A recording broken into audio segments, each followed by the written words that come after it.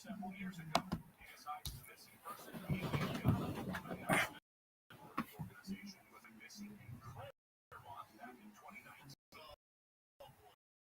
And in Colton, a 4-year-old boy was the members of that religious organization.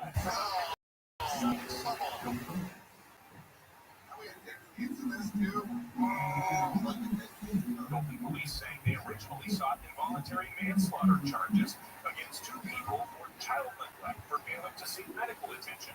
But the DA's office did not file charges because of insufficient evidence. Those 2 people, Catherine Martin, known as the Prophetess, and her husband, Daryl Martin. A guy by the name of Daryl Martin. I always feel bad about the whole. It's really easy from the outside looking in. Wonder how we can get wrapped up there. I've seen the documentary.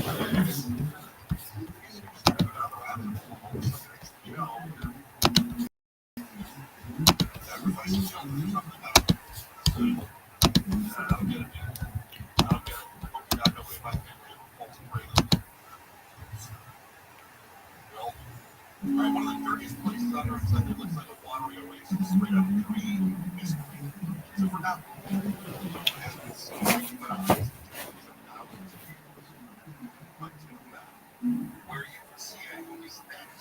Chris Merrill, DFI Games, is we're live everywhere. The iHeartRadio app. Mike Gonzalez is live with DFI Games. Here's the latest. Security is being stepped up at Jewish facilities around the Southland on today's first day of Hanukkah after the gunman killed at least 15 people in what's being called an anti-Semitic attack in Australia. And President Trump had an executive order aimed at stopping states from regulating AI and shifting those decisions to the federal government. More news at the top of the hour. We'll take a drive on coming up next. This is Doug Alley. Here's what's trending in the iHeartRadio. 16-13 victory. Patrick Mahomes was sacked 5 times and left the game also related to Bills round 20.7 deficit to beat the Patriots at 35-31. Josh Allen tossed 2 touchdowns. Bills are now playing down in first place for the week. The Lakers visit the Suns this evening on the Washington State.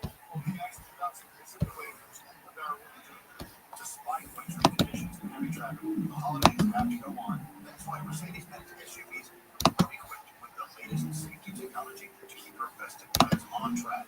Discover the incredible offers for yourself at the Mercedes-Benz Holiday Love Celebration.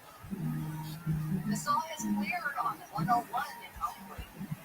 This was on the southbound side of 101 before Vermont. It was a northbound dump truck in the right lane that got that off of the roadway now. Traffic starting to recover from stays on shot at 65. Pasadena on the 210 west stop before 134 had crashed into the right lane, but then able to move that over to the right shoulder, and it is now parking traffic can recover from Santa Ana. And on the 91 eastbound before 16 Canyon, you crash that is over the right shoulder, but they expect some slow easy approach there.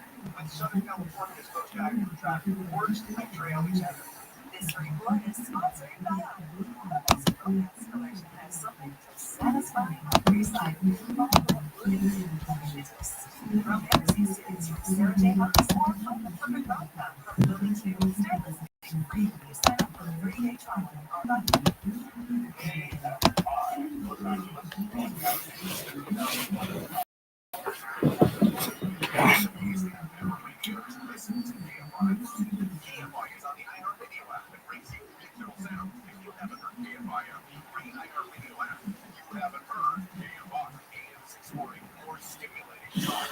CVS Health supports people in the moments that matter, from picking up a prescription to connecting care.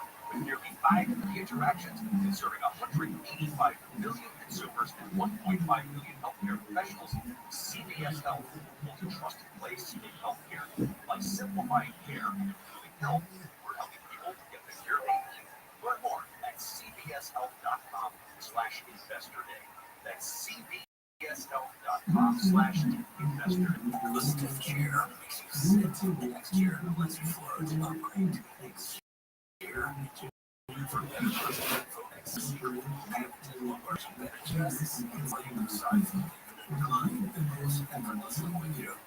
year is next level organized. The truly floods right now. You can see 50% next year holiday sale. Supplies are limited, so visit next year.com for 50% off. It's next year.com. Stop for advertising. Call 844-844-IHEART. Thinking about selling your house or business during the holidays? Finalize your sale now.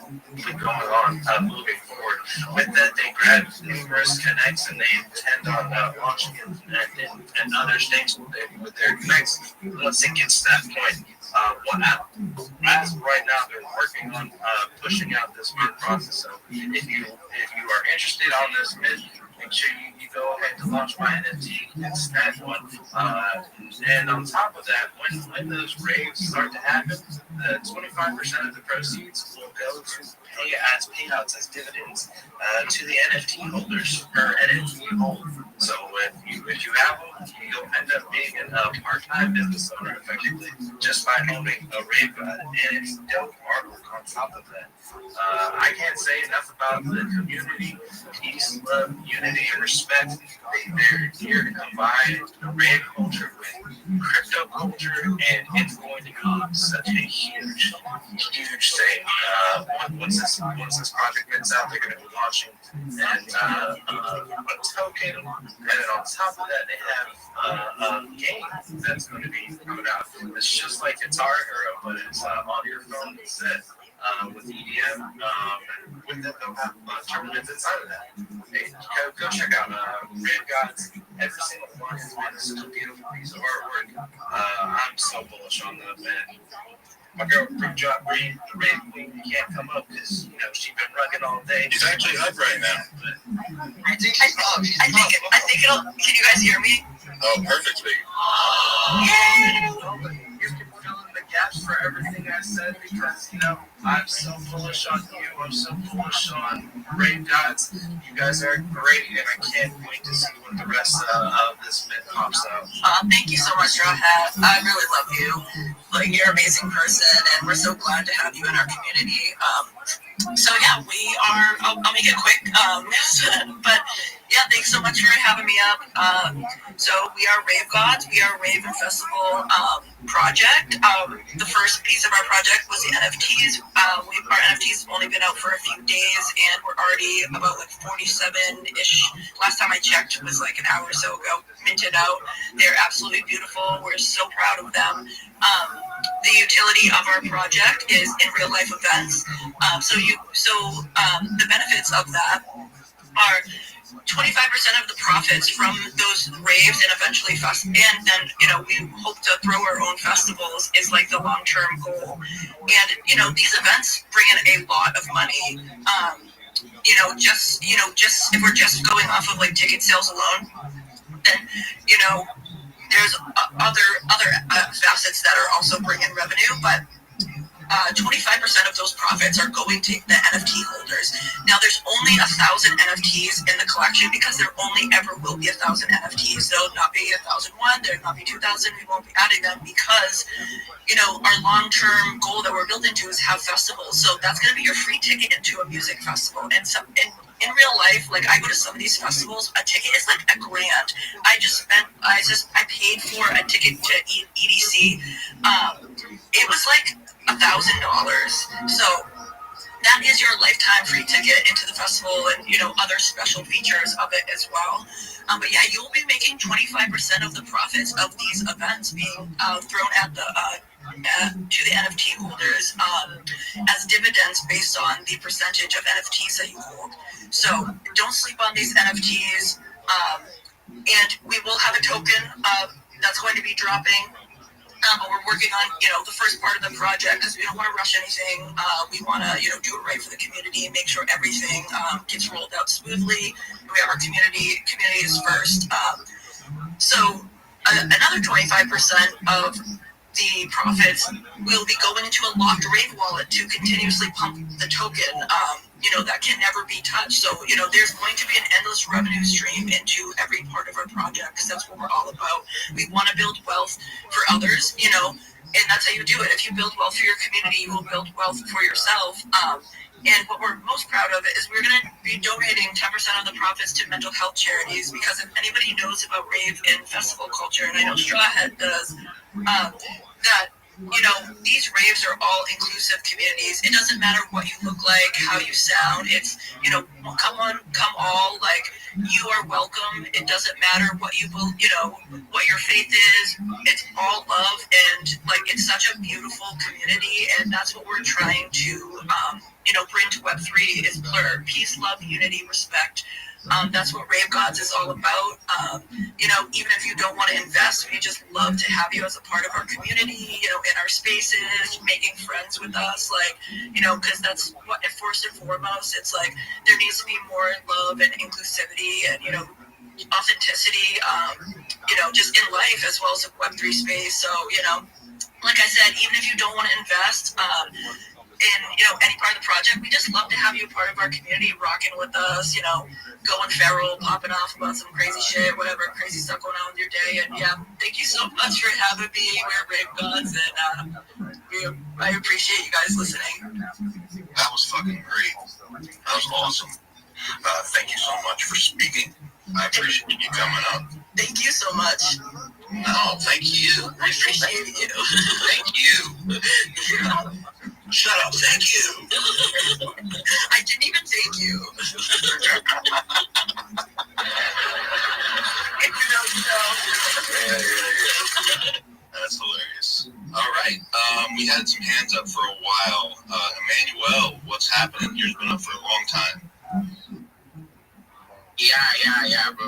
Yeah, there is a project moving on. Team Lucky, I saw Straw posted on the Jumbotron. I was even shocked. Oh my god. So there's even someone here that is working with the audio file. Yeah, Team Lucky is an audio file that he just new to the space. Yeah, Team Lucky just brought an audio file to the space, and Team Lucky is just about what you speak and how you earn money with what you're saying. Like, if you're hosting a space, you earn. Yeah. Ultimately, yeah, also it has your royalties. Yeah, it's just the royalty is just like when you go their token, they are ready for their royalties. Yeah, that is Team Lucky. That I want to say everybody needs to be bullish on Team Lucky. Yeah, Team Lucky is an audio file. Info file is going to be dead next year. That is it. It is very, very true statement there, guys. Check out Lurky if you want to make some money on Spaces. It's an extra way to put some money in your pocket on Spaces. Check it out. It's on the Jumbotron. It's on the Jumbotron. Chris, what's happening, man?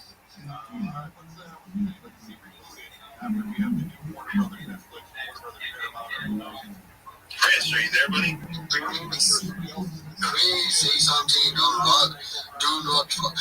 Oh no, he's Ruggy. That's okay. What the fuck? We'll leave him there. Honestly, what's happening? What's going on, gang? How you doing today? Good, brother. How you feeling, man? Man, I am doing good. Did some spaces today. I'm currently working on custom OGs right now as we speak. So I'm going to be rolling those out for the homies, the active homies. So we can have those. Right now, I'm just chilling, man. I'm just chilling in the cut, bro. Just really just vibing right now. So, you know, I just want to tell everyone about the OGs. We are going to be relaunching this token because the first token that I did, I launched it and it was so ass. So we're going to be relaunching it again. Also, we got a lot of goodies. Like, I'll be real with you. I'm the kind of guy that wants to be the people's champ. I'm going to literally be revolutionizing like NFTs in the future. I currently have a veteran-owned business that I'm going to be pushing, you know, a whole new thing. I don't want to be like, I don't know how to say it, but without like spilling the beans. But I'm going to change the game for NFTs. So look out for me, guys. I've already got 10,000 following. I've already got 2 collections. About to drop a 3rd, then I'm gonna drop a 4th, and then on top of that, I'm going to link it all together with this product that I'm going to be dropping. So look out for me. I want to be the big dog out here, Roof. So fuck with me. I got a Telegram, I got a Discord, I got a site. Literally, I'm laying everything out on the table. I'm pretty transparent. I'm from DTX.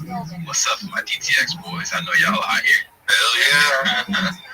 So, what's going on, gang?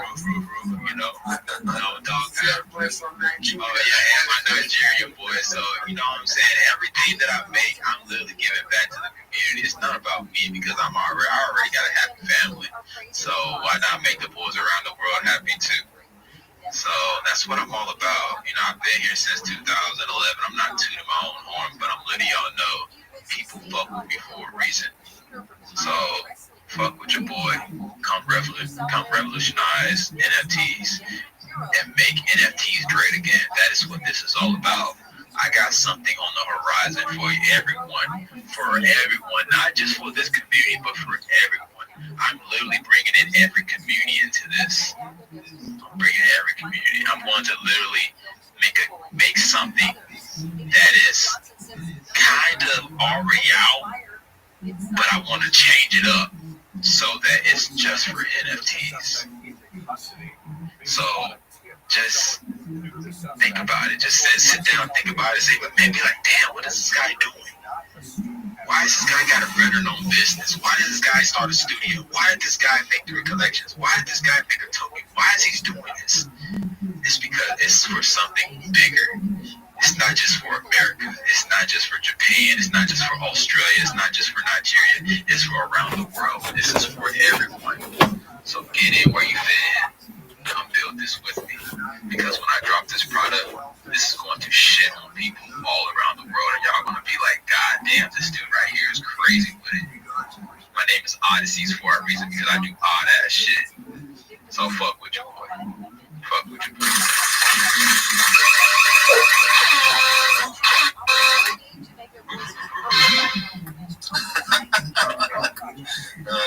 Hi guys.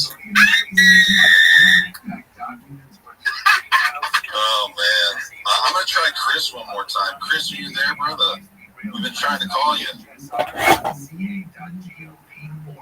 No. Chris, he's a rogue. He's a magic carpet. All right, Triple X, OX Triple, what's happening? Yo, sometimes to remind your boy, Terry not coming up. Why is Terry not coming up? Hell no.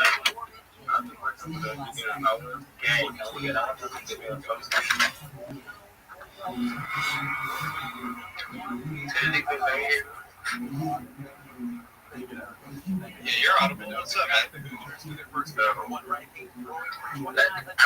Look, all of them, I think it's much on my feet. Running for 6 scores. Okay.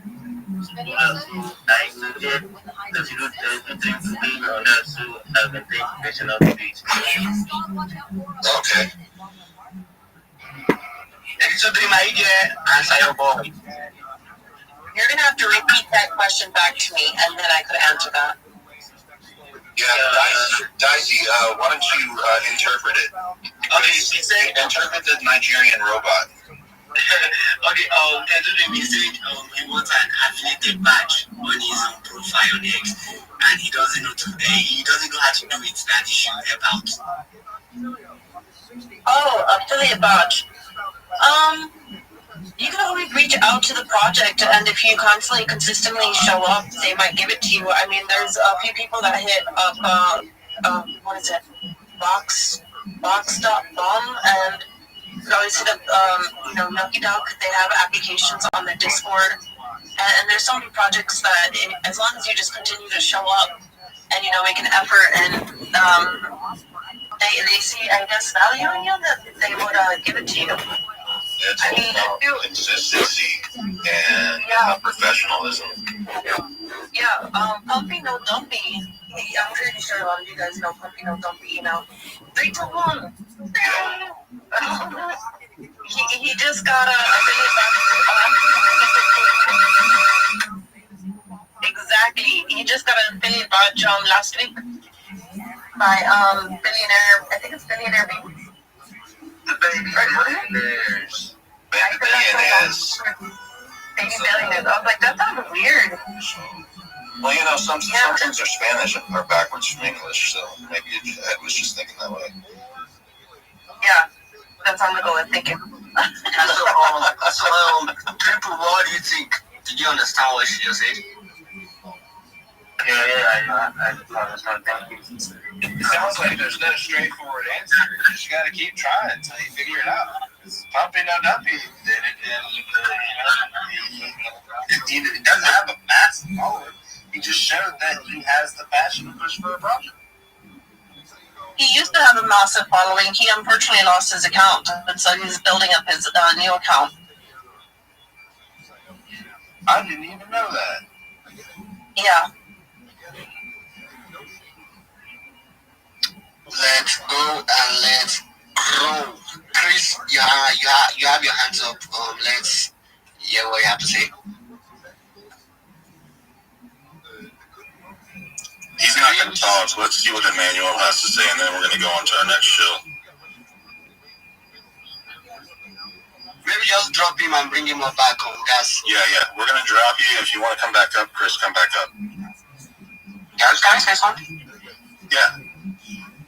Oh, Otis about their project. Yeah, can you post it on the Jumbotron? Because me, I don't know how to post on the Jumbotron. My ex, it just changed. Like, X has changed every pictures in it. Like, I don't know how to post on the Jumbotron. What are you trying to post? What are you trying to post? Project of my sign. Is it your pen project? No, project abolition sign. I know, but is it your pen's post on your face on your X? No, I've not seen it. It says always bullish on sign. Yeah. Do you want me to do that one? Yeah, but can I not do it? I'm trying to do it. I don't know. It's messing up. Trying to figure it out. All right. Rabbi Rothschild is in the house. My friend. What would you like to say? How are you? How you been? How you doing? And how Just many one moment. cameras I'll be you there got in a second. going around you right now? Oh, at least 33 cameras. I'm doing well, thankfully. I appreciate the opportunity to be here with all of you. If you don't know who I am, I'm Rabbi Rothschild. You will. I stream my life 24 hours a day, 7 days a week, 365 days a year for world peace. I've been doing so for more than 4 years. My streams go back to the pandemic. We've seen the death of a queen, the birth of AI, the coronation of a king, and everything in between. This is a real-life Truman Show, a real-life Big Brother. This is a timeline and a time capsule of human achievement. In the 1990s, Bill Gates coined the phrase content is king, and I'm making it true today. I'm king of the internet. This is the biggest event in global history, and here's why. In 2018, The Economist magazine stated that data had overtaken petroleum as Earth's #1 resource, and I have more data archived on the internet than any person ever, which is making me very influential. I'm going viral, and when I do, I want to make you, your friends, your family all financially independent if you're not already. I want to ensure that you have generational wealth if you don't already, and I want you to be able to start charities and philanthropic organizations of your own. I'm unlike any influencer you're ever going to meet. I'm not live on one YouTube stream nor 2 YouTube streams. I'm live on over 20 simultaneous YouTube streams 24 hours a day. You can watch my life in 360 degrees. I even have a ceiling camera. If you want to view the links to my YouTube, they're available in my profile. They're also in my pinned post. You will additionally find in my pinned post a link to my link tree. I dare you to look at my link tree. No one dares you to look at their link tree, but I do, because I have more content than any person ever. I have more social media than any person ever. You'll also find a link to my Discord, discord.me/rabbi.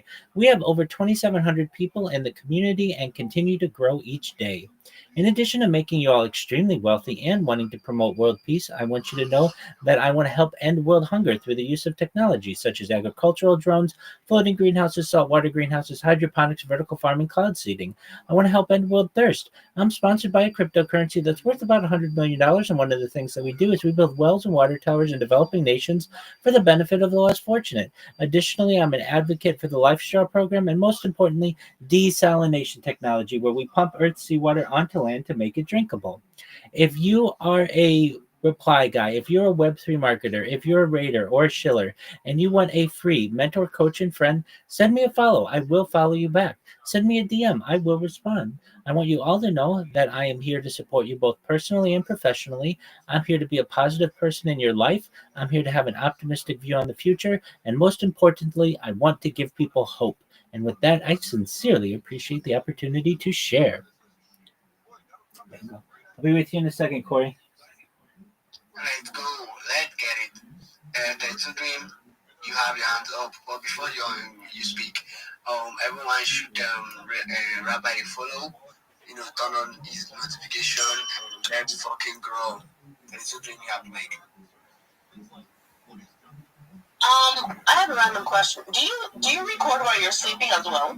Oh, 100%. I think this data is going to be valuable to people in the future from a biological standpoint. Learning breathing patterns, circadian rhythms, even dream habits, I think will be really interesting.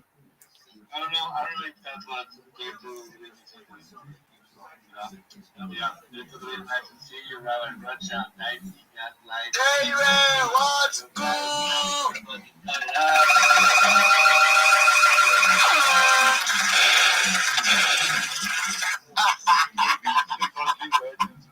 I'm just listening to this called Rabbi Rothschild.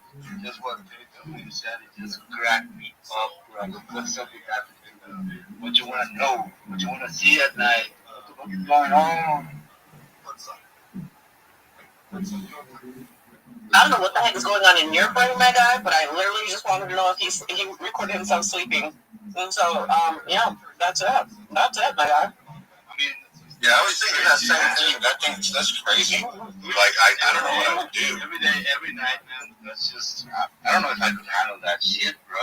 Yeah, like, I mean, so many bad questions are in my head. Even when you're sick, and even when you have someone over to visit. I know these are rabbis, but I've met married rabbis before, right? Most certainly. Yeah, definitely. So yeah, when I've had people come visit me in Southern California, as far away from like 8 hours, from Northern California and some other places as well. So we certainly captured that on the stream. Fortunately, over the course of the last 4 years, I haven't been sick. That's pretty amazing. I know it may seem that way, but yeah, so I haven't really had the flu or a cold or anything. I did have to vomit at one point, and so I got that on camera. It was very difficult getting to the toilet and ensuring that I was able to get that on Instagram, but I was able to. So that's the closest to being sick that I've been. I ate too much beef jerky, and that's what put me over the limit. But yeah, aside from that, that's I have a question for you. Go ahead. Okay, I've jumped into the Big Steppers. I jumped into your own Discord, and I jumped into some female Discord, and your live in all Discord. How are you doing that in one time? Great question. I have over 33 different devices. So I have different tablets and handheld devices, Chromebooks. I have about 10 different laptops and Chromebooks, and then I've got another 23 handheld devices. Not only in my life in multiple different Discords, but I've been hosting my own Twitter space for now almost an entire year, and it's on video. So if you're ever interested in hopping in to my Twitter space, just type Rabbi in the search in the Twitter space search, and you'll find my life live streamed on X. And if you have enough devices, you can certainly stream in just about anywhere you want. So don't think that they all come from one massive supercomputer. I would love for it to work that way, but it doesn't. They're on different devices. So if you have some places to be, if you have to go places, do you have somebody follow you around with a camera? Yeah, so I've streamed as far north as Santa Barbara, as far south as San Diego, as far west as the Pacific Ocean, as far east as the desert and mountains. I've streamed in Beverly Hills, Los Angeles, at Disneyland. I have streamed really everywhere in Southern California. And yeah, if I have to go to the store, go to the doctor, or something like that, generally I just usually stream it. The only limitations that I have at any point really has ever been data. But I have in the past gotten a family plan on 4 different iPhones for data, and am able to basically stream wherever I have been in the past live. The issues that occur certainly are overheating of phones. That's a big one that you don't expect. iPhones generally aren't that dependable when being used for long periods of time, IRL, for live streaming. Additionally, power you can run into issues there. So I have power banks. Also, lighting is a big issue. So I have sets of lights that I take with me if I ever am going to go on any kind of big mission out in the IRL world. But it's easiest for me to be as close to Wi-Fi as possible, especially with all the devices that I have, and especially because I have so many people who join my Discord. But when I do IRL streaming, usually I just have like a selfie stick.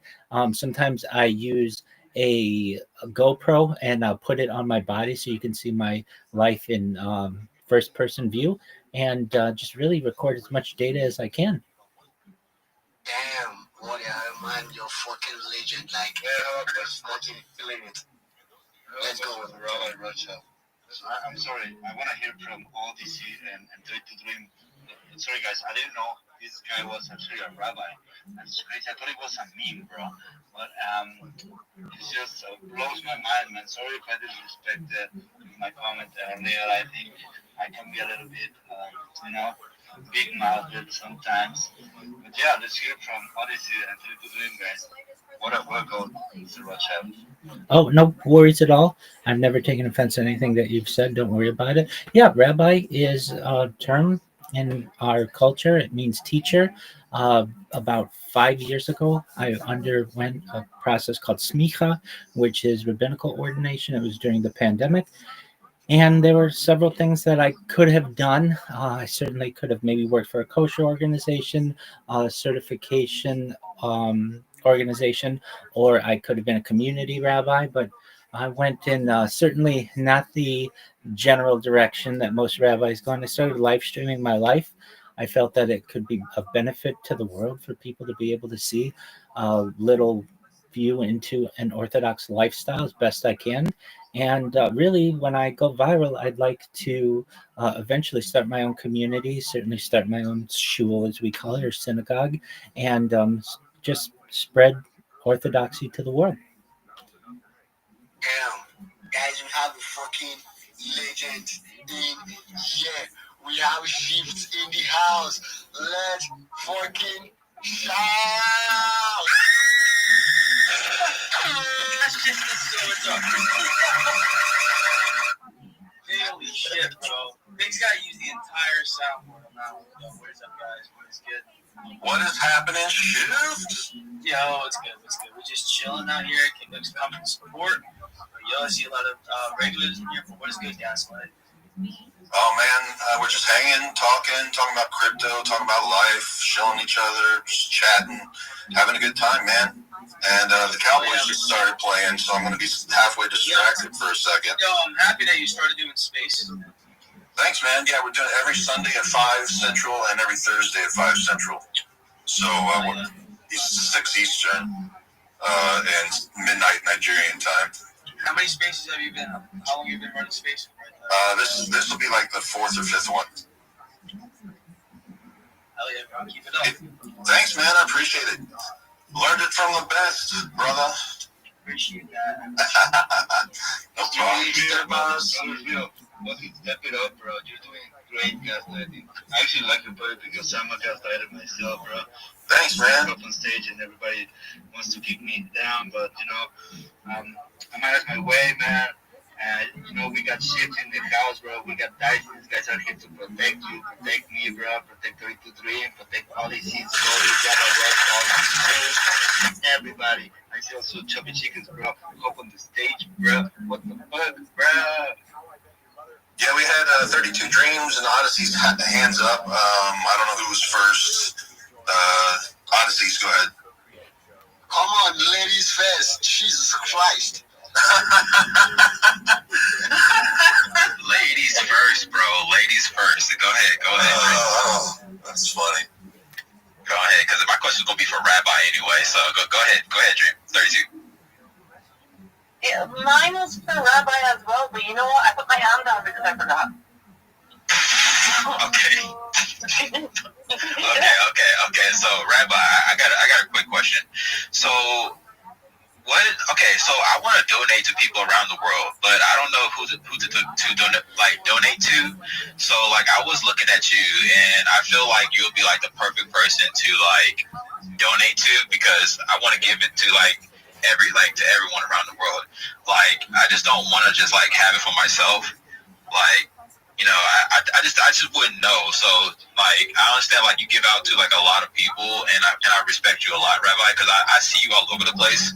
But like if I was to give you money, like who do you like donate to? Like I'm sorry if you gotta like repeat this all over again, but like who do you mainly donate to? Like I'm sorry, I'm just No need to apologize. This is an excellent question. Firstly, I want you to keep your money, invest it in your family. I want to give you money in the future. When I say I want to make you rich, and you guys keep hearing me say that, I'll tell you that plan in a moment. But that's the plan. If you wanted to donate to any organization with which I affiliate, it would be Chabad, CHABAD.org.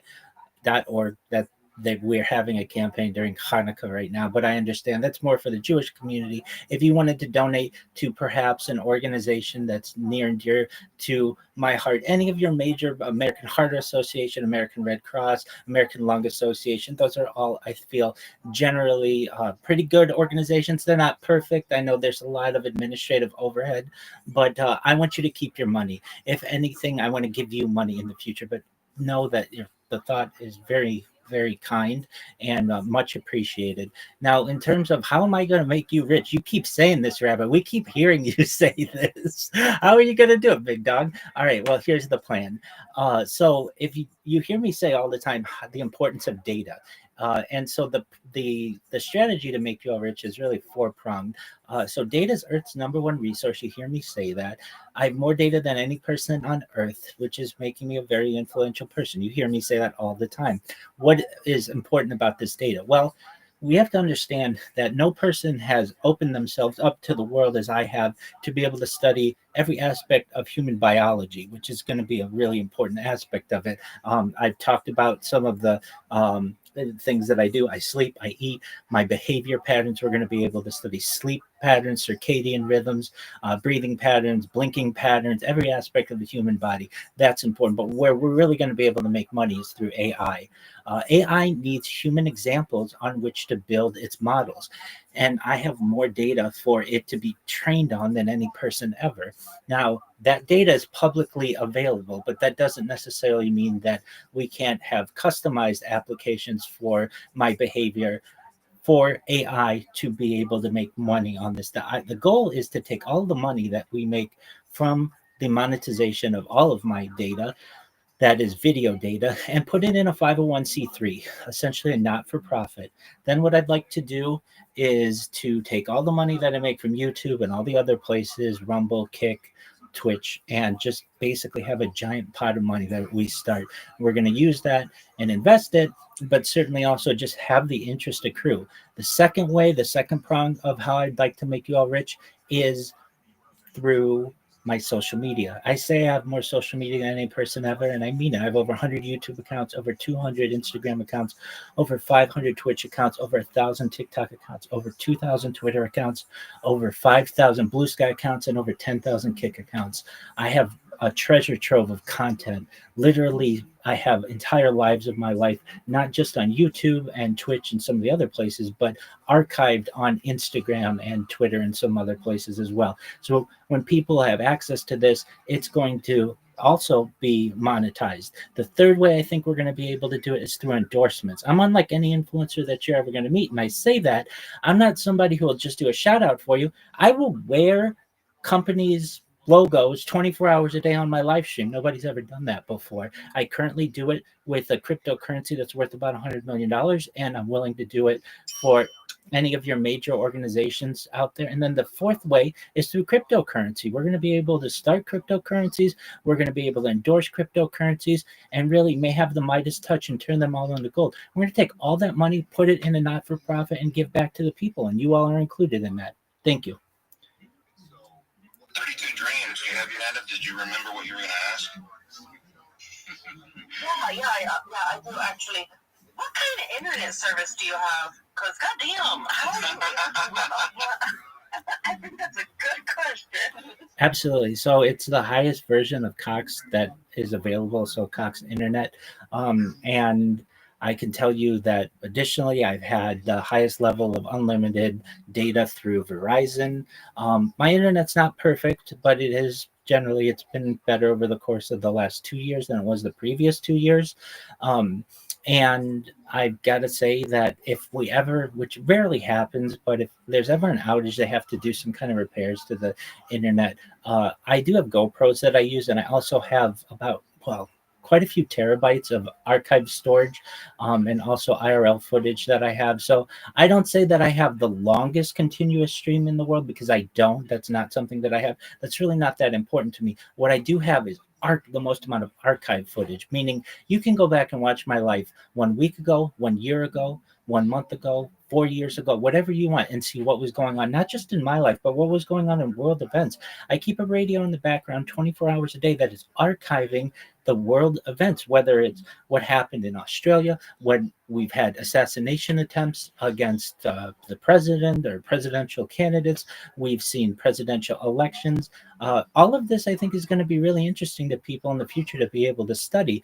In the past, I would have been a diarist, someone who would write in a diary, or a journalist, someone who would write in a journal, but I just use video as my medium. But you're absolutely right, 32 Dream. The internet can get certainly overwhelmed with everything that I'm doing, but fortunately in 2025, it's stable enough to allow me to be able to live stream my life from all of these different platforms and quite successfully, if I may add. And that's awesome. That's really good stuff, Rabbi. I like what you're doing. I believe in what you're doing, and I'll be following you. I got to just change gears here, just real quick. Shift. Earlier in the space, I was talking about loot.gg, and because I've fallen in love with it in the past like 3 or 4 days. Yo, friends, I'll be there in just a second. I see you have a tag on there. Hello. Can you hear me? Yes, we can. Cedric I want and to know your Kush. opinion on the things that happened in Australia. Yeah, it's terrible. I never want anybody to get hurt. And certainly within the Chabad community, it's extremely shocking and is not something that I would think we would ever want to happen to any group of people, but especially within that tight knit group. I know my thoughts and certainly prayers go out to that community. It's very unfortunate. And it's really a surprise to happen in Australia that really has some pretty tight firearms laws. I think this is the biggest mass casualty event in several decades, and really hope that justice is served on the perpetrators. And again, thoughts and prayers go out to the families there. I know that certainly as a member of Chabad, I never want to see any of my brethren get hurt in any way, and really like to see for those who have been able to survive that not only they're able to heal their physical wounds but any kind of mental wounds, because it's going to take some time for those to be mended as well. Does that answer your question? Yes. Excellent. What would you also do to like prevent stuff like that happening if you were PM? I don't know if anything can necessarily be prevented. It is certainly a part of life where we have to be mindful of what is going on in our world.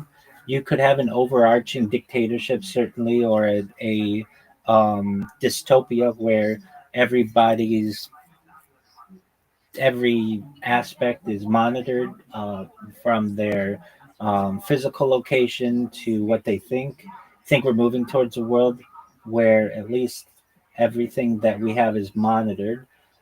Still don't know if you can prevent it, because even if you take all the guns away, there's still a black market for guns. Even if you remove that black market, you could still stab somebody to death.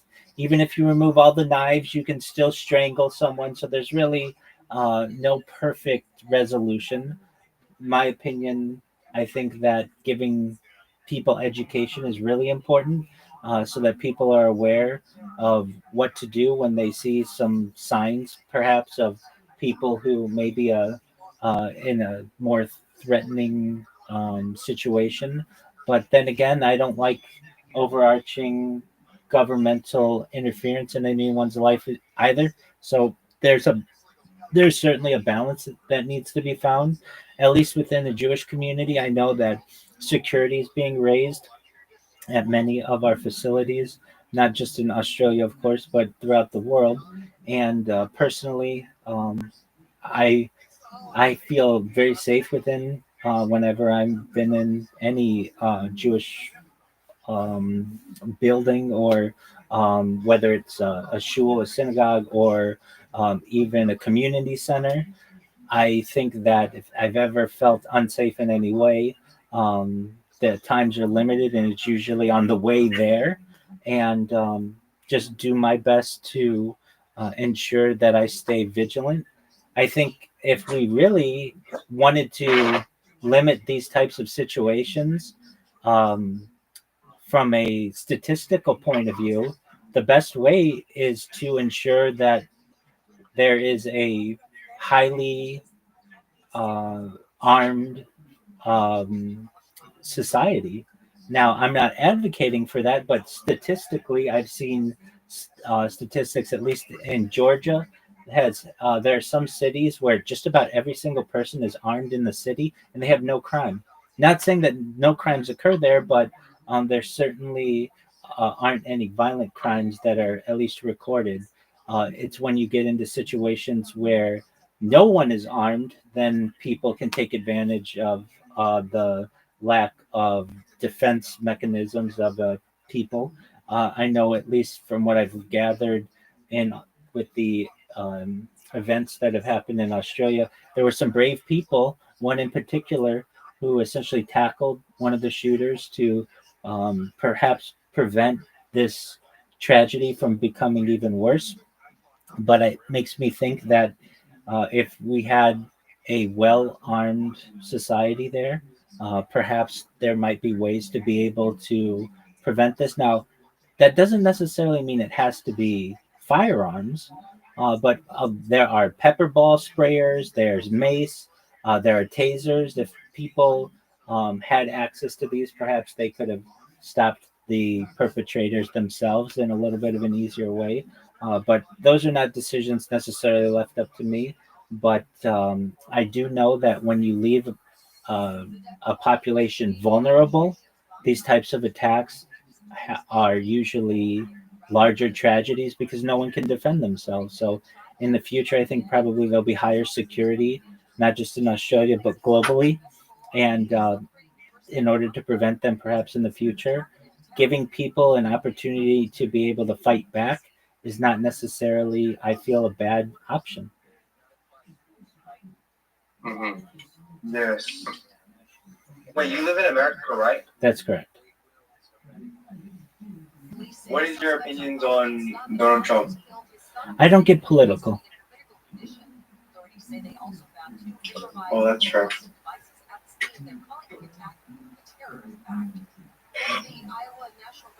If I may ask, how'd you guys find out about me? We've known you for a while, and we just stumbled back across you. Okay, excellent. I appreciate you guys coming in and asking me, and your concern, and certainly will hope that the community, both in Sydney and globally, is able to heal from this as best as possible. And I personally don't want violence anywhere in the world, particularly within our own communities. And um, I am an advocate for peace, both diplomatically as well as within societies. So I never want to see a tragedy like this happen. Yes.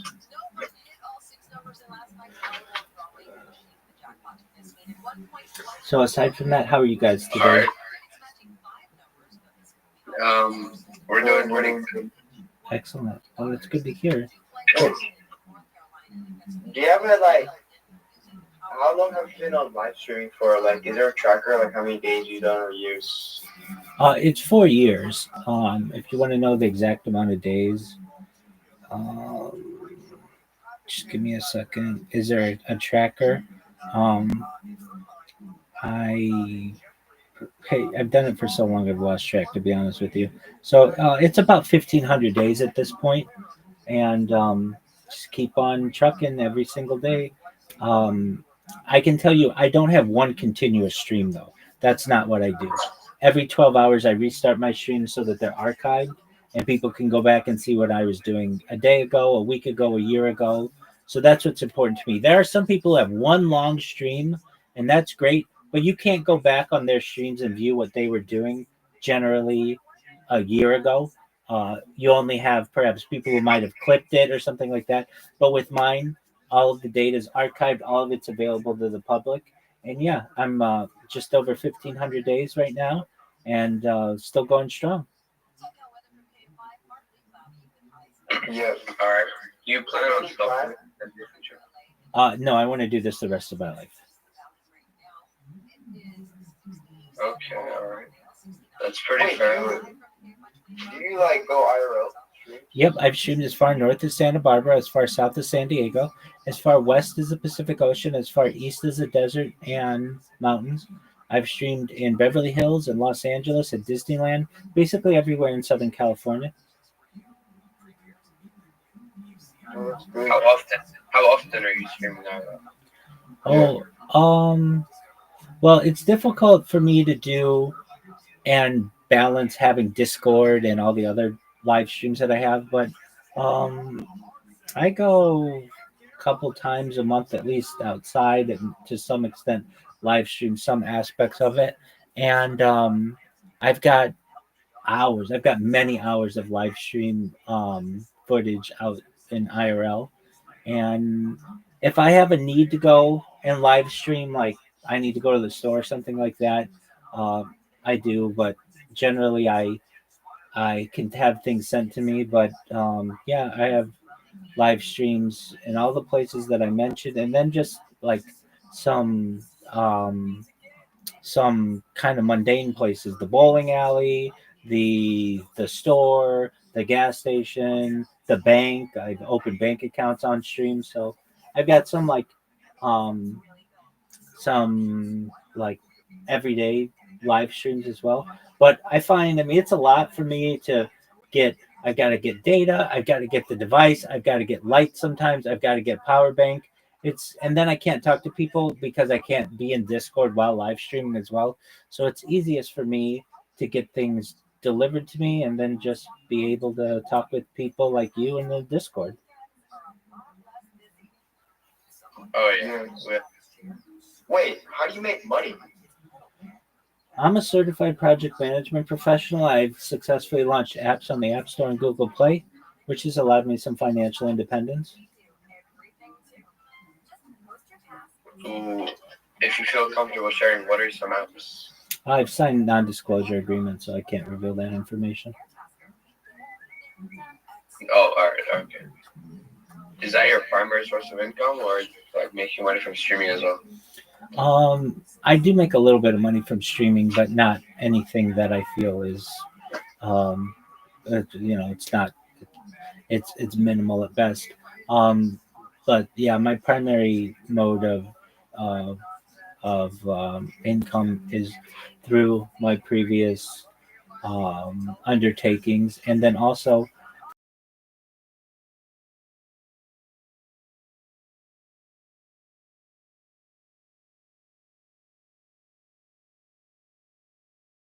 I'll do projects for people. Just depends. You said I'm a certified project management professional, which is the highest level of project management certification in the world.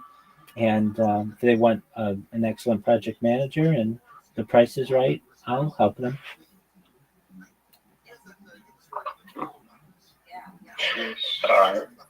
Yeah, we understand that.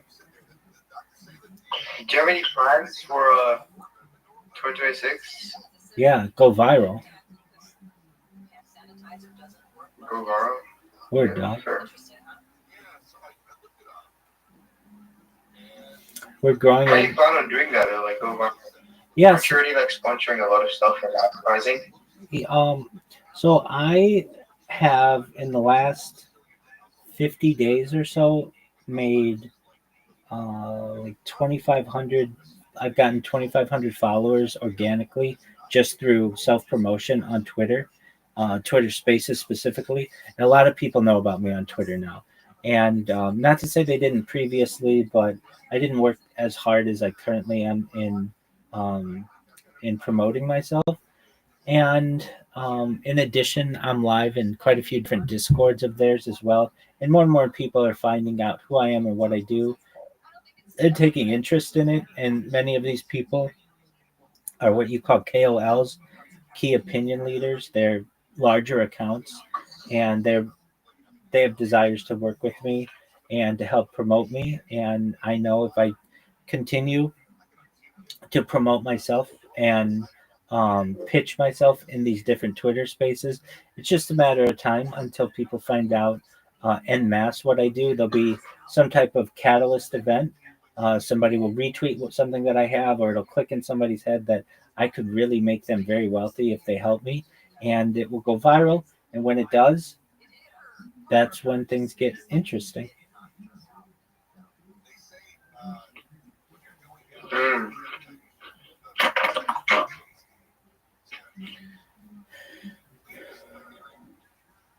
Hopefully that works. The sanitizer's not working. I hope the mics are working.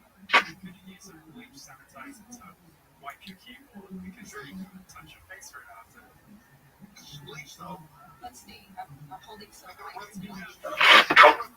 Just one. Electricity bill, like. Oh, it's enough. Just one moment. I'm gonna grab some water. You're over. Over. Dude, this is like, what is this reunion? Yeah. It doesn't even know us, Because they even remember us. bro. We gotta tell them and see if he remembers us. Do you remember what happened at the call? I think I remember. We're talking about like Buddy Boo. I should remember that. With some random dude. Yeah, but like, not that, just be like, do you remember Kyle? But like, what was your one, Fred? Fred. Something. Yeah. Well, we'll see. I'm gonna wash my hands now. Still to come on the program. There is a threat from above. Call it a threat. Other people might call it a blessing in the sky. I know what that is coming up here after Bro, gotta go. You gotta go. Yeah, it was one more question. Huh? One more. Bro, you're cutting out like a nuance. One more question if you remember. Oh, yeah, yeah. Like if he remembers us. Oh, yeah. California has decided not to exercise the waiver to ban junk food for people who are using Snapchat. But about 18 or 20 other states say, yeah, you can't buy junk food with Snapchat. Bro, Siebes, bro, this guy thing. What is this? See, there's a walk and then just stay on. What is he getting? Water. Wouldn't you be streaming getting water? Yo, I actually don't know if he actually goes outside. Yeah, so what are these guys?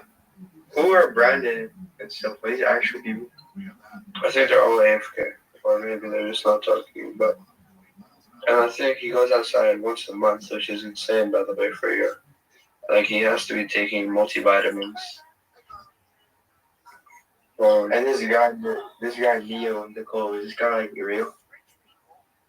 Which one? Neo? Oh, yeah, I have no clue, bro. I don't know if anyone's on. Oh, Brandon has a camera on. He's streaming two things. He's streaming the news for Rabbi, I think. Yeah, he's streaming the news, and he's streaming an empty room. It's kind of.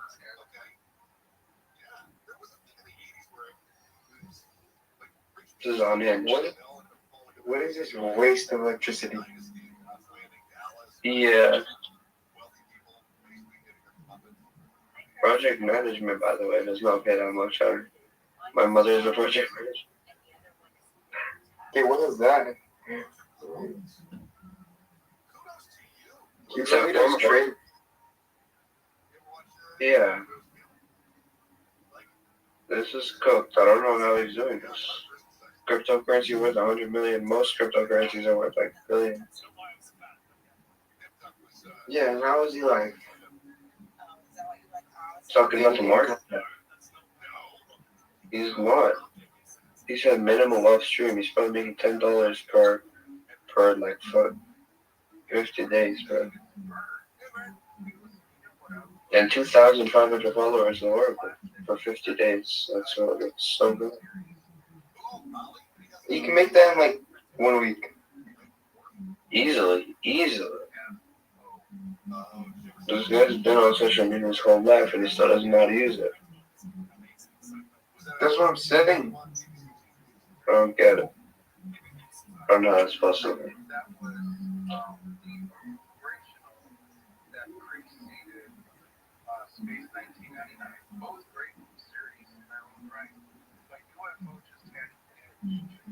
Bro, 4 years streaming is crazy. That's like unemployed, vulnerable. I mean, we met him when it was 2 years.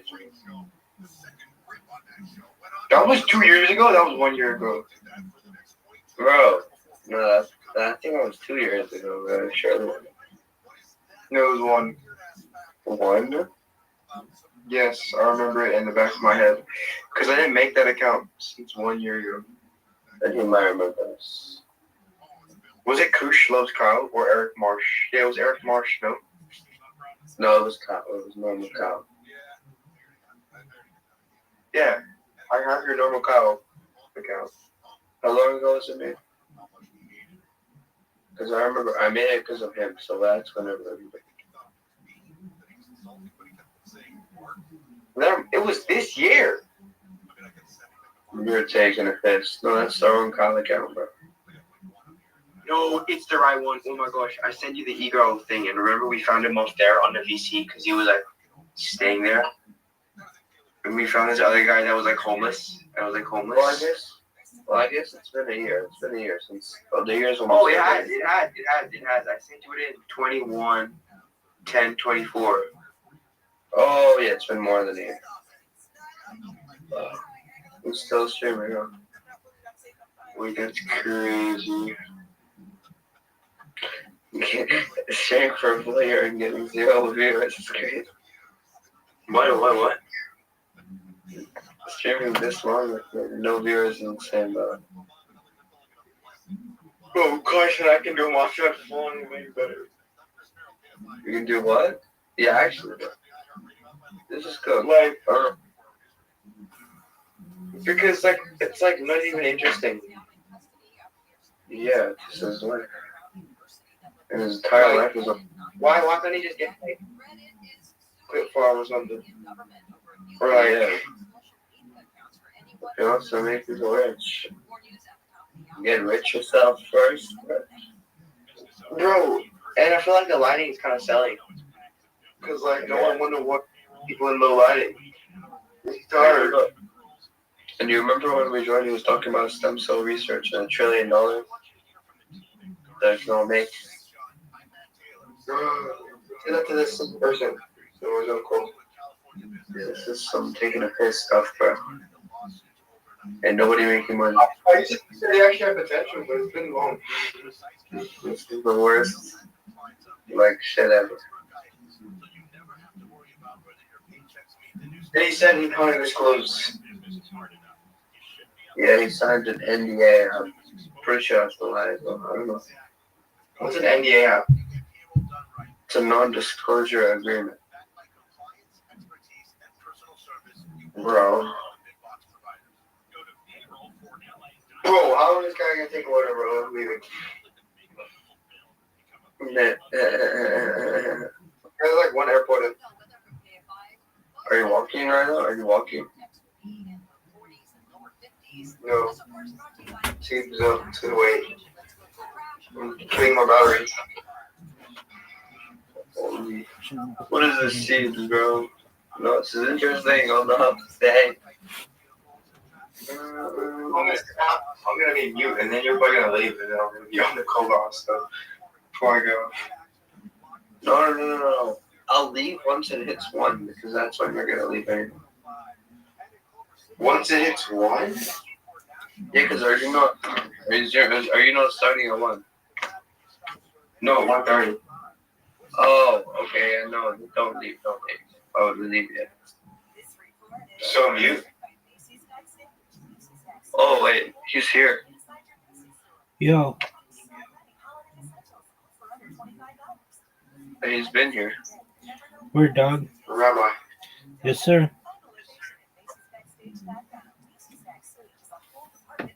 Wait, Do you remember? Do I remember you personally? Well, yeah. Well, okay. We had different names. Kyle. Do you remember Kyle from a year ago? No. Do you remember Fred from a year ago? Nope. I can tell you this. If you change your name, we have, 2,700 people in here, and it's difficult for me to even keep track of the people who I speak to regularly. Now, if you told me something, what did we talk about? Stem cell research and how you can make us rich. What else? We went with a streamer that was playing like Roblox. We were talking to a streamer at that time. Okay, that helps me a little bit, but off the top of my head, did you guys change your avatars? Yeah. Okay, that makes it difficult too. Okay. How many times did we talk? We talked multiple times. One of them was about Bonnie Blue because some guy had been in contact with Bonnie Blue. Okay. And he was your friend. Yeah, I know who that guy is. He was just in here. Yeah, okay. So What? yeah, he's in here. He's been in here 4 times, 5 times, maybe half a dozen times today. Wait, can you explain who these guys are? Who is Brandon and Neil? Brandon, he live streams his life in here alongside me. And then Neo's a supporter of mine. Really? Yeah. Brandon? How long has Brandon been live streaming? Well, continuously in this server, like 90 days, but overall, something like 180 days. Oh yeah. Well, who else? Who are the other people? Neo, he's a supporter of mine. Yeah. Are they sleeping or are they here? They do whatever they want. I don't bother them. I don't think Brandon's sleeping. He might be watching sports or something, cartoons or something. And then Neo is on Twitter Spaces right now, I believe. Yes. Do you believe Jews are a targeted and like a minority? No. Oh, I mean, there's no doubt we're a minority in the world. Are we targeted? Yeah, but a lot of minorities are targeted. Yeah. Okay. Well, it was nice talking to you, Rabbi. Absolutely. Don't make another year, and if you change your names or whatever again, say, hey, we came when there was the Australian tragedy, and I'll remember it. Oh, that's smart. Okay, yeah. Okay. Yeah, we'll do that. Excellent, my friends. Take care. Yeah, we'll do that. Thank you for coming. Yeah, we'll check up on surely you'll remember. Oh, no, I'll definitely remember that. Yeah, 100%. All right. Well, thank you, Rabbi. Absolutely. Wait. We'll check up with you some long time soon and see how you're doing. Excellent. Sounds like a plan, my friend. All right. Goodbye. Peace. All right. Take care. Yeah.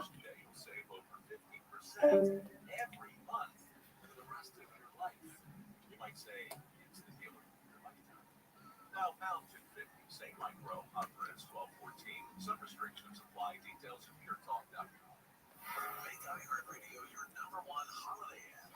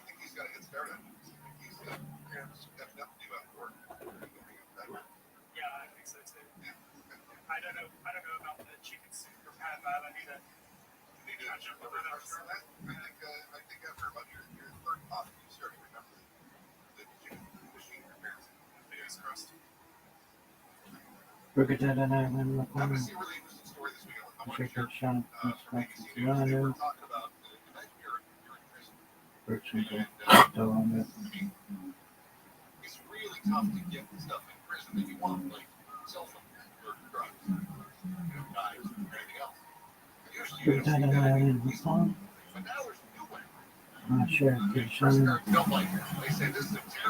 So if it's around the highlight, yeah. Flying over prisons and dropping down dangerous contraband. And authorities say drops like these and have a surprising connection to like this.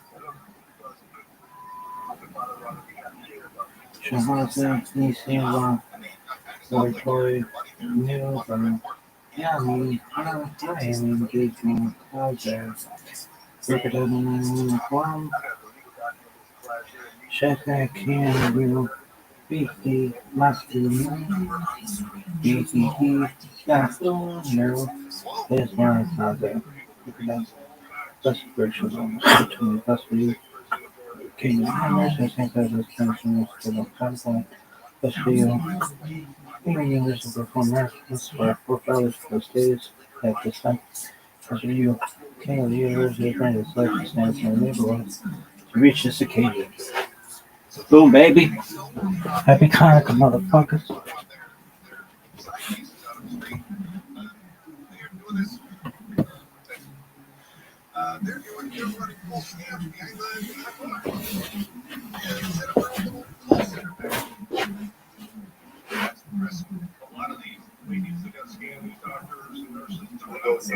The idea is always to follow as part of the procession, but always behind the procession. Fine. You don't say that's on. So Shakra can be good. So let's say, remember again, so it says in Mishnah, we're talking about white was never part of the legal procession. Why? Because it says, well, we not Mikdash lo yitzeh, doesn't go out to the base of Mikdash. So he's never part of the procession. Which the Gemara says, I'm going to go there, and that's more standard. If you take that, that's literally they say not low. He never goes home. So you should never leave. In other words, what you're taking it so little to say, but in a mikdash lo yitzeh means it's like God can't even join the funeral procession, right? He never leaves the mikdash. So what do you mean? He never leaves. He doesn't go home. He doesn't go anywhere. And all he covers is what it means to say. In a mikdash lo yitzeh, shasal lo yitzeh. What it means is Rabbi says no. What it means is like sorry, Rabbi Meir says no. It's like it's in a mikdash lo yitzeh. Like God means in this state of kedusha, meaning he should not do anything that compromises that kedusha. And again, he's allowed to go ahead and follow the funeral procession as long as what? As long as he changes it up a little bit and is not part of the whole procession. So, but it's the Hekira, lo asila mikvah. Since the Kohen has a very, it's choreographed. They go in, he comes out, especially in the corner, he comes out. So since there's a distance, it's very much like, what are we concerned about? What are we concerned about? That he's going to touch the names. That's what we're concerned about. If he becomes Tamei, that's problematic. So again, Rabbi Meir holds that since we have a different view of perception, he's not going to touch the names. That he would says, Cleveland may become overcome by his grief, and in his intense grief, will just end up punching the base and his mother. So it's like, so fundamental macrogas, fundamental macrogas, in the area of Buddha, and halacha, and say, how does the Kohen Gadol, or does he follow the position? What did you know? The Rambam asking is like that, so the Kohen Gadol does not join the procession at all. Doesn't go. Not only does he not go, he's not an accident, but he's not part of the funeral procession at all. He remains at his post in the base of the church. Which I was saying, think about it, is such an overwhelming soul. Such an overwhelming soul. Yeah, the Kohen Gadol is a person who his responsibility to the cloud is eclipses any other personal responsibilities he has. Because of the collective is it overshadows any other responsibility he has, even to his own family. Now, that's not necessarily not only for us, for regular people to emulate. But what I saw, how is one of these people like that? Those are these people who live in well, so exclusion of everything else. That was great. That was about strategy. Again, it's not a model to be replicated necessarily. It's not about by every person because we actually detrimental. But the clown needs people. He lives a beauty clown. That's the Kohen Gadol. And therefore, again, it's things like this. He's not going to Maya. He's not part of the legal process. He doesn't have the similarity process. Even for his own profile, it's incredible. You should not think about it. You should only be sure of nothing that's not here. All right, Bob. Like, doesn't stand in a law. So make sure you put this again. How worried I am. You know, a lot of this is going to cover. But again, it was like this. Everyone's thinking of engagement to provide for space. Let's run it up together. Let's go and let's grow. This question is about a rare guys not hardly around. That's how I feel. You know, I love this space. You guys get also energy. All the best. Everything you need to know. Put yourself around which is just spectacular. Motivational speaker, project manager, I'm very good customer wallets. As for now, I haven't come out because I'm using Twitter, but yeah, we up and running next days, guys. So yeah, looking for that because I created custom Solana wallet. Also, I'm already updating it so you guys can jump some more features. But at the same time, I'm working on other projects. So yeah, guys, when it is coming, it's going to be go ahead. Just be connected. You should be activating notification bells and everywhere, shy. Everybody is not everybody. Just the main going across. Yes, you get connections, you get all the live views, you get all the fucking output you came for. Yeah, that's me, man. You can check my GitHub, you can check my Discord, man. Maybe you should be joining the big step of Discord. There's at least 9K people there. And it was a head all marketers, all designers, all fucking dogs across. Yeah, thank you very much, Jacob. Thank you very much. Shy guys. Yes, sir, bro. Yo, Tarek, it is amazing to see you here, bro. And also, the next step is fucking stacked. We're stacked. It's stacked. Everyone grows. Everyone is connected. Just as much as anyone there. It just has to be done. 100%, man. I actually always see people around. I see Mr. Deep. I see people. I see Vibes. I always see Dream. Everybody's just surviving. It's just great connection. It's actually what you guys are here for. It's what this space is for. And you know, you guys should be really grateful for the big step us. Just letting you the space, man. Shoot yourselves. You should be actually requesting that night so you can expose in the community from information. Yeah, I'm not gonna lie. People do not come up here in like not even just my space, but in other spaces, and say like the host or the co-host or the speakers that normally like join up in those spaces frequently. If they see you joining and you're not requesting to come up here as a speaker, and you're not putting a voice to your page, or you're not trying to represent yourself professionally, or you're not trying to represent yourself, at least making your page look good and having a good bio, and and not having unorganized stuff, like they're not going to take you seriously. You're not going to get deals. You're not going to get people trying to come and give you opportunities. You're not going to get that at all. Like people are not going to take you seriously. It's just how it is. And bro, there's a puppy no dumpy Yes. No, someone added a I'm sorry, man. I'm so sorry. I wasn't looking. 50. No, bring in the fucking energy. Right now, I need the bars, motherfucker. You didn't offend your puppy. It's okay. You're a good rapper. There are some normal slurpers. I'm just gonna point out, right? Right? And like, yo, puppy, no dumpy. Where's the energy, and why are you not rapping? what is that? Because there are some facts. Don't know, bro. People not support me, not follow me, not charge me, not energy me. What are you talking about, bro? You are at 2K followers now. Rap. How are they gonna know you're the next Eminem if you're not spitting it off? Wait, Puppy, what happened to your badge, bro? Oh, did they strip you? Yeah, I'm lost the badge. They doing my dog like that, bro. Bro, wait. Who did you even have the badge with? Bro, baby billionaires. We were celebrating yesterday. What the fuck happened, bro? Yo, I love baby billionaires, but maybe they just had a reason, bro. I don't know. Those are my boys, so I have nothing to say about that. I need a badge, man. You sending me badge, man? Nope, I'm not. You're gonna have to ask someone else. But, bro, where's the rap at? I ain't gonna lie. Yo, Bumpy, I'll get you another badge, bro. We'll work on that shit. Just get me one, and I'll get you one. You know? Let's do this together.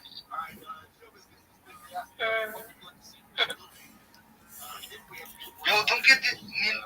Yo, Puppy no dumpy, bro. What happened, bro? Alright, listen. You have to show yourself to everybody. My bro sad today, bro. Bringing the hype goes suppressed. Yo, Puppy no dumpy. I'm gonna remove you down as a speaker for now, but when you're not I'm left, okay? Not remove me. I'm left. Remove you? Okay, then lock you. I'm left. Good. Okay, yeah. No. Thank you. I'm left. Goodbye. Oh my god, this is hilarious. This is really sad, but it's hilarious. Hey, Puppy, bro. I got you, bro. Bro, we can have a rap battle. He's having an off day. Yo, Rents, what is good? Yo, Rents. Yo, GM, bro. Also good to be here, I think this is my first time of joining this space. So good to see you, so good to be here with the bus, big up to you, Jacob, big up to you, Mr. J, big up to you, Trim. Also, I wish we can listen on this space. Basically, we were very enthusiastic, before I was doing something like partnership lead, I work as partnership lead for screenshots, I create contents for paging, but I'm looking forward to switching, transitioning into something more of an AI, more researches on AI models, what I've been noticing, from recently about future of AI, that's basically what I'm working on. And I've been listening, so far so good. Yeah, I've been listening to you on the space. Jacob, I think we have something good going on.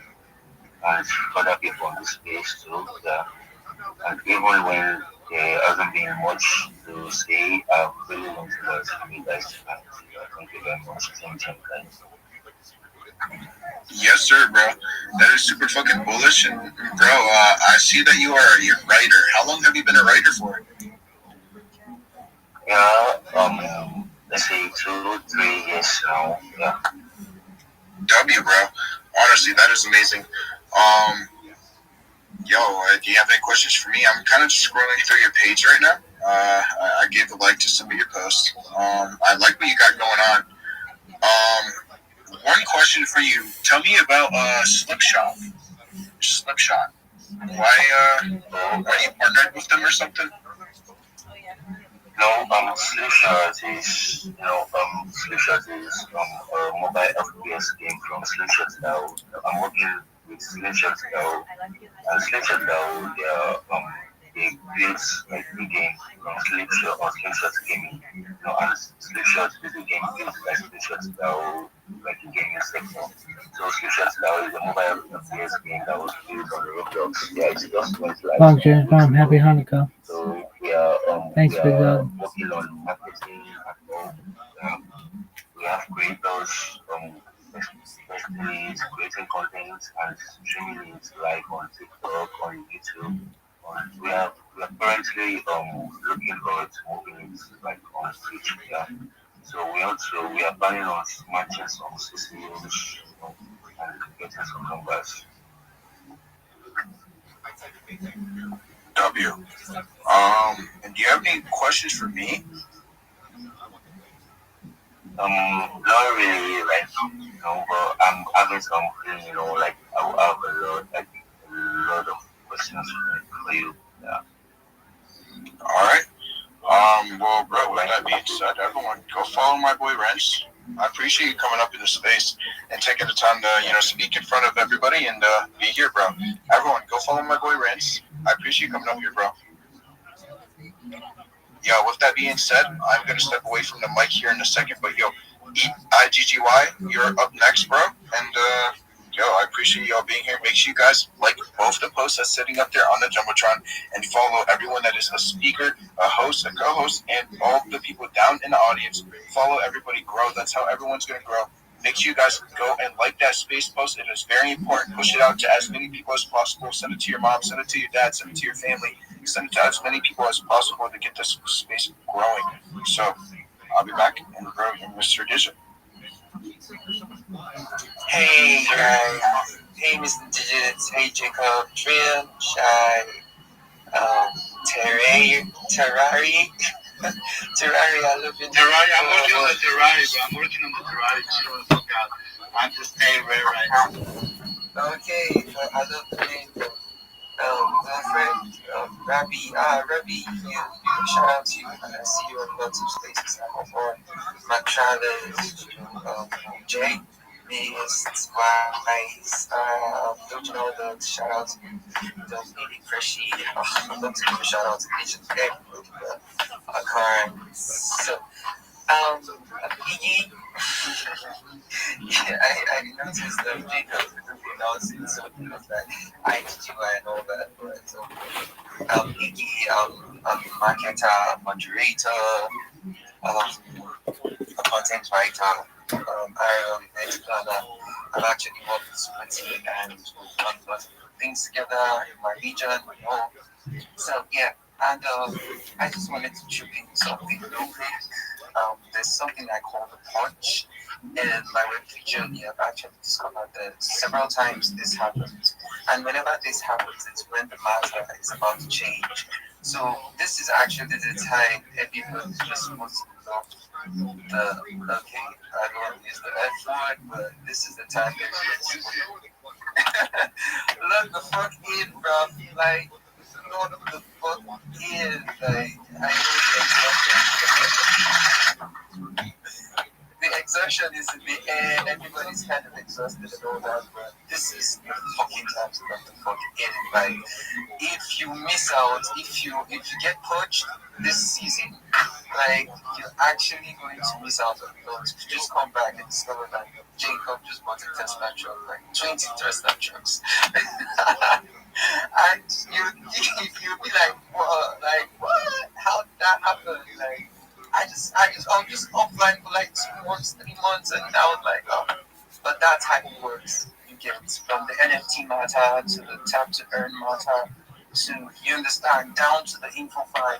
The info file is gradually going to change, so this is the time to go for you guys. And yeah, I'm out to connect with each and every one of you. I'm a big supporter of the Fly Guy. I do not speak, I'm not selected in my engagement. I support you, you support me. I post a lot of alphas on my TL. You can actually check my TLL. I post a whole lot of programs. And you follow me, turn on the post notification, actually get job opportunities, ambassadorship programs, and yeah. Yeah, that guy, Kiki, that guy. Much love to each and every one of you, and I follow back if you follow me. Much love, guys. Stay bullish and stay consistent. One more thing, consistency is the alpha. So that's the biggest alpha. So I just share your alpha. That is the alpha. Yo, bro, hit me with a follow, bro. I already followed you, man. Let's fucking connect. I love engagement. I love meeting new people, and I love to be part of your community, man. Putting up some good strat to, get more connections in this space is just what people need. Sometimes there's people that don't even know how to connect, man. This is the right place to do it. Man, I just noticed we have bridges here in the building, bro. We have, this gold, this legend, man. I just can't wait for this platform to be available, man. I'm really, really excited, bro. I have a lot to tell you about these guys. If you give me 1 second, I can just make it really quick and snappy, boys. But I don't know. Maybe we should just wait for Digi to give me the green light, bro. What's good with the Digi? I was waiting for everyone to. I was waiting for everything to show out so I could start saying something. But thank you for taking over for a little bit while I was getting everything prepared. No, Iggy, you're a fucking legend for showing up in these spaces every single day. I know it's a big, harsh to really can't push yourself out there. So thank you. If you haven't already, make sure you go follow Iggy. He's showing up. He wants to start staying consistent. He wants to put his voice to his account. He wants to grow. He wants to be basically just keep on growing. So thank you for that shit. If you haven't already, make sure you show Tay some love. Show Tay some love and show Vicky some love. That's part too. While we're here, how we doing, Bridges? How we doing? I have no idea who's on the count. So how we doing, Bridges? It's a surprise. She must be, preparing a cookie, some pasta, man. Anyway, well, you know what? Well, if you haven't already, make sure you go follow Bridges. They're always, make sure you have the notifications on. They're always cooking up something. Bro, it's always a blessing to be in these spaces. Even if I'm not here, even if I'm somewhere else, or even cooking behind the scenes. But that's just me. That's what I do every single day. So let's move on to the next speaker. How we doing, Troy? How we doing, brother? Yo, what's happening, guys? What's good, bro? How you doing? How we doing, G? How we doing? Yeah, we're good. Showing up every second day, doing what's necessary, doing what's have to be done, Yeah. Bro, every single day, I always see you with my comments.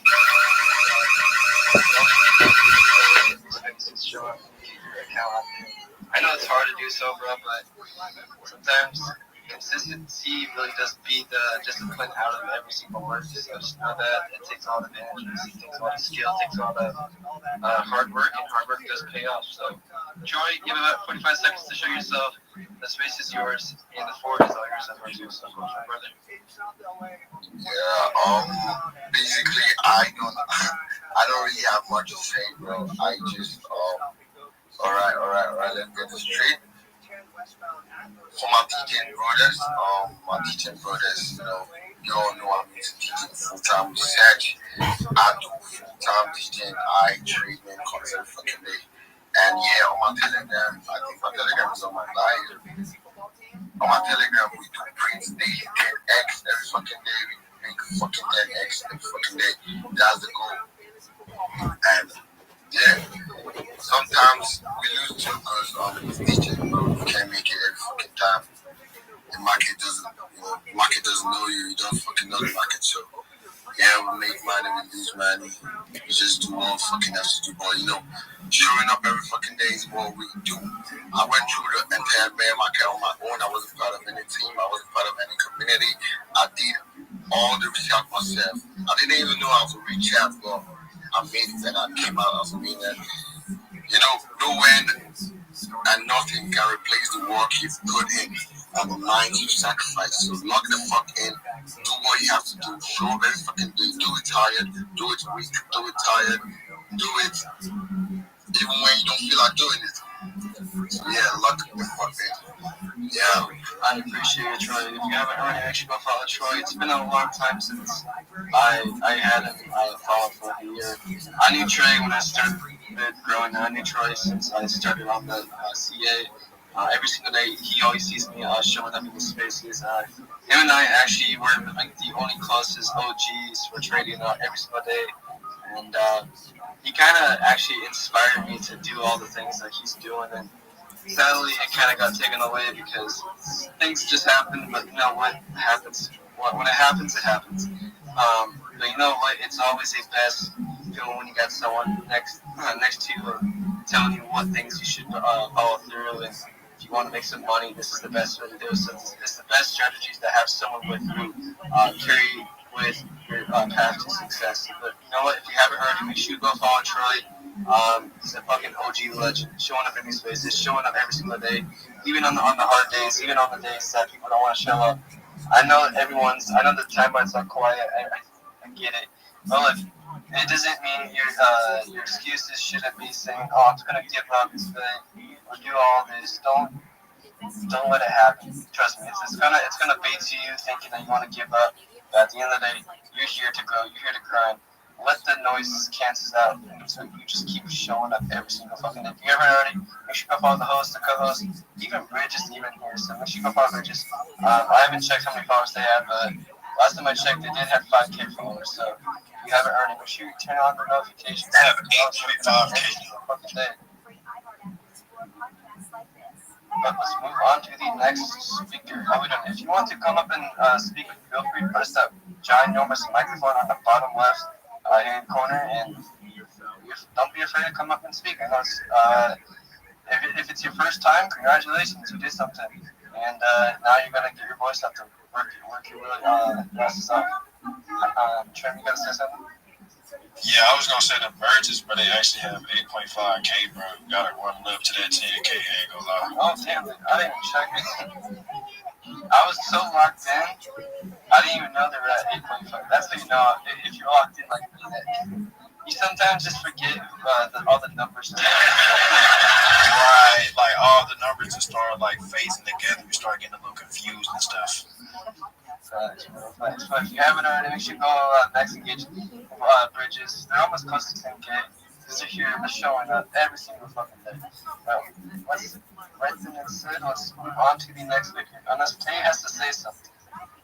Yeah, I just want to remind you guys, Bridges is the first hybrid multi-chain trading platform combining sex with text in one interface. You do not want to miss this. I have a whole speech I want to share with you guys because I've been doing some research on this platform and it actually gonna fucking rock. I'm gonna migrate to it as soon as it's available, and you should do, because I am not playing fucking games, guys. I am looking for the right positioning. So yeah, you guys wanna pay attention to what's coming up next, brothers. Thank you, Mr. D, for letting me speak my mind. You should be following Mr. D, guys, Jacob, Dave, and everyone in this space. Thank you very much, Mr. D. Go ahead, bro. Sorry. That's no problem. I appreciate you for taking the call today. But you know what? I did see someone that I brought up, and it's something that I really don't want to say his name. So I want to keep this special to the next speaker after I call him. I want to move on to the next speaker. How are we doing? Rabbi Rothschild, yes sir. What is good with you, buddy? Every day is a holiday, every meal is a feast. Thank you so much for allowing me to be here. First and foremost, if you haven't joined the Big Steppas Discord, you need to. It's discord.gg/Big Steppas. You can watch my life there 24 hours a day. It's the best community that you're going to find in Web3. So please, if you're not a member, make sure to join. Also, if you follow me, I will follow you right back. I'm the easiest follow back in the game. I'm Rabbi Rothschild. If you don't know who I am, You will. I stream my life 24 hours a day, 7 days a week, 365 days a year for world peace. I've been doing so for more than 4 years. My streams go back to the pandemic. We've seen the death of a queen, the birth of AI, the coronation of a king, and everything in between. This is a real life Truman Show, a real life Big Brother. This is a timeline and a time capsule of human existence. In the 1990s, Bill Gates coined the phrase content is king, and I'm making it true today. I'm king of the internet. This is the biggest event in global history, and here's why. In 2018, The Economist magazine stated that data had overtaken petroleum as Earth's #1 resource, and I have more data archived on the internet than any person ever, which is making me very influential. I'm going viral, and when I do, I want to make you, your friends, your family, all financially independent if you're not already. I want to ensure that you have generational wealth if you don't already, and I want you to be able to start charities and philanthropic organizations of your own. I'm unlike any influencer you're ever going to meet. I'm not live on one YouTube stream nor 2 YouTube streams. I'm live on over 20 simultaneous YouTube streams, 24 hours a day. You can view my life in 360 degrees. I even have a ceiling camera. If you want to view the links to my YouTube, they're in my profile. They're also in my pinned post. You will also find in my pinned post a link to my link tree. I dare you to look at my link tree. No one dares you to look at their link tree, but I do, because I have more social media than any person ever. I have more content than any person ever. You'll also find a link to my Discord, discord.me/rabbi. We have over 2,700 people in the community and continue to grow each day. In addition to making you all rich and wanting to promote world peace, I want you all to know that I want to help end world hunger through the use of technology, such as agricultural drones, floating greenhouses, saltwater greenhouses, hydroponics, vertical farming, cloud seeding. I want to help end world thirst. I'm sponsored by a cryptocurrency that's worth about $100 million, and one of the things that we do is we build wells and water towers in developing nations for the benefit of the less fortunate. Additionally, I'm an advocate for the Life Straw program, and most importantly, desalination technology, where we pump Earth's seawater onto land to make it drinkable. If you are a reply guy, if you're a Web3 marketer, if you're a raider, you're a shiller, and you want a free mentor, coach, and friend, send me a follow. I will follow you back. Send me a DM. I will respond. I want you all to know that I'm here to support you both personally and professionally. I'm here to be an advocate for you. I'm here to be an optimistic person on the future. And most importantly, I want to give people hope. And with that, I sincerely appreciate the opportunity to share.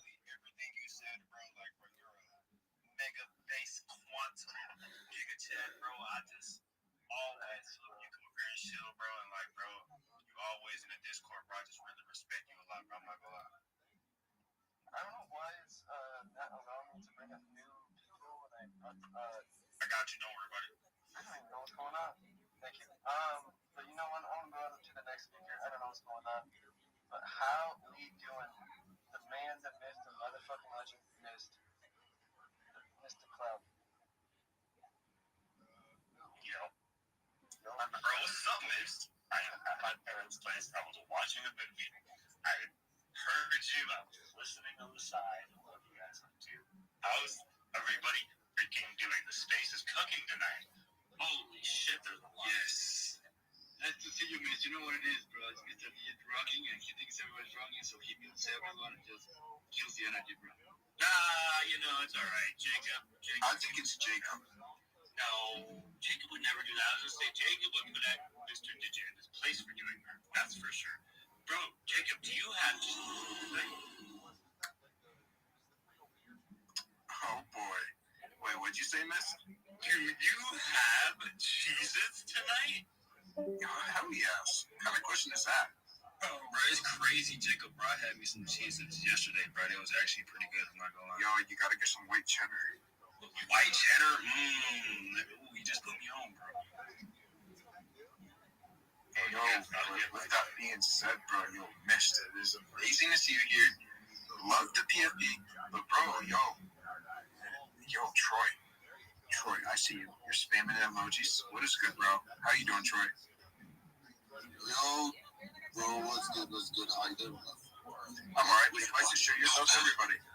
Nah, I've showed myself already. Well, I didn't hear it. So would you like to show yourself to me? No. Type shit. All right, yo. The best way to get more .btc. What is good, bro?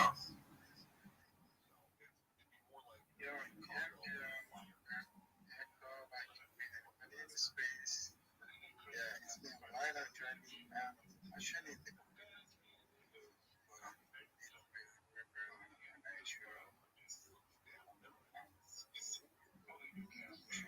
Can't stop, won't stop, Rockefeller.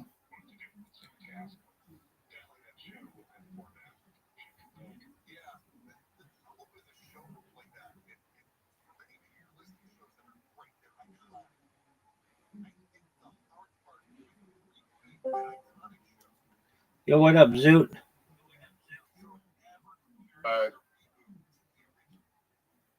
I'm mad at the Prime Minister of Israel's statement about what happened in Bondi. Okay, why are you mad? He said that he basically said the Australian government are to blame for doing nothing about the anti-Semitism in Australia, which led to this event. And it's like, that has nothing to do with two mentally ill people shooting up. Okay. Those people didn't attack them just because they were Jewish. They attacked them because they were mentally ill. Okay. I'll make sure to communicate that to him. I mean, what do you want him to say? Not blame the victim. Okay. Not blame the Australian government, which is not blame Australia and the Australian public, which are the victims of war, not a war crime, but hate crime. Like everyone in Australia is suffering right now because of this. Okay. There's literally people. There's schools shutting down in Bondi. There's people who can't go to work because Bondi's closed off. The media is just the whole. I turned on the news today and all they're talking about is Bondi. Like for the last 2 hours, I turned on the TV and all I can hear is about the Bondi shooting. Okay. And then you have the Prime Minister of Israel say, "Oh well, it's Australia's own fault for doing nothing about the anti-Semitism," which is just blaming the victim. Okay. The emissary, the Rabbi Eli Schlanger, he was killed. He was 41 years old. It's really sad. Yeah, that's sad. How? Why do you think things like this happen? I mean, you get people who are mentally deranged, but then also people can't protect themselves, so it makes people easy targets.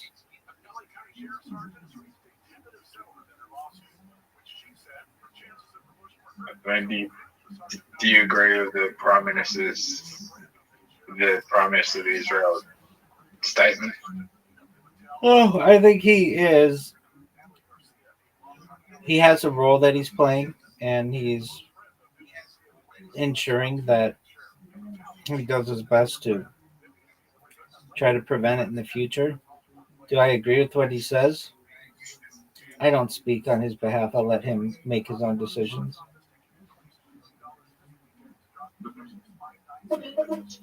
Here's what I can tell you, though. I'm ready to beat you in any game that you want on Play-Doh. Are you ready?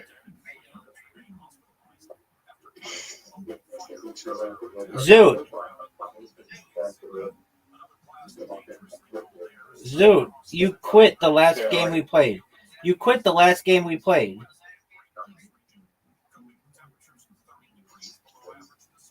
Are you going to quit again? Yeah. Okay, well then I'm not going to send you an invite.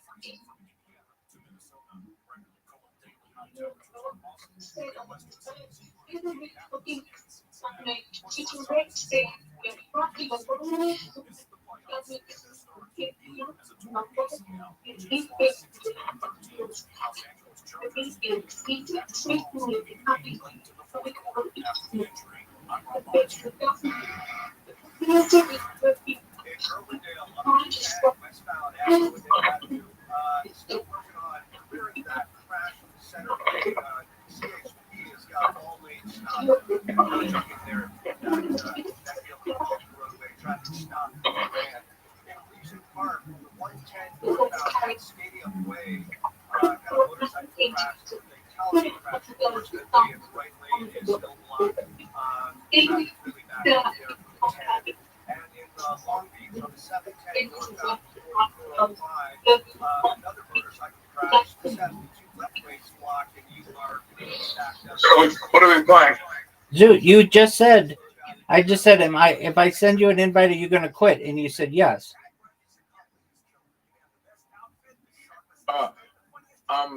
We're gonna play Robot. Oh, that's a hard game for me to play, but okay. I'll play one game with you.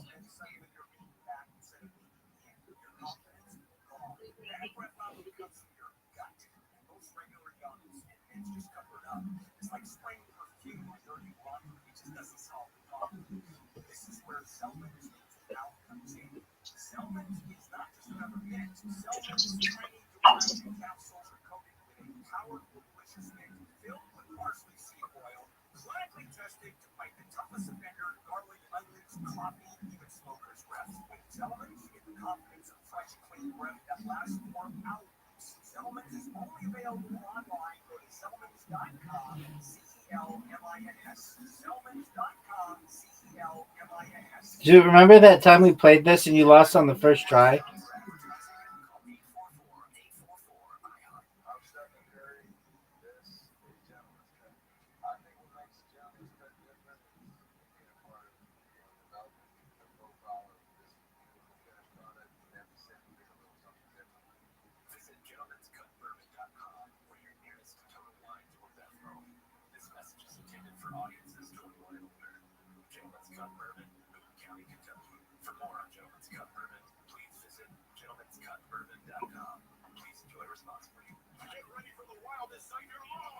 This might be the greatest shot we've ever seen. Oh, you got me, dude. That's not cool.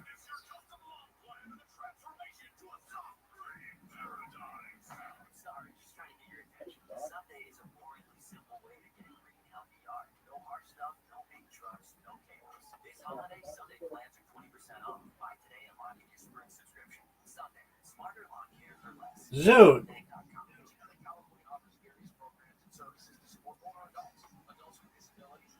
Zoot, WTF is this?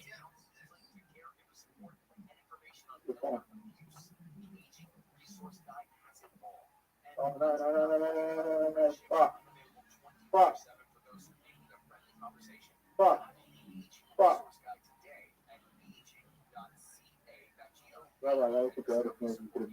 Thank you. You're blocking your microphone, big man. Rabbi, have I ever said anything anti-Semitic? Yeah, dude. When? You just straight up said I hate What Jews. did I say? I hate Jews. Then I'm like, what are you talking about? And you're like, it's my tick. Did I actually say that? Yeah, you've said that.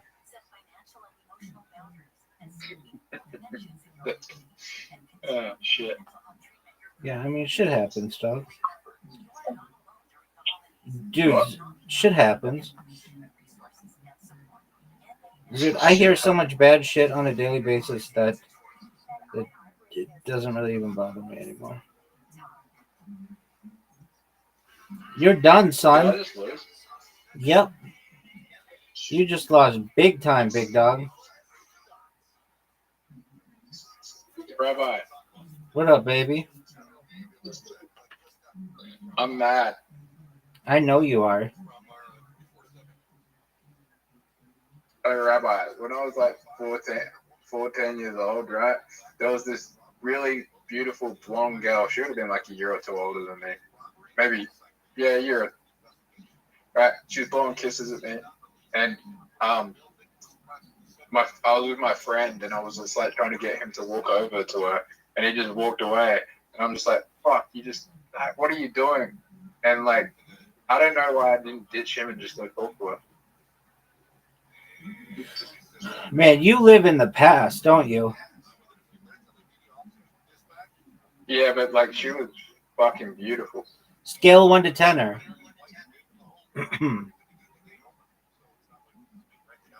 Oh, like a 9.5. Oh, so she was smoking hot. Well, here's the thing, right? I'm gonna say 9.5 from the distance I was, because I couldn't. because the distance I was, but she looked like a 9.5 from the distance I was. If I went up to her closer, she might have been a 10, but I didn't fucking go up to her. That's understandable. That's understandable. That happens. But like, she was probably one of the most beautiful girls I've ever fucking seen.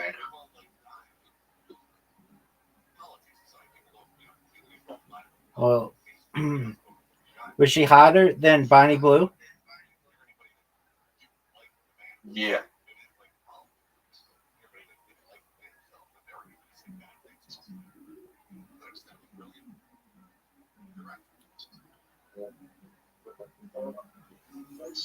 Bonnie Blue's not even a natural blonde. Yeah, you can kind of tell that.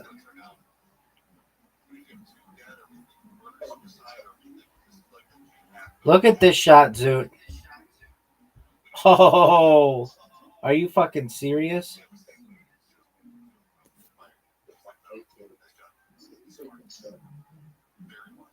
Zoot, are you going to make this shot or no? Oh, Zoot. This is easy. Are you serious? The best part is you can't score. You can't get it in. You can't get it in. You just did the dumbest shot you could have made. Not at all. You're fucked. You've got all your guys back there.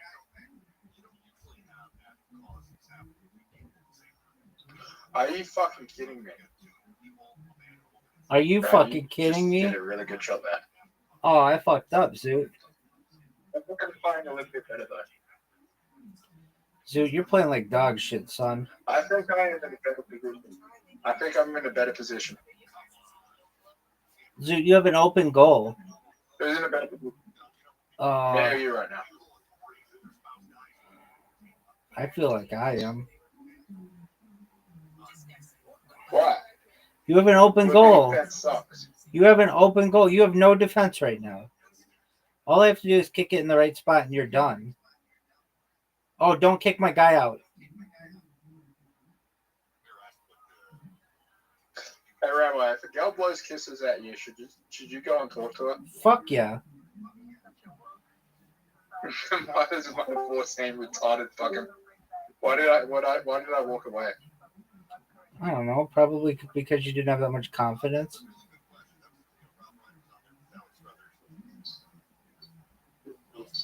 If a girl blew kisses at me today, I would be fucking walking up and saying, "Yeah, let's go home."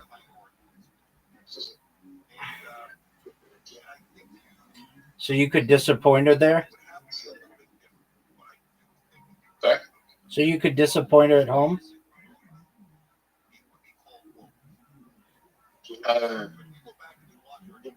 Never disappointed anyone. Bitch, you disappointed the last two women you've had your dick in.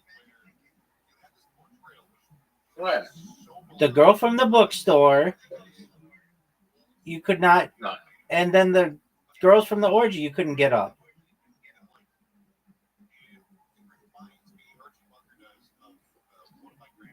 Actually, the last three chicks you've been with, you've disappointed.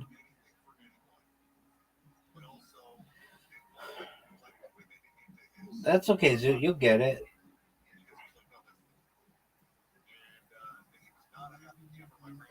Look how good a shot that is. Zoot, I'm up 3-0 on you. Do you recognize this? I mean, can you comprehend how good I'm playing?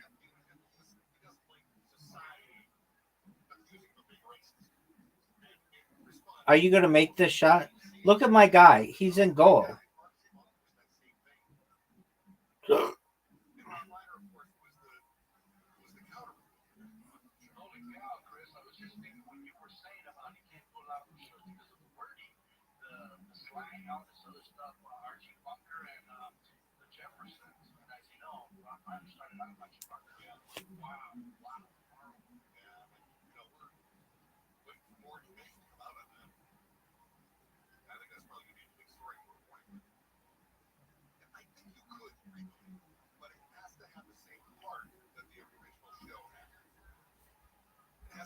Zoot, are you proud of that shot? It was a really good pass.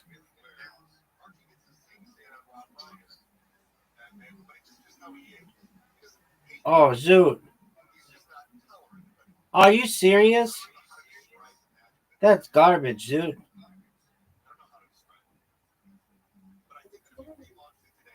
Zoot, did you know that was garbage? Hey, Rabbi, What up, baby? do you know what's in 31 days from now? Your birthday? So that's 30 days. The day after your birthday? Yeah, you know what's the day after my birthday?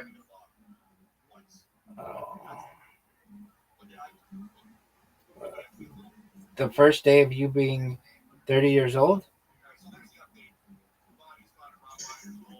No, you remember what we're trying to achieve? World peace? Yeah, sure, why not? Hey, Bitcoin Obama just randomly messages me saying, "Fuck you! You haven't given me money in a year. Fuck you!" Like, he literally told me to kill myself. He said, "Fuck you! Kill yourself, please."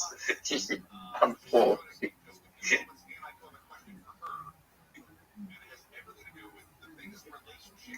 Is Bitcoin Obama your favorite? He just Is he your favorite he Nigerian? just randomly messaged me 2 days ago saying, "Fuck you! Kill yourself. I'm poor. It's your fault.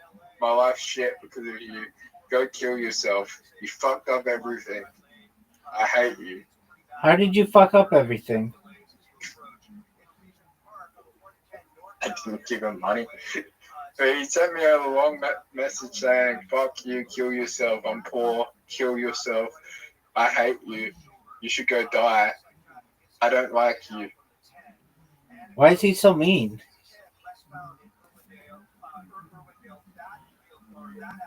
Because I didn't give him the money in a year.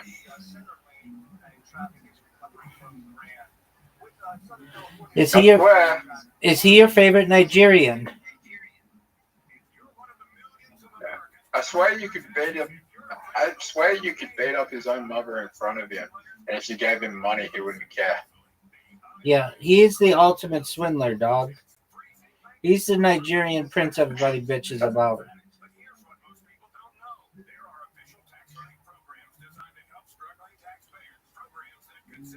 I swear he would sell out his own mother for money. Yeah, dog. Didn't I tell you how he got caught and what he did? Oh, he went to the Harry Potter Obama Sonic 10 Inu community and was saying, like, if you give me money, I will never sell it. Ever. Basically, you are my witness. I will never sell it. And then they just grabbed his wallet address and said, "Doug, you sold it on this day." Oh, fuck you, Zoo. Are you serious? It's tied? They're like, you sold it. You sold your coin on this day. What are you talking about? You'd never sell. We have evidence that you sold. Why should we give you any money? And he says, "Well, that's life." Then, like, what are you gonna fucking say to that? Zoot, I just ended your whole career. Zoot, I have 61 wins. You have 3.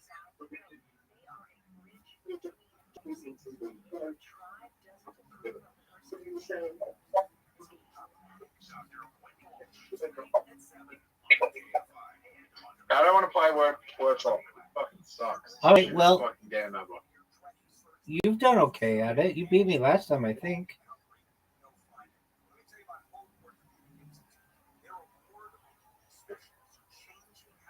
That's a word.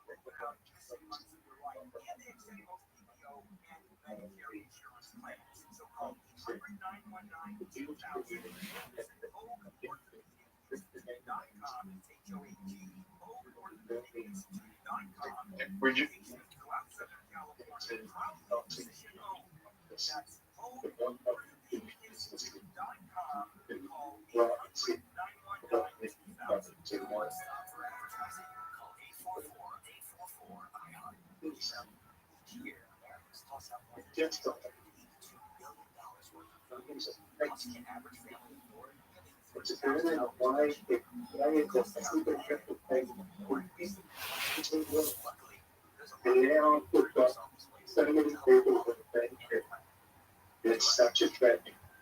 This is an attack on a strike.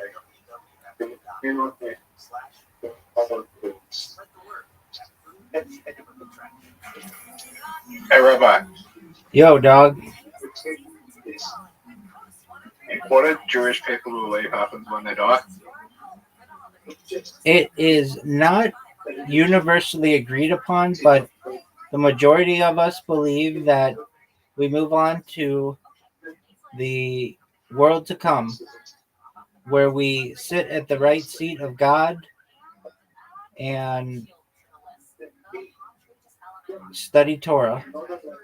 But again, that is not universal. Oh, look who the fuck it is. There he is. So there's no heaven in Judaism? We call what other people call heaven, we call the world to come. Zoot, you won. Riser, let's think of games that haven't been invented yet. Comedy simulator. Oh, Stand-up simulator. hold on. Did you see that? They made one of those, the Kill Tony simulator. Really? Yeah, it's... Joe Rogan was roasting... Joe Rogan even looked at the William Montgomery bombing clip. He's getting more views from the bombing clip than he has the stand-up. I don't... the bombing clip? He went to a show in Alberta, and for whatever reason, like, I don't know. It was like a half like rock band show, I think, too. It was like half comedy, half rock band. So half the fans were there for like the rock concert, and he just went on stage, and then like a minute in, some guy like grabbed. He just went on stage and just grabbed the mic out of his hand, and was like, "This guy sucks," and then it just went downhill for 20 minutes. They had to stay up there for 20 minutes because he had a contractual obligation to do stand up for 20 minutes. So he didn't just not do it.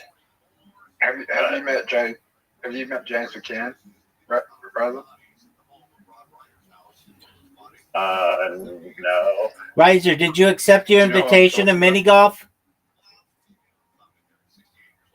I'm walking in the rain right now to go pick up a pizza with my dog, so I can't play. That's some bullshit, dog. Rabbi, I've met James McCann. You haven't met James McCann? Riser, I said to Zoot like 3 months ago, "Hey, do you know who James McCann is?" And he's like, "No, who's that?" I'm like, "He's the biggest comedian of all time from Adelaide, Australia." And he's like, "Huh?" I'm like, "He was just on Joe Rogan." He is easily the biggest comedian ever from Adelaide, Australia. I'm like, he's been on Joe Rogan and he's on Kill Tony. He's been on Kill Tony, I think, like 5 times this year. And Zoot's like, "No, I've never heard of him." And then Zoot was like, "I think I went to school with him," even though James McCann's like way older. And then now Zoot's saying that he met him, even though he didn't even know who the fuck this guy was before I told him about him. So tell me your story, Zoot. How'd you meet James McCann?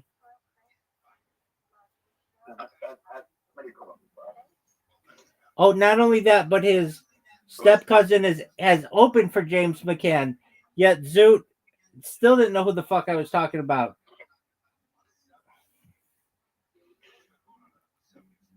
So Zoot, My cousin is best friends with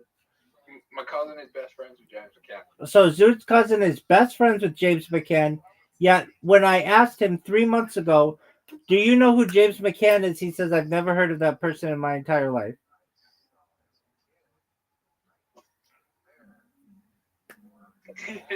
His pictures are literally all over the comedy club I go to. It's crazy. He literally has pictures all over the comedy club I go to. So, Zoot, did you Have make... you spoken a word to him before? Yes or no? Or is your fucking cousin your proxy, like, Zoot representative? I don't know. You've never met him. You just wanted to say that. So that would be a no. That's right. I do believe you've met Bonnie Blue, but I do not believe you met James McCann. Just putting that out there. But I do think you're going to... Oh yeah, Zoo, why did she go to jail? Filming porn in Indonesia. Riser. Because the people that she was with didn't consent to being filmed or something? No, it's their... No, opposite. You don't matter film porn in Indonesia. Their decency laws. Riser. The second that happened... that's pretty... The second that happened, Zoot comes in here. I mean, this news broke like 10 minutes before. Zoot must have had a bat signal to this information. Zoot comes in here, and I'm like, hey, Zoot, did you hear about Bonnie Blue? He's like, yeah, I know all about it. It's about decency laws in Bali. I'm like, oh, okay. He's like, yeah, but she moved up to number 3 on Pornhub's porn list. And I said to him, well, you've been really putting in the time, haven't you? And he thinks that's a funny joke. Yeah, no, it is a funny joke. Yeah, I did not know that you could not film porn in Bali. She should have known that, but I guess not. I know. I think she published it before she left the country. Is it like one of those, like, you're going to be sentenced to death countries or like 25 years? Or like some bullshit? 15 years. Are you fucking serious? She's getting out of that shit. She's out. She got out. But she was facing 15 years? Yeah. If she didn't get deported, if she didn't get deported, she would have been fucked. She's worth $50 million. She could easily get out of that shit. No, but if she didn't get deported, Zoot has watched multiple Bonnie Blue documentaries. He knows everything about this woman. Literally. He knows she's not a natural blonde. He knows her real first name, even though I taught it to him. He knows about her ex-husband. They got divorced in 2023. I mean, it's like Zoot does a book report nightly about Bonnie Blue. He tracks her porn ranking. Like, we don't do this anymore, but we were doing it before. And I'd be like, Zoot, what number is she? He'd be like, she fell to number 8. And then, like, I'd be like, oh, were you cutting back? He's like, no, I don't know what's happening. Like, the closest she ever got was number 3. That's the highest she's ever been. I mean, that's still pretty good. Yeah. That's, like, very good. But Zoot can tell you the number 1 and number 2. Olympic medal good. The Zoot, the number 1 is a dude. His name is, I just know it's 2 A's because I was thinking, like, I wonder if he's number 1 because he has like an alphabetical name. Zoot, what's that motherfucker's name?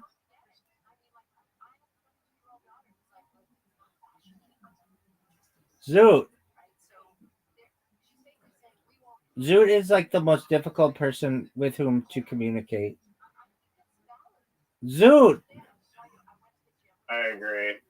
All right, Riser. I don't even know if he's in this call anymore. Riser, let's go back. Let's go back to, he is still on the call. Let's go. No, he's not. Zoot, Riser, what about? Let me just say one thing about crazy laws. This is like a weird ass story that I heard, but in Myanmar, which is formerly known as Burma. Way back when there's like some crazy like fucking war or something, and for whatever reason, or like some rebel group, I don't know, like politics of it, but a huge conflict in Burma, and because of that, they banned drones. And so this dude was he was in Myanmar, or he's going to Myanmar to film this like nature documentary of like catching some fucking crocodile.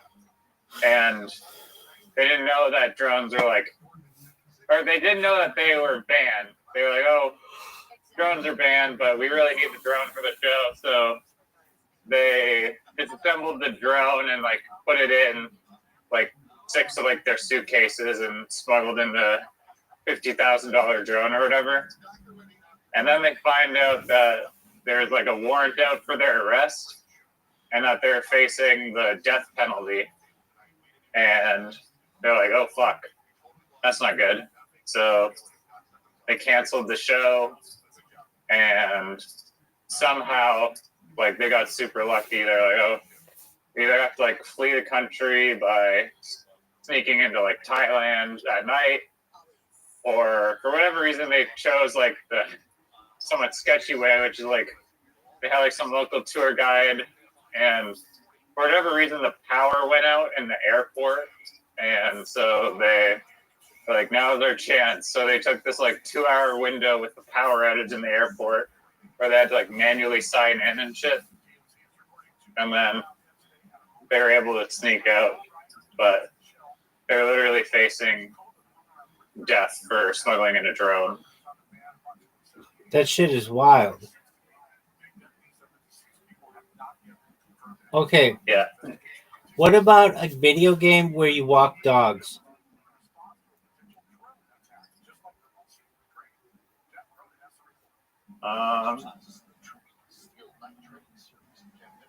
I mean, there's a word for these types of games where they're like really like kind of like mindless games, like rogue games or something. But I don't think it's something that I would personally play, but I'm sure there would be people that play it. But it seems challenging because there's new territory to explore and stuff, but like, I don't know, it seems like there's not like a lot of progression. I think progression is like a big thing for games. Okay. What about a game, dude? The game that I'm about to say, I thought would be really popular, and I still think it could be really popular. It's the game, I forget the name of it. It's where you're a cat.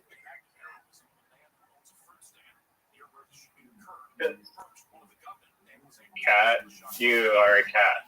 Yeah, it's tight as fuck. Game where it's called Stray. Is it the Stray? Yeah, one? Stray. Yeah, I thought that game would be really, really popular, and it is really popular. They spent like $2 million and it grossed like $100 million.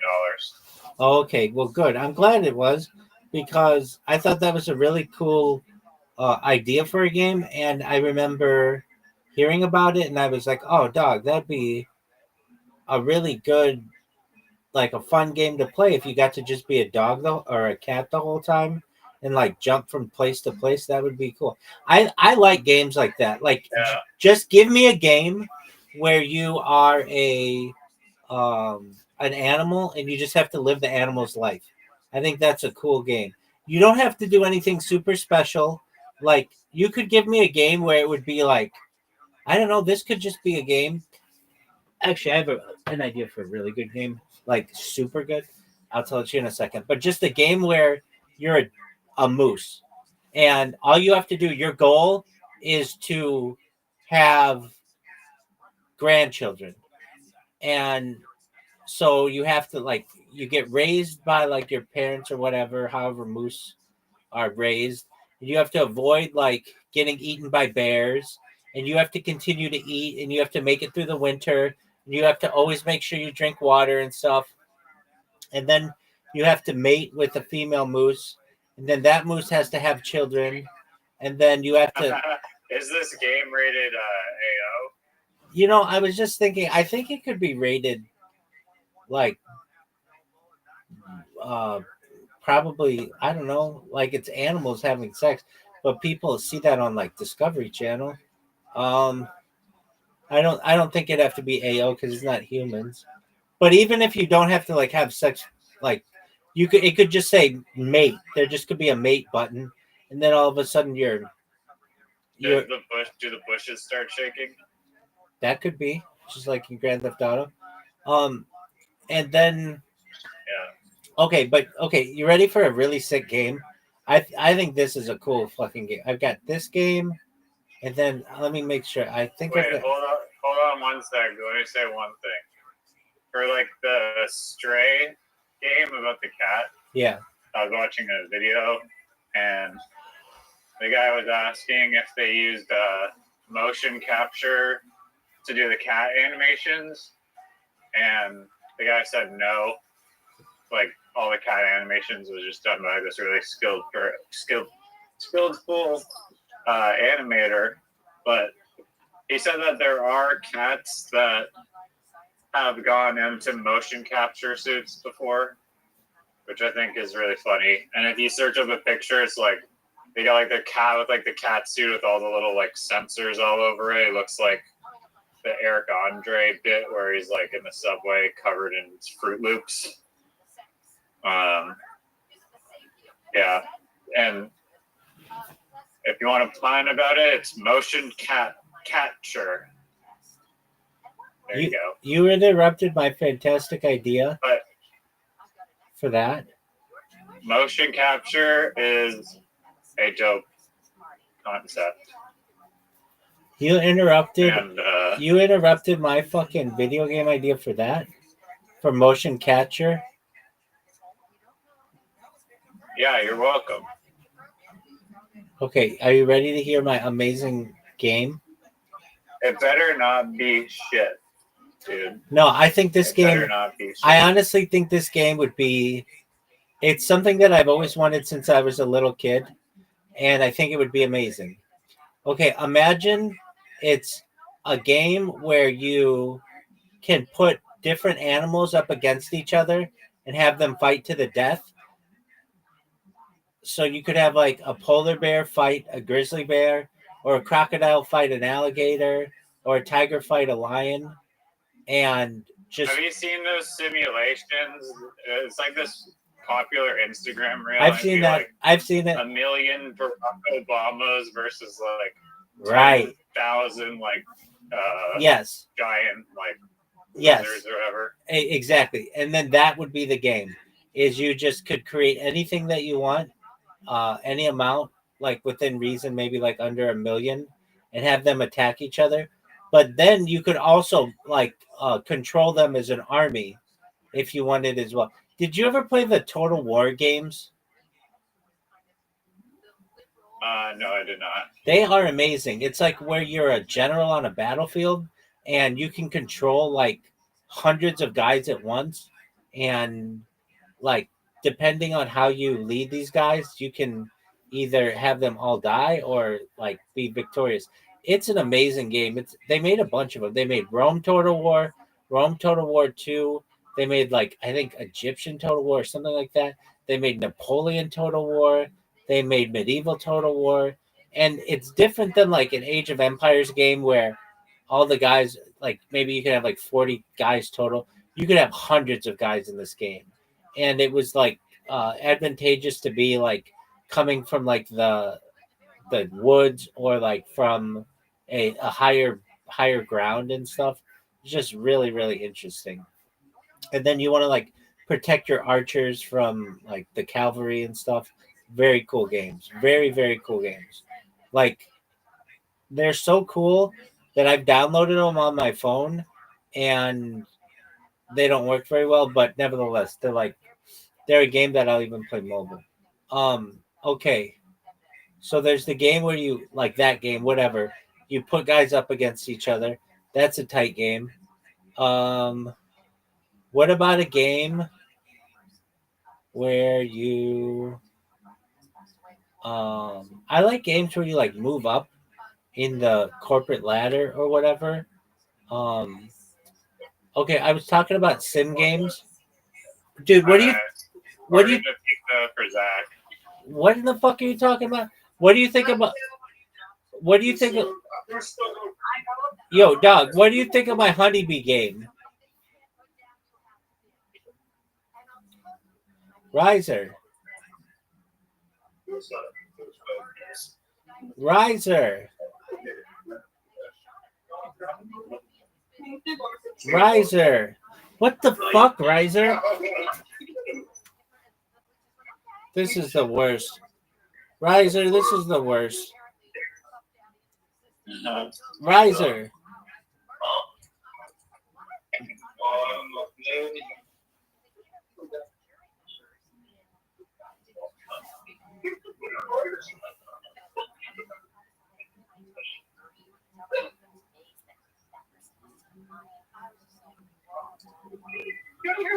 No, it's all right. Thank you. Thank you. You did. Riser, What are you saying? What do you think of my game that is a honeybee game? Ooh. Honeybee. Yeah. Yo, dog, what the fuck are you doing? Why aren't you answering my question?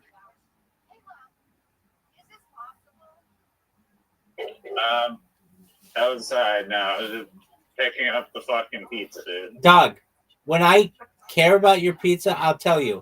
What do you think about my honeybee What was game? your fucking stupid fucking war game? You're talking about some war game on your phone, and then like, what do you think of my game? Are you just copying that war game? No. What do you think of my honeybee game?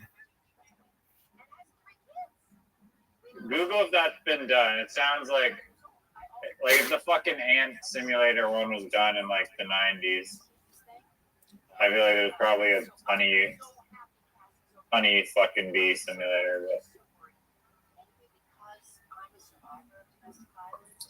But I don't know. Are there going to be like actual games within this honeybee thing, or is it just like go fly to a flower and just suck the pollen out of flowers, return to base, and repeat? This game, it already exists apparently. Bee Simulator. It's called Bee Simulator. If it's available on, if it's available on Xbox, I feel like it's pretty popular. Like in order to get on a console, I feel like it has to be really popular, right?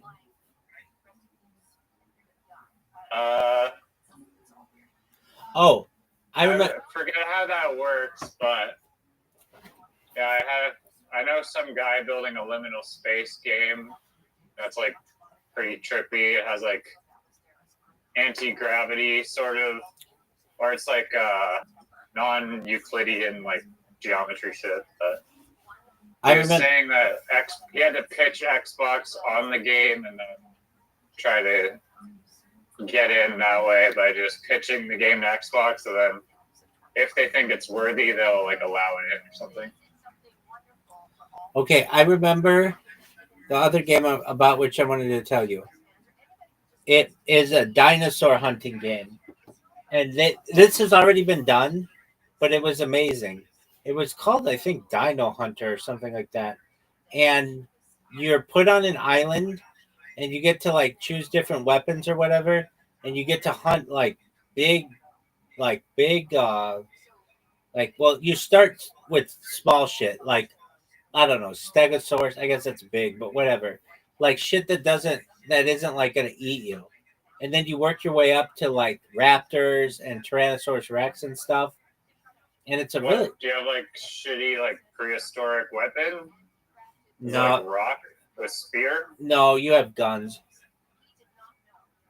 Okay.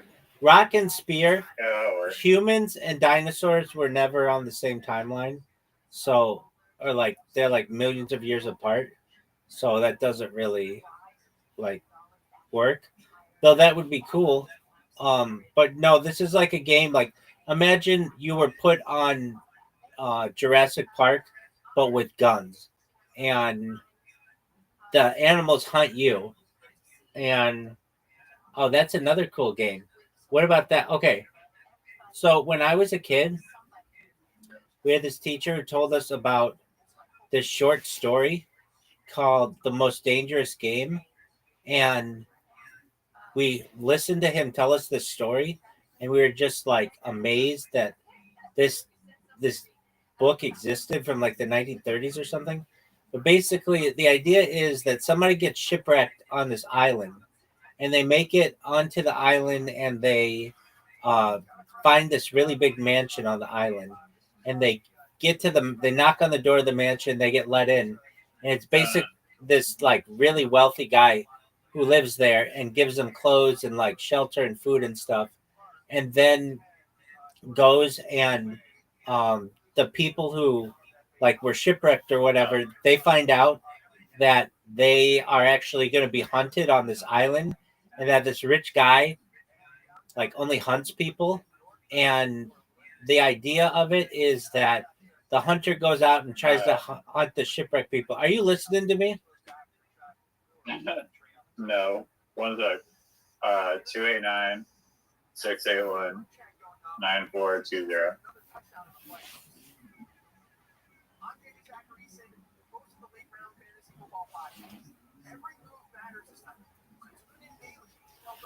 What is this bullshit? All right, yo, say your thing. All right, so it's a short story from I think the 1930s or something that we were told. I'll buy another one then. Are you fucking serious? I'd rather talk to Zoom. No, it was free. All right.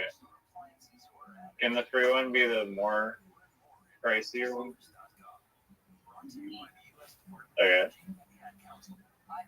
Doug, what kind of stupid ass question is that? I buy the turkey one like 60% of that.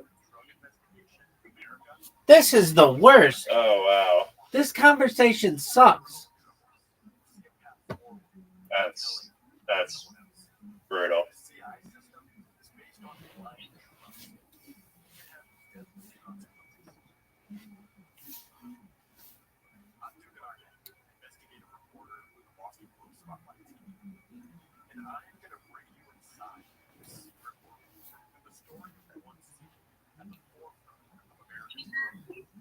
No, it's okay. Thank you.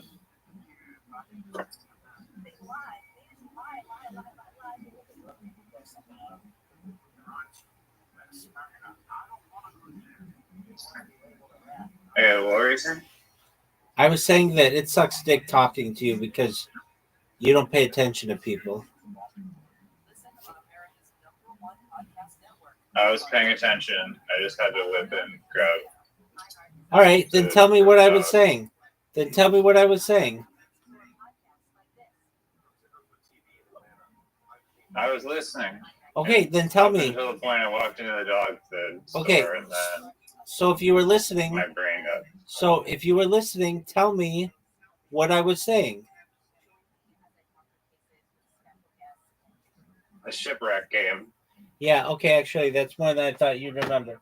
No, it's not a shipwreck game. Well, it could be. So basically, we heard about this story of a people who are shipwrecked, and they get onto this island, and there's this mansion on the island, and the guy in the mansion takes care of the people initially. But what the people don't know is that he's a hunter, and that he's going to hunt them.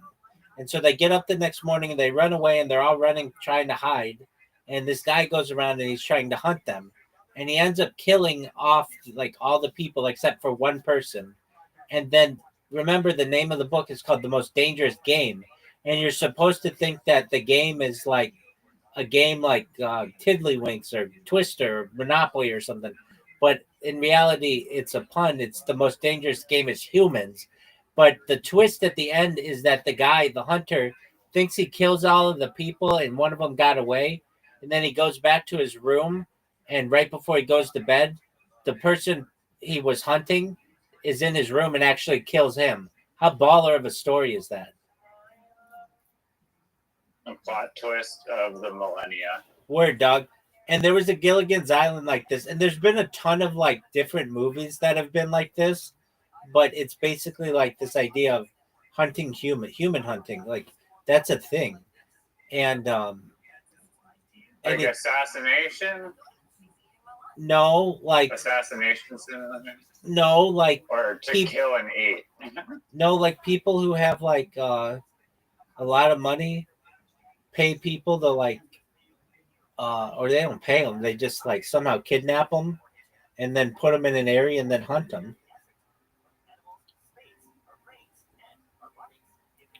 Oh, so like they'll just lock some billionaire in some like safari and hunt them? Yeah, in fact, have you ever heard of the Hague in like the Netherlands?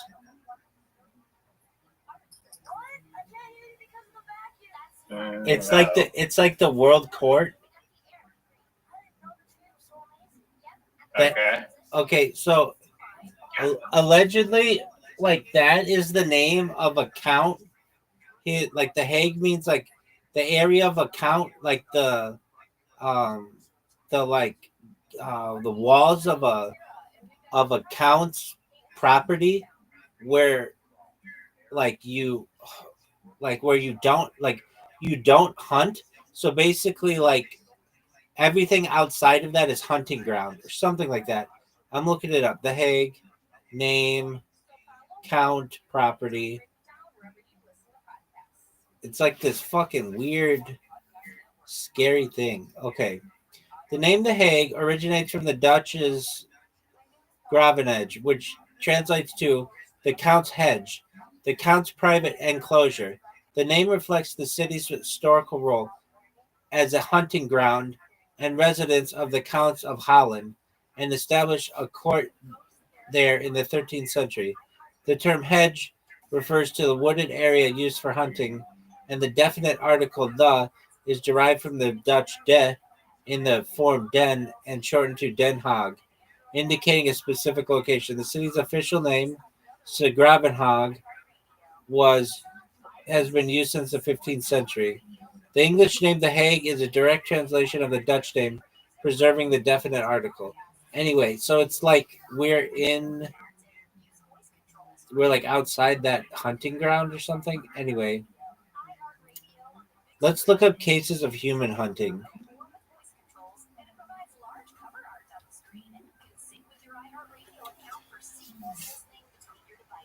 Human hunting is the killing of beings for other people's revenge. Historical examples. Ancient Greece had it. The Netherlands and Germany in the 18th century, they had them. That's not that long ago. Mexican government has had them. During the Salcom genocide, livestock companies used employees and third-party hunters to hunt down the people to make way for large ranches. The Spanish Civil War, the killing practice became popular among the sons of wealthy landowners. That was less than 100 years ago. The hunts took place on horseback and targeted landless peasants as an extension of the White Terror.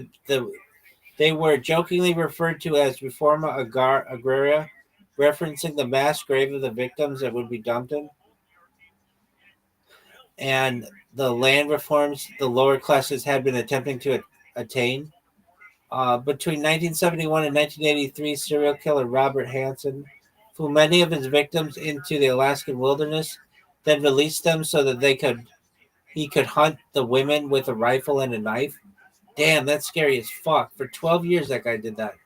And then there were allegations that during the siege of Sarajevo, between 1992 and 1996, some rich foreign tourists, paid by the army of whatever, were paid to take part in organized human safaris, where Serb soldiers would take out tourists to various sniper positions, and they could hunt the local populace. Isn't that scary? Sounds like fun. Word, dog. All right. Hey, can I tell you this? Did I ever tell you this about Oregon Trail? Did you ever play Oregon Trail? I've heard of it. I've seen video of it online. It looked kind of like boring a little bit. Yeah, from what I saw.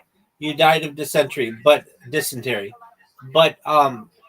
back in the day, Oregon Trail was like an amazing game. It was groundbreaking. And there was this game that came out afterward called Oregon Trail 2, which was just as good, but it used video and it was really cool. Anyway, so the idea is you start in the eastern part of the United States, and you make your way to the on the Oregon Trail. There's several different ways you can go. You can go to like San Francisco or Sacramento or Oregon, basically going through some different routes. And usually what you do is you go and you like hunt big game or whatever, like bison and shit. And then you like take in the meat so that your family has food, and you can sell the pelts and stuff. And sometimes you'll do trading with people and like like the indigenous people. And then you'll get your axle will break on your Conestoga wagon, and your people will like maybe your kids will die, whatever it is. Like that's what happens.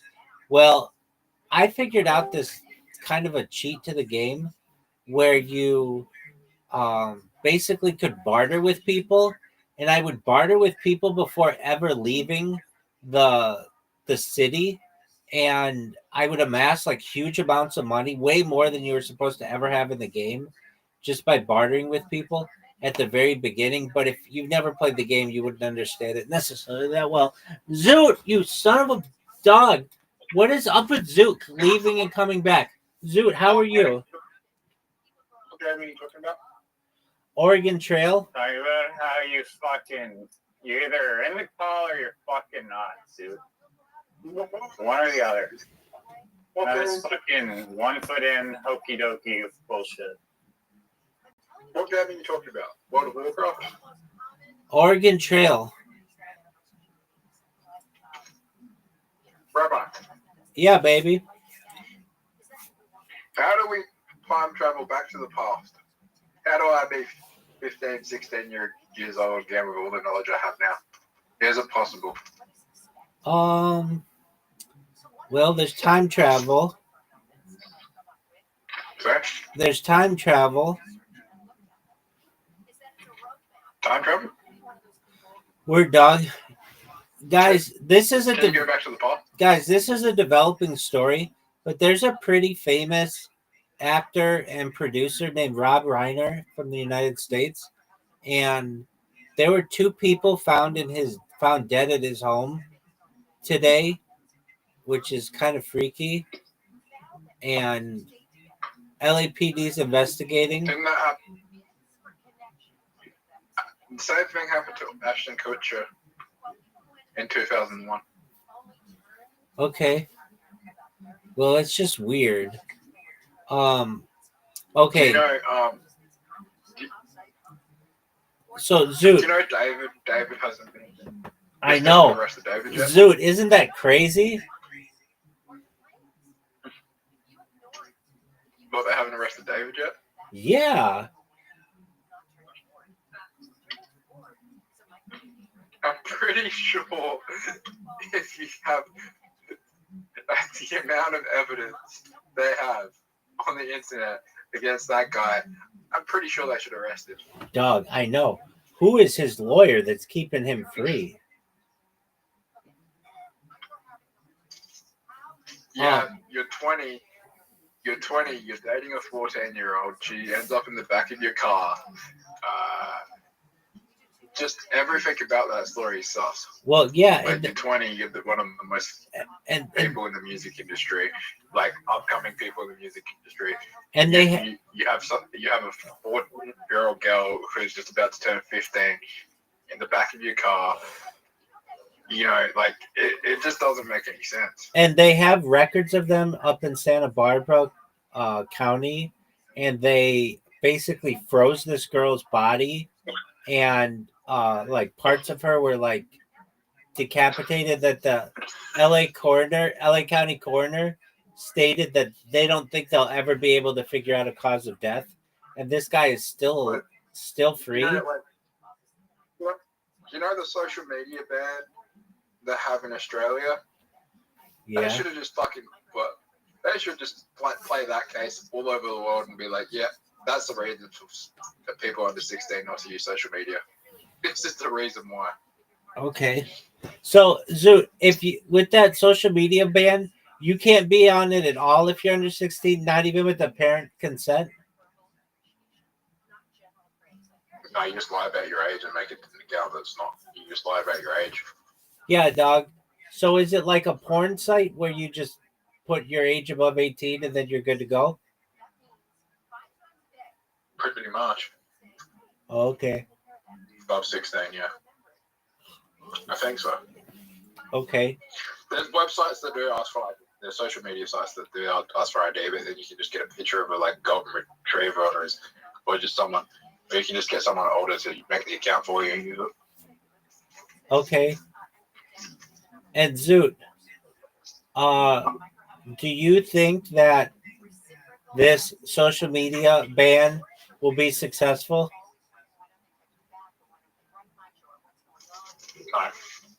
No.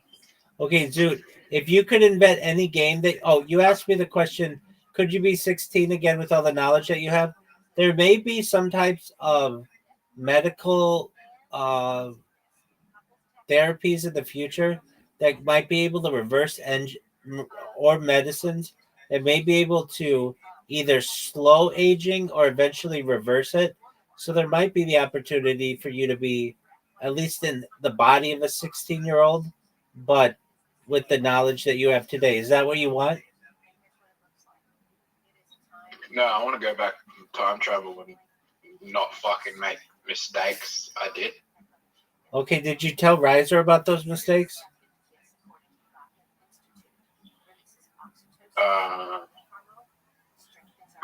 Yeah. Riser. I would stop myself from getting sexually assaulted. I mean, you know what the worst part was? I thought no one at the school was going to believe me. But a month after, I left that school because I was, so fucked in the head because of what happened. I left the school, went to a new school, which was full of fucking crackheads. I don't know how I picked that school. But anyway, a month after that, he put feces. He put his own feces and spread it across the lockers, school lockers. I'm pretty fucking sure if I had told them anyone in that school what happened after that incident, I don't think there would have been a person at that school that wouldn't have believed me. I believe you. Why didn't you come forward? Why didn't I come forward? He was a young man. I'm not trying to victim blame. He was a young man. I was 15 years old. Do you know how hard it is to come forward and tell that as a guy? Someone grabbed my dick. That's fucked. You know how much shit I would have gotten? I would have been blamed. Yeah, I never even heard this story before. Did he grab your dick outside your pants? Yeah. I mean... Did he twist it?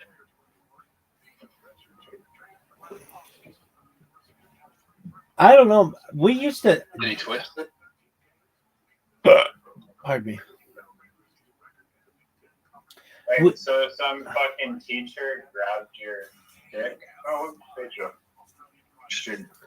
Dude, we had this thing called Jimmy tapping, where you tap a dude's crotch with the back of your hand, but that wasn't we didn't see that as sexual assault at all. That was just pranking it. That was just pranking a person. Yeah, but that was consensual, right? That was consensual. Not really. People didn't like it, but it was just a thing that was done. We also had something called credit carding, where you take your hand and rub it up the butt. That was a game you were playing consensually, right? I don't know how consensual it is with everybody, but yeah, I mean, it happened. but nobody, absolutely no one thought it was this. The key is no one thought it was sexual, and no one was doing it for sexual purposes. Like, there's a big difference with that. It wasn't. It was.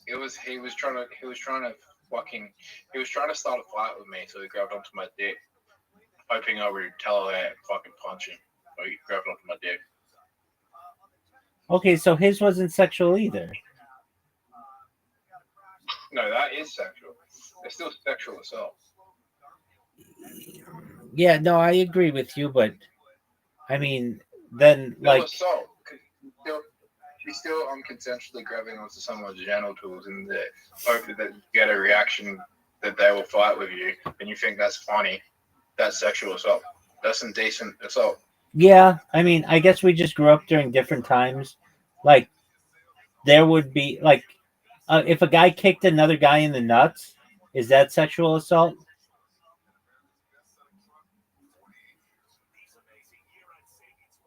No, that happens all the time, but that's not sexual. So that's sexual assault. Gesundheit. So what's the difference between kicking a guy in the nuts and punching him in the nuts? It wasn't punch. It was a grab. Okay, I mean, I'd rather get grabbed in the nuts than punched in the nuts. I'd rather get punched in the nuts. Would you rather be? I mean, I don't. It wasn't just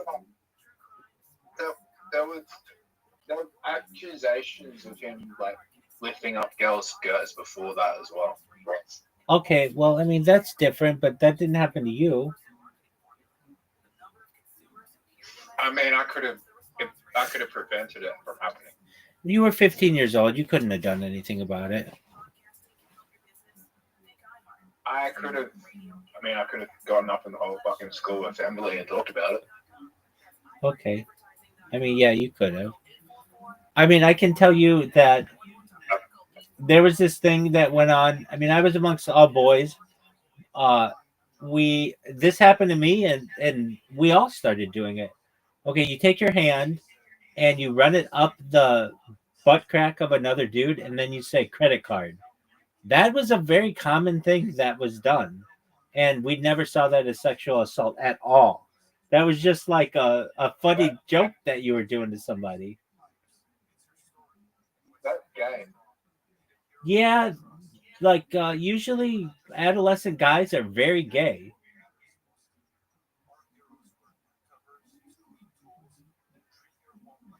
No. Yeah, it's pretty common. Like on sports teams and shit like that. Like you just like some things that would be considered gay because you're really close with them are not gay. Well, yeah, you're not swallowing cum, are you? No, there's nothing like that. It would be like if it were done in a sexual way, that's one thing. But if it's done in a, I don't know, adolescent way or a all in good fun kind of way, it's different. Riser, have you ever heard of a Jimmy tap? Yeah. Okay, so a Jimmy tap, according to Urban Dictionary, to swiftly but painfully slap balls with your fingertips, or to leave your opponent in pain for a while. Okay, so also titty twist. okay, isn't yeah? There you go. There's one. Isn't it isn't a titty twist sexual assault? Yeah. But Rabbi, I'm not going to the city. Okay. To do stand up? What's the weather? Yeah, I got stand up in like 4 hours. It's like 85 degrees.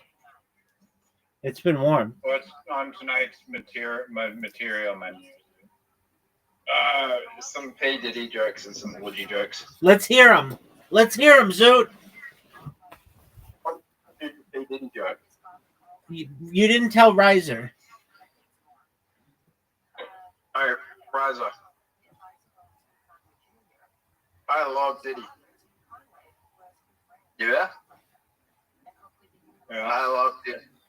I love Diddy. He's someone that as a kid I loved them even more. I would take all the kids. I would want to take all the kids to the party, Diddy parties. Yeah, Diddy Kong was my favorite character in Mario Party.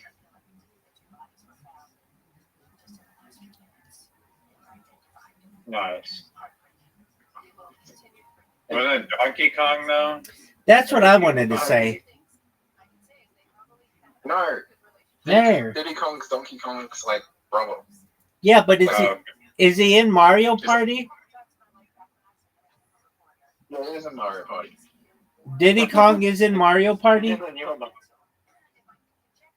he's in Mario Party. Okay. And then what's your other joke? Wait, no, bro, hear me out, right? Hear me out here. I'm listening. Hear me out. Whoever runs Nintendo should change the next Mario Party game to Diddy Kong Party, and it will be a globe. It will sell so many copies. I was just thinking that you've got a pretty good premise here.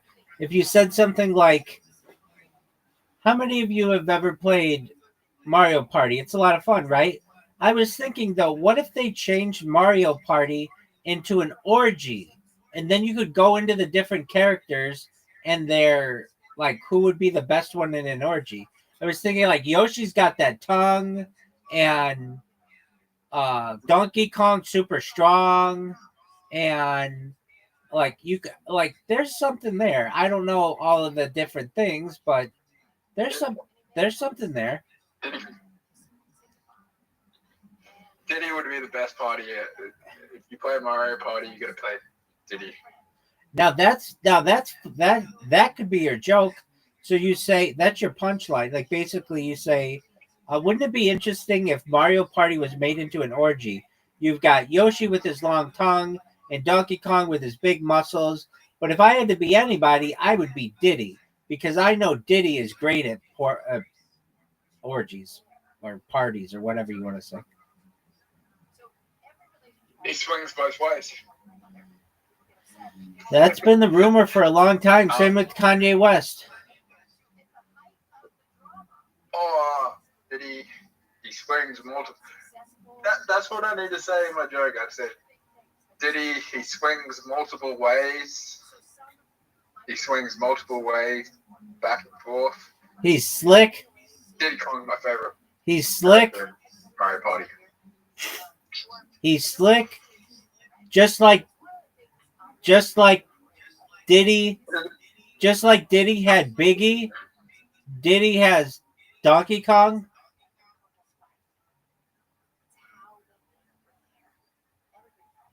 And then I'm going to go into the orgy story. Oh, tell Riser your orgy story, dog.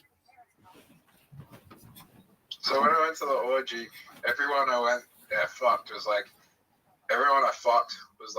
yeah, I went working mental health, and I'm just like, oh fuck, I'm about to check myself into a mental health facility this week. This is not good.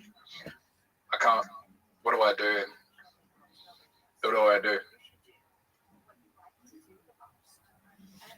Do you know my Riser, what do you think of his joke? Oh, okay. I don't know. Maybe not as strong, just joke. Wasn't really. Was there a joke there? Alright, I'll tell you another story. Tell us your story, Zoot. I was high and I couldn't get it up. And then I fucked the fat chick. And then someone yelled that there was pizza. And then she was just like, oh, I'm gonna go eat the pizza. I would have felt disrespected, but I had the fucking munchies, so it was just like, oh, I'm good. Once again, I know that that's a joke, but you need to work on the punchline to it. So what's the punchline? The fact that the girl stopped having sex with you to eat the pizza, or that you had the munchies? To have the munchies. Yeah. He also is using the munchies as like a scapegoat for not being able to get up, and it bailed him out. But it like the fact that it like weakens his punchline that he says that the fat chick went to go get pizza. Like, I didn't mind because I also wanted pizza. Yeah, because I'm a fucking monkey, so it's like I'm good. Okay. Rabbi, some things are just funnier with a crowd of people when you can just flow into the conversation better because you're performing.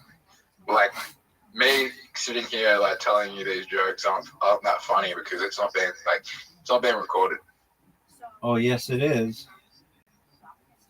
No. It is, but no.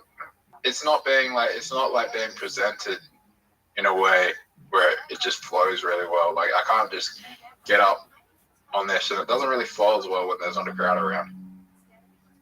Okay. I agree with that statement. But let me do an impression of Zoot doing the joke. He did 2 jokes ago. Ready for it. So I'm at an orgy, right? I'm at this orgy, and I go to figure out that a lot of these people are working mental health. And so I thought, yeah, I'm probably going to check myself into a mental health place next week. Thank you. Okay. Okay, so Gotta check into a mental health facility, and I'm just gonna be like, I remember you. You're like fucking black dudes. all right. That's not how. Can you work on material that is not taboo, like clean? Wait, that's material? what I like, said. Do a joke about fucking pillows. Riser. That's exactly what I said to him. And he says those kind of jokes aren't funny. They are funny if you spin them off in funny ways. Hold on, Anything can be funny. I'm gonna review with you all of Zoot's jokes since the summer. The first one involves an Amish orgy. Zoot, you never even told the funniest joke that you had. One time I told somebody this joke and they're like, "That's actually pretty funny." Okay, so he had the Amish orgy, and then you had what was it? You had something else, and then you had a third joke. You had like 3 jokes, none of which was all that terrible. It was like something like, "Oh yeah, why weren't there any autistic people at the Amish orgy?" It was something like that. Then you had the joke about the child molester on a bus, and Zoot, why don't you do your Diddy joke, but with the idea of, I was playing Mario Party and I thought, wow, it'd be really interesting if this were an orgy. And if it were, what character would I be? I was thinking I could be Yoshi because he has the tongue, or Donkey Kong because he's so strong, or you could say Wario because he's so strong. But then I found the perfect person who I would be in the Mario Party orgy, and that would be Diddy, because as we all know, Diddy is amazing at parties. So I've got an idea. Rabbi, do you want to watch every raw comedy of Australia to see how who I'm competing with in Australia? Do you watch every raw comedy? Will you stream them in here? If yes, then yeah, I will. No, they're on YouTube. All right, we'll stream them in here, and I'll watch them with you.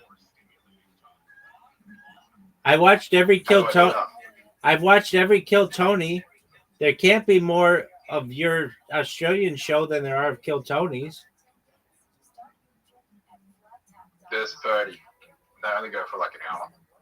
All right, so we could do it within 2 days or so.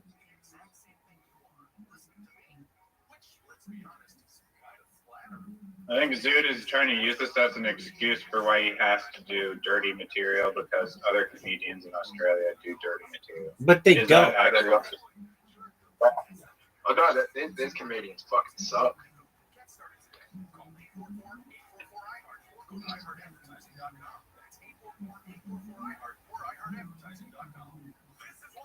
Zoot. So, what was your other joke? Oh yeah, there was the orgy joke. Okay. I'm gonna go.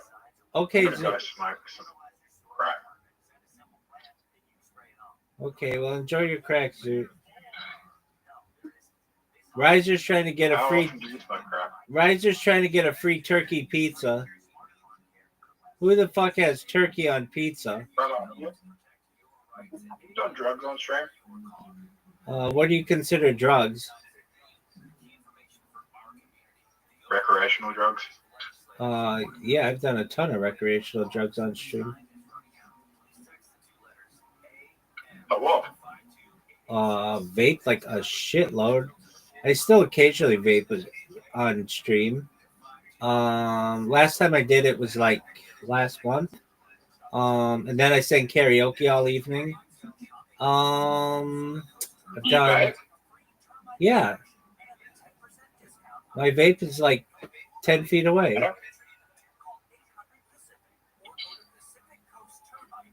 What is the best? What is the best phone? It's the best phone? Probably an iPhone. Actually, a Huawei phone, but you can't get them at least in the United States. Why are they the best? Dude, the Huawei phones are like 10 times better than a normal phone. They have better cameras. They have more connectivity. They're way faster. They're like a small computer. They have better. They have better screens. They're more durable, and they're cheaper. Like for all this shit, the United States made it so that you can't connect to cell towers though with them, so they're basically useless in the USA. You know what the best phone is? What's the best phone, Zoo?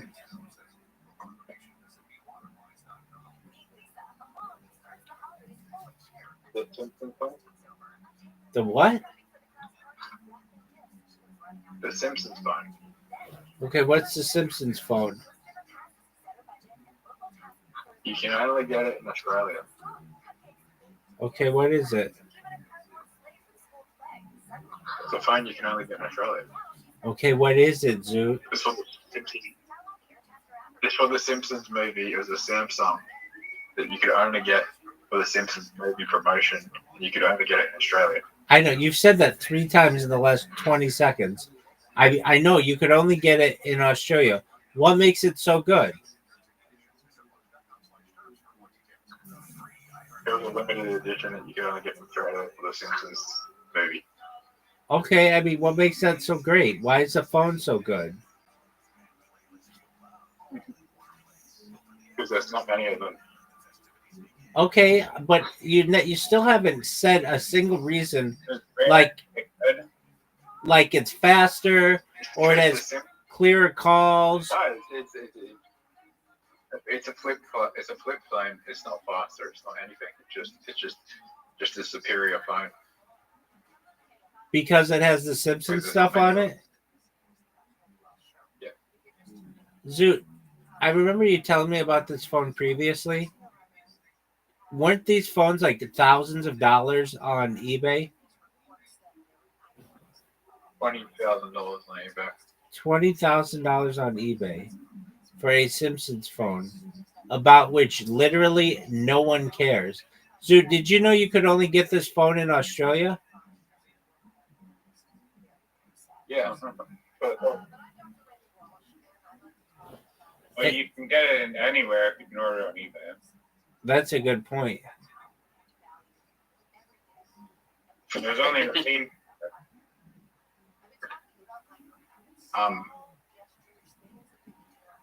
Are you ready?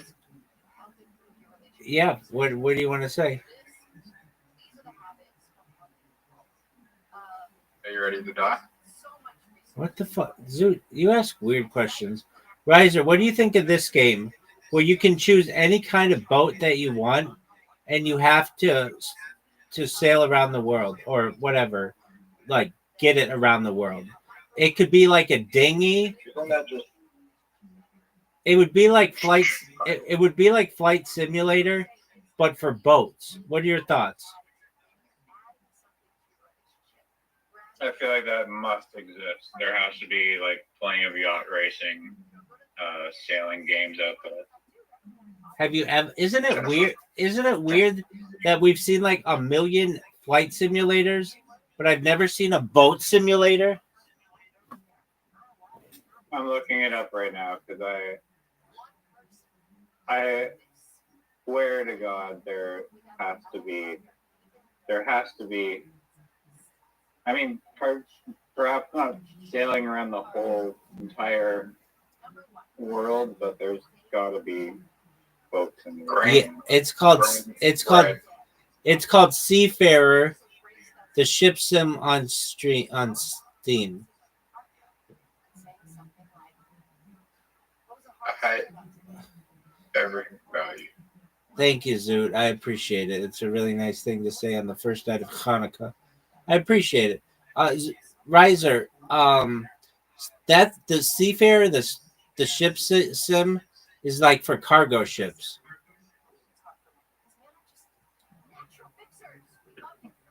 Pretty dope. Yeah, but I don't see Zoot. Riser. I'm talking about a flight simulator, but for boats, where you can use any boat that you want, and there'd be like high seas, and you'd be in the North Sea, and it would be like really hard to fucking navigate, or in the Drake Passage. That would be a cool game.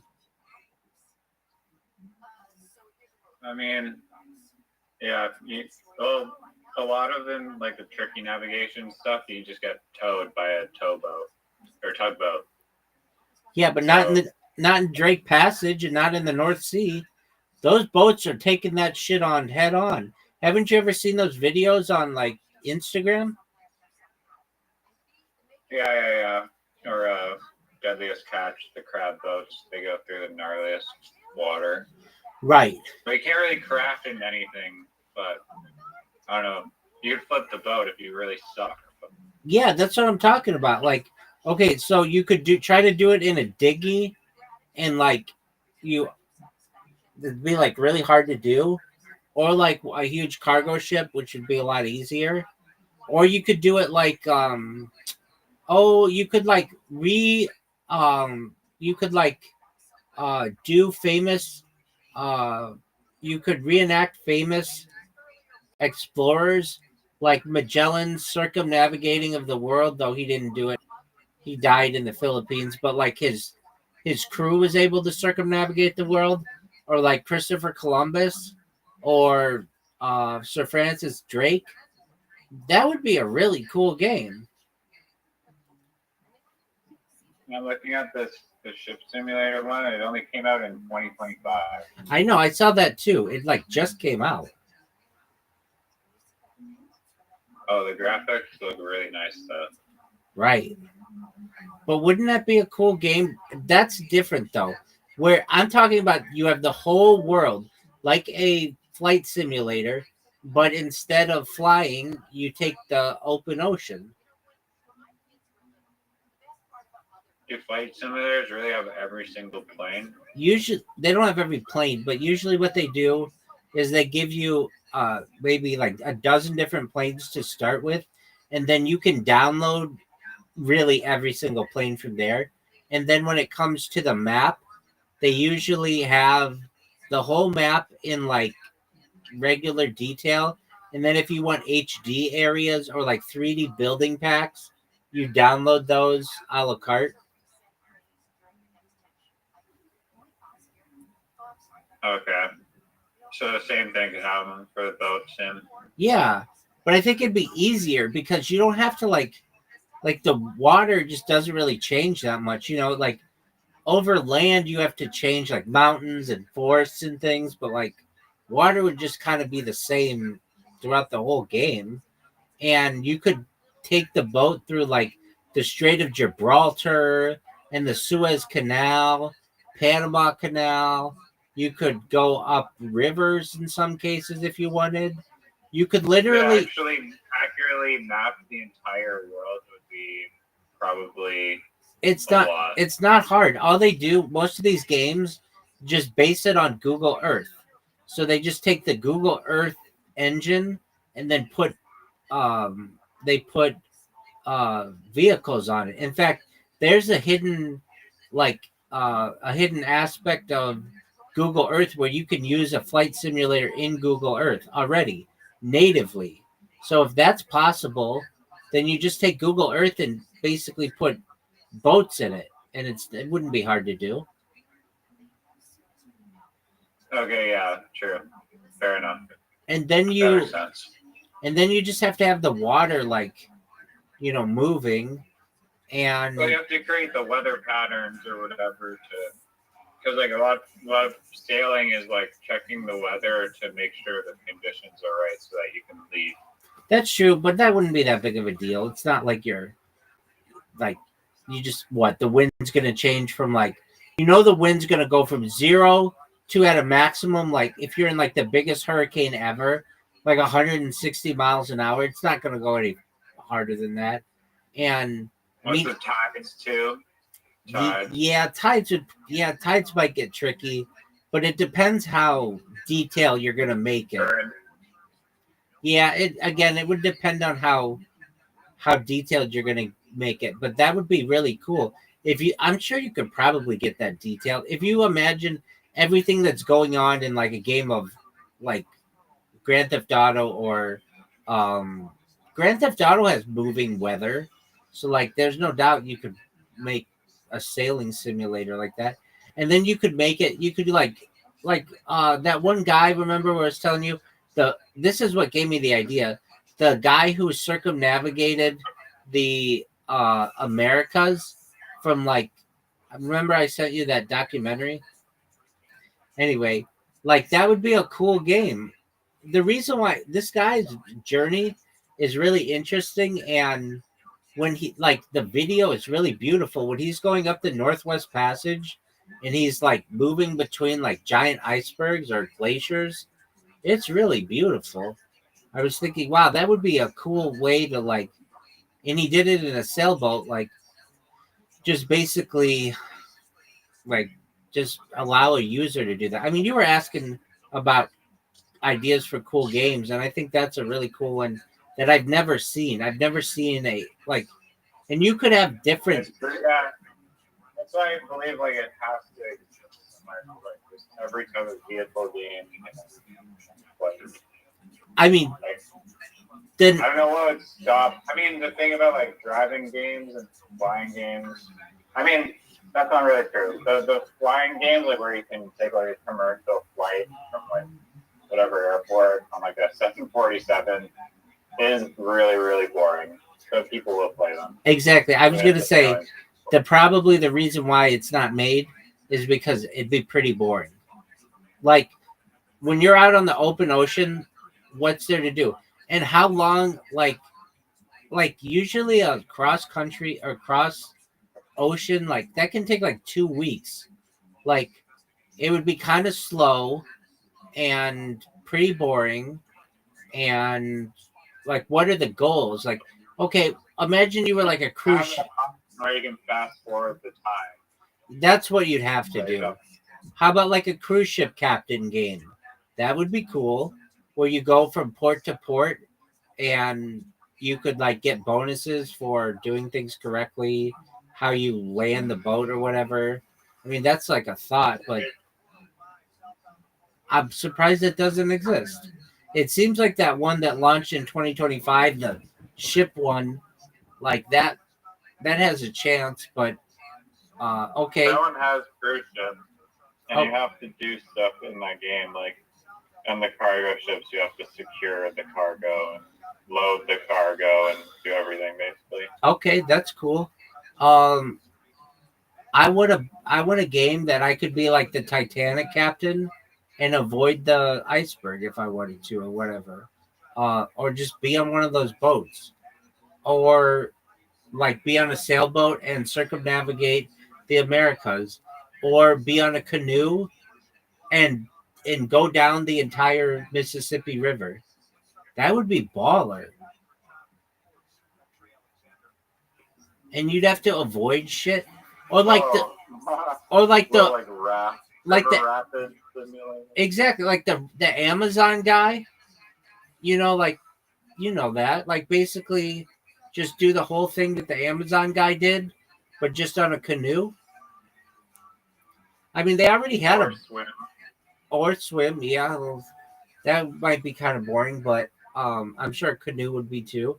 There was a game called the Amazon Trail, and it was from the same people who made the Oregon Trail and the Yukon Trail, and you would be on the Amazon. This was like the graphics were really shitty, but basically you would have to avoid like trees and rocks on the Amazon while you were going downstream. So I imagine it would be similar to that, but just more realistic. All right, how about a game where, well, really the best game, okay, you were asking about games. Imagine a game, this might take a decade or so to make, but I can imagine one of the next Grand Theft Autos or whatever, like, or maybe a game similar to Grand Theft Auto would be where literally every building in the world is 3D populated by AI, and you could walk into anywhere you want, and it just uses the Google Earth engine, and you can just walk around and you can go in like towers and do whatever you want. What are your thoughts on that kind of a game? Like literally take every building that's on Earth. Okay. I watched a video recently, and it was a guy who was testing out like the current state of the art virtual reality headset, and it was like a $10,000 headset from some company in Finland. And so there's like 3 stages. There's like the first room, the second room, and the third room. The first room, he walked in, and basically he said like the resolution was just so real, he literally could not tell the difference between the VR and reality. Like he was just totally convinced that like whatever room he was in was VR.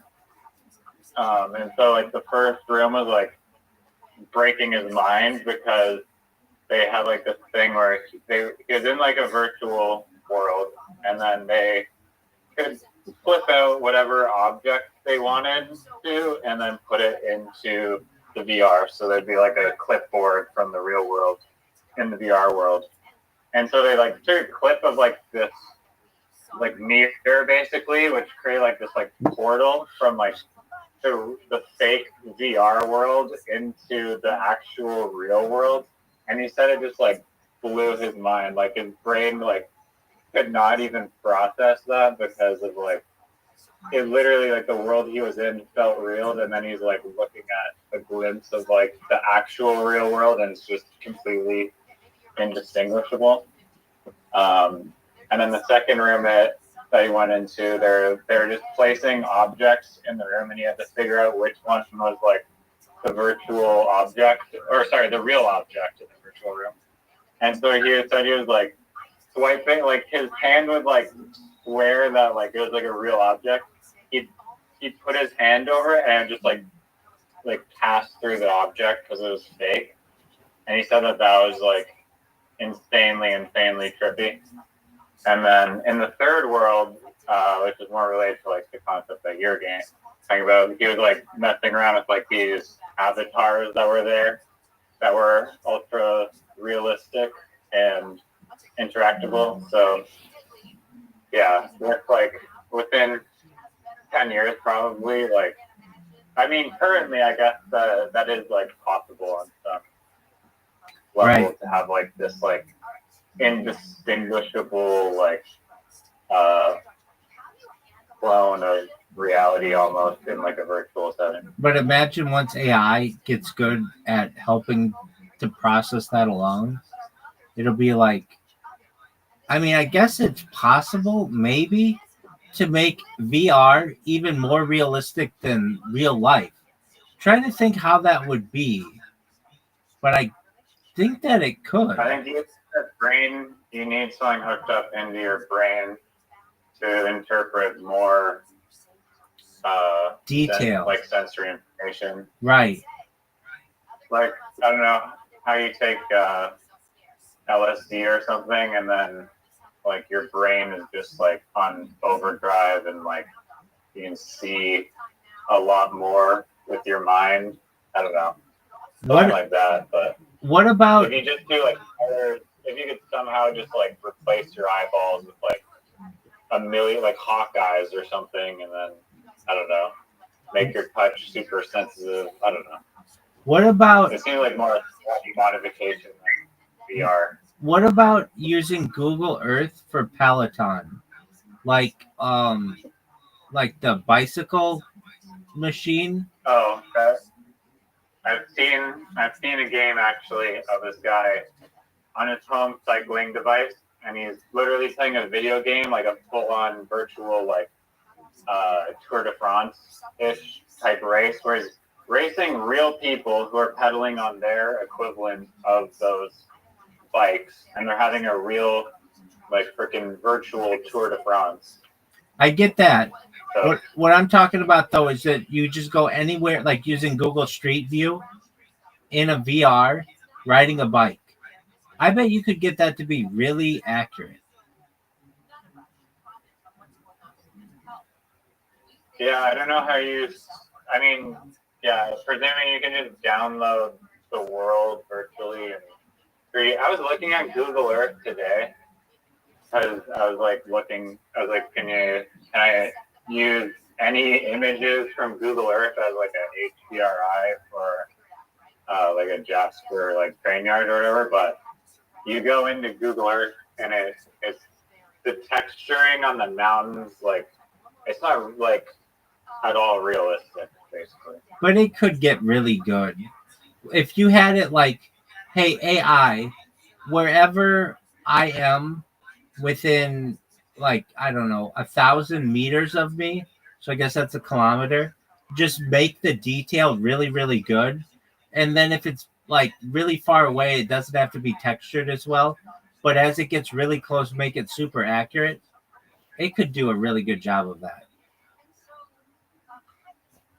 Yeah, I mean, it's like Minecraft almost. It's like it just will render your field of view basically to be good, and then everything outside your field of view doesn't really matter. Exactly. And yeah, there is Google Earth in VR. It has its own application. Right. I think you mentioned it before. Yes, sir. Have you walked around in it, or is it like the same?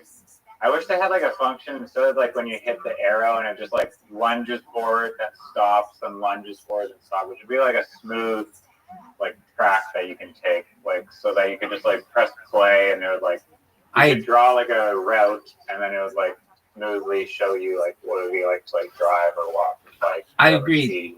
The reason why it does that jump forward is because they don't take pictures that quickly. It's just whenever they take a picture, that's, the next jump. Well, I could interpret the frames in between that space. I agree with you. I think that's an excellent point. 100% that could work. All right. What about a game where you... okay, so I guess this could be a VR game where you just reenact all of the great explorers of the world, like Ernest Shackleton and Sir Edmund Hillary and Tenzing Norgay and Roald Amundsen. Like basically, it would be like, okay, we're gonna walk to the South Pole, and you could just virtually walk to the South Pole if you wanted. You could speed it up, or you could literally on like a treadmill or some kind of equivalent, like just walk, and like your goal would be to walk all the way to the South Pole. What are your thoughts?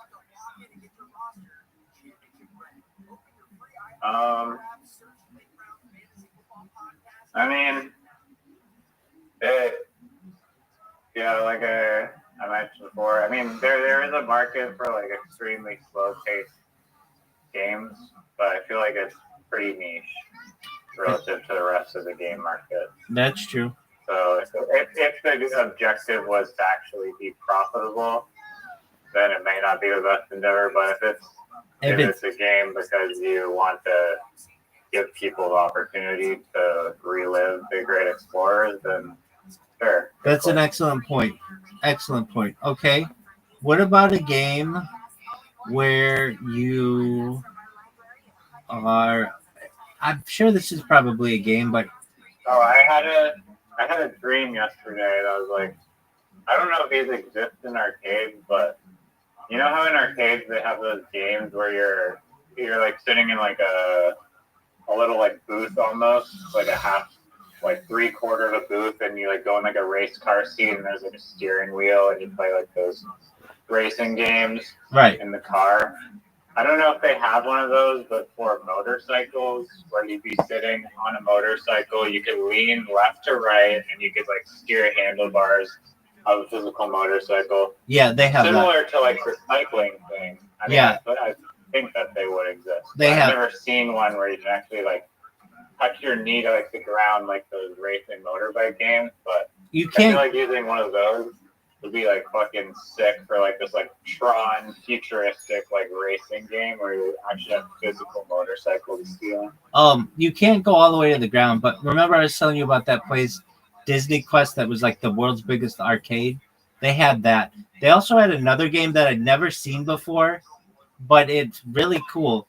It was where you would do horse racing, and you would have to buck up and down on the animal, and that's how you would go faster.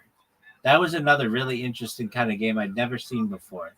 But yeah, I've seen the motorcycle one where you have to like, move one side to another while riding the bike. I've seen that. But like, you know the game where you're riding on a horse, and it's a mix of like horse riding and croquet, and you have like this like hammer, and you have to like whack a ball off the horse while moving. Polo? Is that what it's called? That's polo. Yeah. Okay, yeah, probably. That game, that real life game is really sweet, but I'm not sure if there's a simulator for it. There probably is, but a VR simulator for it, and it'd be fun. Maybe, yeah, that might work. But I've never seen a polo video game. Polo is such a niche sport. You have to be extremely wealthy to play it. You have to have a horse and like all the stable shit. Exactly, that's why it's perfect for digitizing. Yes, it is. How about falconry? Like training falcons to... Yeah, but then you could like see a first-person view of the falcon. Oh, here's one that's kind of similar to falconry, but what's the objective of the falconry thing? You train to like kill shit and bring it back? Yeah, they do that. Like, they also just have it like go from one spot to another. As I recall, it's something like... Maybe documentary of like, there's a documentary on like, don't know the name of it, but it's about like this girl in Mongolia who they train these like eagles, and they have to capture these, or they're like eagles or hawks, and they like go and capture the hawk when it's like a baby so that it like can be trained, and then they have these competitions where the hawks are like trying to, I forget what they're doing, but they're capturing something or like hunting something, and it's all trained. Mongolian hawk simulator might be good. Also, pigeon racing is actually a very popular sport in some parts of the world, like China, or even in Canada, they have pigeon racing. So I think pigeon racing could be another possibility. I don't know if those exist, but... All right. What about... Okay, so we talked about a biking simulator and a I'm surprised there's just not a walking simulator where you can wear VR and just walk anywhere where Google Earth is.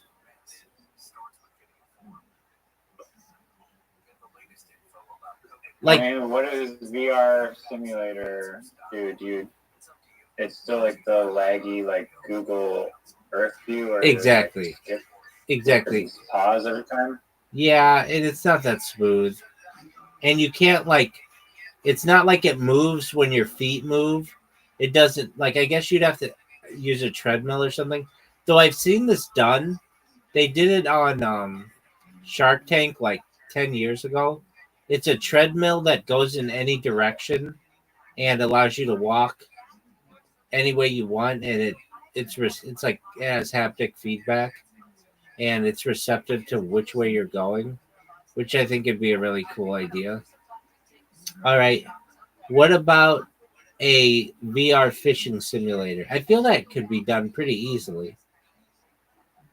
That 100% exists. I've seen it. Yeah, but I would want it to be really realistic, like not cartoony, and you could fish for real shit.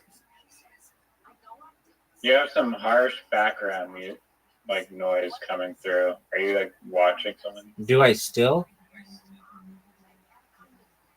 No, but there's yeah. It's good now, I think. They just played a song on the radio. They just played a song on the radio, so that's probably what it was. All right. What about a VR game where you... Oh, this would be cool. Do you remember the game Bully? No. It was made by Rockstar right after they put out Grand Theft Auto whatever.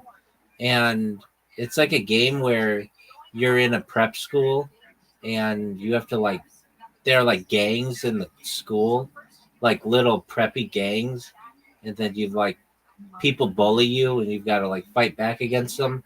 But if you throw a fist or something, the principal comes and will throw you out of school or give you detention or something. It's a really good game. I've got it on my phone, but it's made for PlayStation 2. It was once a really popular game, but because Rockstar became what's the word? Just distracted by Grand Theft Auto, they haven't put out another Bully. But I think that could be a really cool game in VR. Just it's a really cool game in general. Okay, I have an idea for a game. I was gonna say predisposed. Okay, what's the idea for a game? Well, it's kind of 2 in 1. One of them is, but they're both related. So it's like a forest fire simulator, and so you are both working to put out the forest fire, filling up the fire bombing planes, but then also being a ground crew and helicoptering water to ground crew and being ground crew, setting up hoses, putting them out. And then also after the fire is put out, you can be the investigator to determine the cause of the fire, which would go way too deep into the actuarial science of being a fire investigator, but it might be a good training tool for up and coming forest fire investigators. I like it. And I don't think that's the game. What about VR versions of Guitar Hero, but it's like you're playing in a full stadium?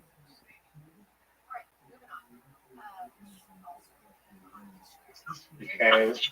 I mean, I don't think, what's weird is that despite the Meta Quest being out for years, I think third parties have made I know that third parties have made attachment pickleball paddles and pickleball paddles and shit and whatever other equipment, but it's not Meta has published literally all they have to do is just publish their official overpriced drumstick and keyboard and guitar and microphone and publish the freaking Rock Band game, and then they'd be probably could be on something, but maybe there's a reason they haven't because like the cost investment. But also the Rock Band game was like super popular when it came out, like the most popular thing ever when I was like younger. And then I searched up the video. I'm like, why the fuck did Rock Band like fizzle out? And basically, apparently, the reason is because they just like, I just kind of like the trend just died, but they also like pumped out like just so many versions of Rock Band that it just like everyone already had it, tried it, and just I don't know, lost its cult following, which is kind of sad, I guess. But That game and Guitar Hero were like a revolution at one time. yeah, it's a shame that they're not really around, but I mean, a drum simulator, I guess, no, it's better to actually hit physical drums with drumsticks, I feel like, than to just wave your stupid VR controllers around. Right. All right. What about a game where you have to... They should have ankle bracelets, though, so that you can play Dance Dance Revolution, because that is the funnest fucking game ever. That's a great idea. And all you need is, like, the position of, like, front, back, side, whatever. Right. I guess. All right. What about a game where you have to survive in natural disasters?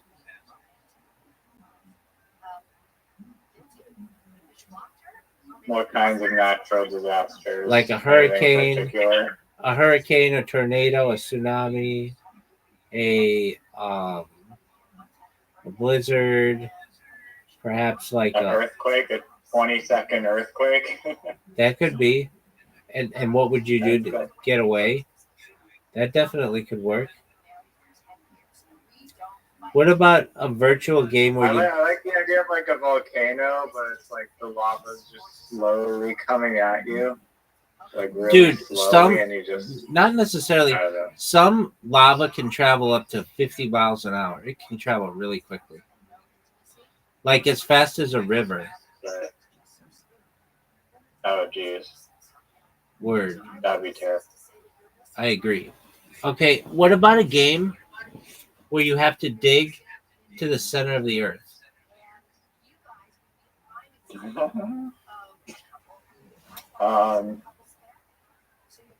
I mean, this must involve lasers and you're a boring company that is trying to get to geothermal or something, or just go to the center of the earth to hollow earth. I mean, it'd be kind of a boring game, no pun intended. I don't know. I'm just thinking. All right, what about a game where you have to successfully... I mean, the center, the drilling to the center of the earth isn't really boring. It's like actually a huge scientific problem that people are actively working on solving that involves a shitload of fucking science. Yeah, but I mean, the game itself would be boring. What would it be? Just turning a fucking screw into the ground? Do you think that like the oil drill like operations, like it's just you turn on a button and just watch it? Like there's so much shit happening to like pull up the sludge and whatever the fuck else. That's true, but how much fun would oil rig? Like it's very complicated. That's true, but how much complicated than I could ever understand. That's true, but how much fun would that be, like in a game? I mean, it depends how detailed you want it to go. It could be extremely complicated to where it's like an offshore oil rig where you have to know every single thing about it, which would probably, hopefully, be on a later level beyond the introductory one. There was a game that I played as a young person. It was paintball, like paintball, a video game, and I think that could catch on and be a really fun game in VR. I guess it's the same as like a shoot. I mean, it seems just so like similar to shooter games. Right. So like why wouldn't you just Exactly. So why wouldn't you just have the guy die as opposed to just get shot in paintball? I don't know. I'm out now. He screams, "I'm out," and then goes to the sideline. Right. I mean, I guess you could make it for little kids, and then it wouldn't be. You wouldn't get like the age issue because it's just paintball. I'm not saying that's any better. I'm just saying that that's definitely something that could be done. Okay. What about I bet this exists, but maybe not. Where you have to build a building using a crane system. Yeah, I believe there's like a ton of, or maybe not a ton, but there's definitely construction simulator games out there. Okay. I But imagine. I don't think it's a bad idea. Another one I thought that was interesting was a demolition simulator, where instead of building the game, you go around and destroy the buildings, and then gather the materials, and then sell off the materials, and then you accrue bigger contracts. That's a really cool game. Okay. What about a game where you um what else could there be?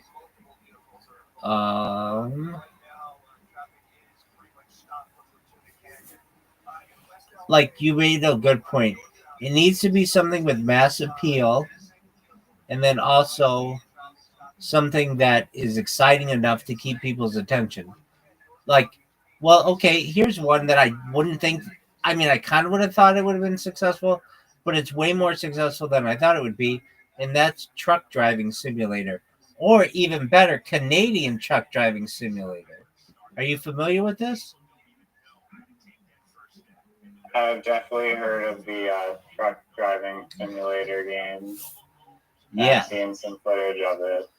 There's it is like the simulator game is like an exception because it actually can be boring and mundane.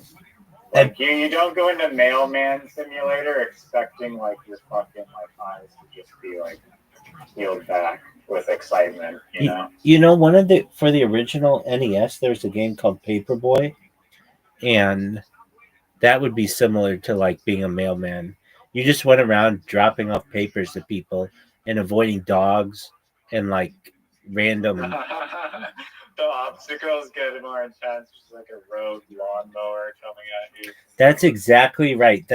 I think that was one of them. Was a rogue lawnmower, and there'd be like people pulling out of their driveway, and there would be like a random crack in the street. Like that game was one of the most popular games of all time on Nintendo Entertainment System, and I could see that. I mean, I could see something like that. Like, basically, we're getting into virtual delivery games. Like, you could be a DoorDash driver or a Grubhub driver or an Uber driver, even. Like, at a certain point, you could just be like, hey, you can do this in real life and make money doing it, as opposed to just doing it in virtually. But I mean, if you've ever seen any of those Grand Theft Auto role playing simulators, like people almost like the realness of it more than they like the fantasy of the game.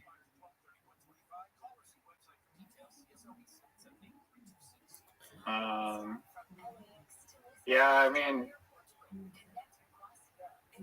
yeah, I personally would not invest time into like something that was like super boring, but apparently people don't find it boring, I guess, or else that they wouldn't be doing it. What if you 3D mapped like Mount Everest and you didn't tell people how to climb to the top and they had to figure out the realistic, real life best way? What are your thoughts on that game?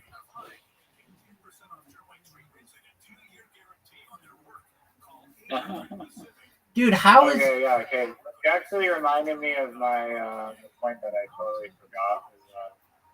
I think the puzzle games are one of the best style of games that there are because you actually have to like think and solve problems, and that's just like super engaging for people. So I think that there's potential for it. It doesn't even have to be specifically Mount Everest. I mean, it's a very, I don't know how the fact you're supposed to evaluate that really. Well, it would just as just a regular person.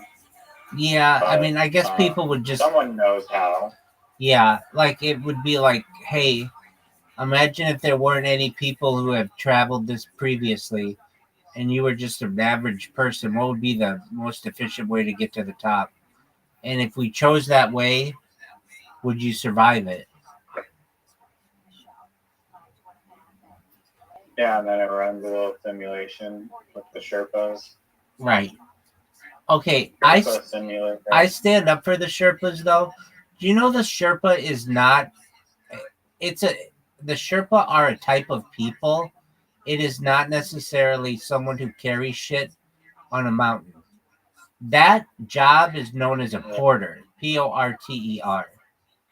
But the Sherpas are a people, and they're a proud people, and I represent them. I do my best to defend them, even though they don't need defense. But like, too many people think that the people who carry shit on a mountain are just Sherpas, and that's not true. The Sherpas are a people who are good at doing that shit, but doing that, the actual act of it, is called a porter. Does that make sense? Yeah, except for no one uses porter in their like Mount Everest vocabulary. You're right, and I But kind of you think are it's correct. you're right, and I kind of think it's racist. Yeah, it is. It definitely is racist to the Sherpa people because you're profiling them. 100%. It's like in one specific career. Exactly, and I mean, you get it. You absolutely get it. But yeah, I did all this research on Mount Everest a couple of years ago, and it was like, wait, you mean to tell me like the people who carry shit like that's actually insulting? It would be like, I don't know, you're from a certain area of I don't know, South America, and everybody just refers to your people as a certain thing, and they just assume that this is what your job is when it doesn't have to be that. And they're not even calling the job like the actual thing that it's supposed to be called. They just call it whatever your race is. That's what we're going to call it. And I think that's really unfortunate. All right. What about a game where Wait, I have one. Okay, so you design. It's basically like a universe creation game where you design like the foundation of like a new periodic table of elements, and possibly AI could help with this at some goddamn point. But you create all these different new elements basically, and then stars and planets are created, and like a universe is created from your. It's very chemistry oriented, I guess. But no, I've got you. it's a really dude shitty premise. No, I did this once mathematically.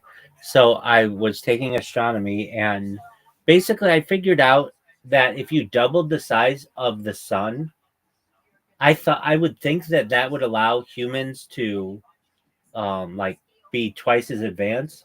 But what actually ends up happening is the sun burns twice as much energy, and humans would never evolve.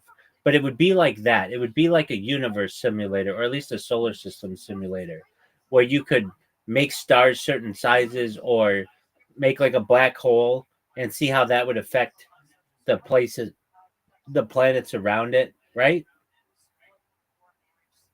Yeah, exactly. Yeah, that's actually an I excellent. think part like the building blocks of the universe, which are like the elements, which would be like if you just had like these new elements and they could react however they react. They could react differently than the elements that exist, and they could be like they're just like a universe made of like different like God particles that are elements that we don't have here, and then the planets and stars and everything is based around that. And then sure, you could tinker around with all the whatever you wanted to pick around with. Right, that's two different all games.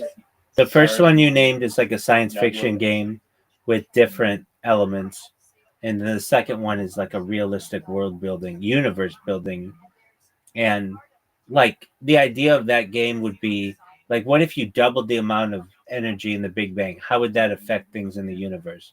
Or you halved it, or you made it so that there were two Big Bangs, like all that shit. I just think that obviously that would be a really big game. Like I don't really know.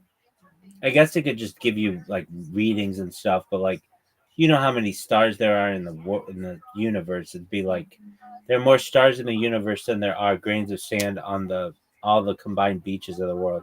So it would be like obviously a computer couldn't like calculate all that, but it could tell you some things about it. I don't know. I think that's a cool idea. What about a game? Would you play a game where you're just a lion on the Serengeti or on the savannah? I mean, am I a male lion or a female lion? You're a male lion.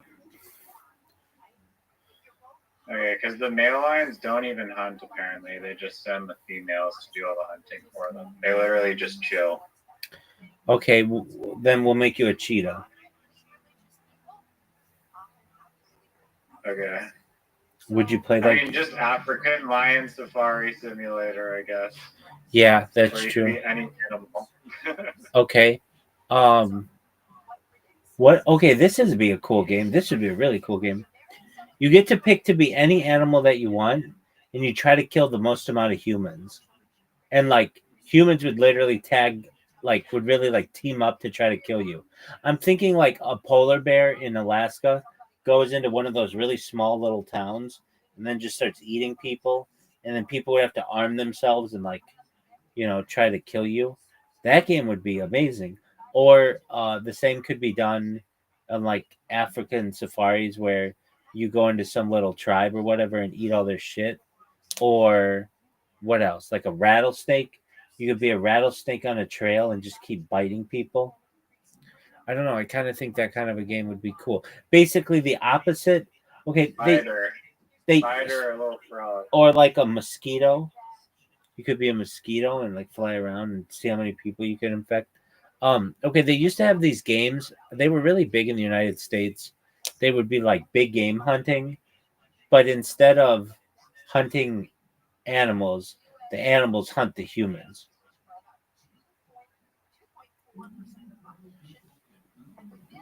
Yeah, I guess. All right. It's not bad. What about I have one. This one already exists, but it's an interesting premise. And there's an AI that can do it flawlessly, or not flawlessly, but mostly like flawlessly. Is that you have two separate Wikipedia articles, and then you have to traverse from one Wikipedia article via like the links on the pages, and then somehow end up on the Barack Obama page or whatever page is the destination page. It's a great idea, like 6 degrees of separation. Yeah. So that's the wiki one. Really, really, really cool idea. I think there's something like that already. I could be wrong, but I think there is something like that. No, it already, or I saw a video on it on YouTube. I don't think it's a published game, but anyone could play it. I think. Yeah, or I think there's something that maybe it's not a game that I've seen, but it's something that will tell you the most efficient way to get from one Wikipedia page to another. Miss Aquarius, there you are. Miss Aquarius. Bye. Oh, I got it late. I had to take a shower. Now I'm just getting in bed, and I'm like, oh Lord. You're good. And I finally did $2 daily quest, but people force feed and all that because me, I'm terrible at it. But That's okay. yeah, I finally did it. And, yeah. Excellent. Riser, do you want an invitation to bowling? Sure. Alrighty, sir. And I can change my bowling thing. I think I got a few of them. Bowling things. I gotta Yeah, hold on. Let me get on. I gotta get on it. All right. You both have. You both Okay, I have. got mine. Okay, I get on. I'm coming. I'm coming. You both have Hi, invitations. coming. Riser. Riser. I'm joining. Oh, where's this invitation? I sent it to you. I don't see it. Play-Doh. Play-Doh. Play-Doh. I know it's in Play-Doh. I don't see it. I'm at my house. Send it again. It's in there, huh? He said he don't see it. Send it again. Okay, I sent it again. Are you? Okay, let me know when you send it. I still don't see it. I sent it. I sent it a second time. My Play-Doh app is broken or something. Close your. Should be in your home thing. Close. Yeah, close your Play-Doh app and reopen it. I've sent it 3 times now. Oh, update available. Is that why it's not working? I don't know. Update it. Okay. What percentage are you on your? Hi, Riser. Hello. Fast update. Hello, Riser. Yo. Hello. Okay, I still don't see it. Can you send it one more time? Yeah, dude. I had to resign this and do it again. Okay. I even I updated the app. Okay, I understand. I'll see if I can invite friends. Okay, I mean I've invited you like 12 times. You have the same account you always use, right? Yeah, it's _riser. Yeah. Okay. Okay, copy game link. Just a moment. I'll send it to you in a private message, and maybe that's so gonna. Weird, but That is weird. It always works. Okay, go to the link I just sent you. Yeah, I got it. Okay, there you go. There we are. That's weird. He didn't get it. Wow. Riser, you better watch out because Miss Aquarius is an all-star in this game. She's beating new competition. Get it, girl. Good job. Look at her. Thank you. I got my friends, other friends, and he said I can play with them now. So 100%. I'm like, yeah, I'm gonna play with nobody else but Rabbi and my and your friends. Riser, what was I got that? permission. Riser. I got permission. Yay. Oh, Riser. That was okay. I'm trying to spin it, but it didn't work. How'd you like that one, Riser? Did you see how slowly that went? Yeah, no, I thought you couldn't do that. Oh. Miss Aquarius got 7. On Wii Bowling, I used to do Wii Bowling, and I figured like this the way to manipulate the controller to get like a strike every time. That's pretty baller. Oh, that was good. Riser. That was really good. I hooked up my Wii remote, so you guys are done. I can see that. Oh, I can do this one. There we go. I just do the vital record. There we go. We'll do that one. It'd be cool. Check my ball out. Like my ball? Yeah, you got a record? Yes, a vinyl record. Oh, that's just a ball. Yeah, I just got it. And off of one of those wrist things.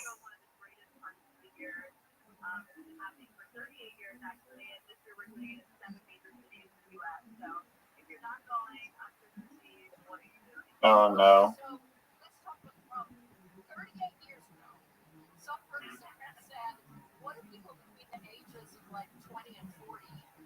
That was a good one. Yeah, somehow I have a high. Oh, I don't have a higher score than you. Yeah, you do. You're good, Riser. It's okay. I'm just playing friendly. When you win, we win. They're giving Rabbi like extra turns or something. No, sir. Why do you get a 20 for the first strike? That makes no sense. A strike isn't 20. It is if so. The way that it works, great strike, Mr. Aquarius. You get your Thank strike, you. and then you get double on your next two if you get a strike. Or if you get a spare, you get the spare 10, and then you get uh, double on your next turn. Just the first one. Okay. But it gave you 20 points for the first strike on the first turn. It gave me 30 for the first two turns. Well, let me see the scorecard. So you got 20, and then you jumped to 36. Okay. That's a lot of points. Word, dog. Ooh, Mr. Chris, get it. I'm leaving my strikes for last.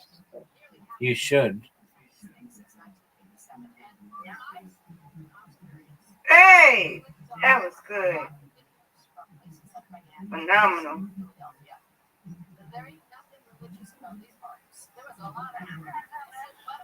What a strike. Oh, wow. Thank you.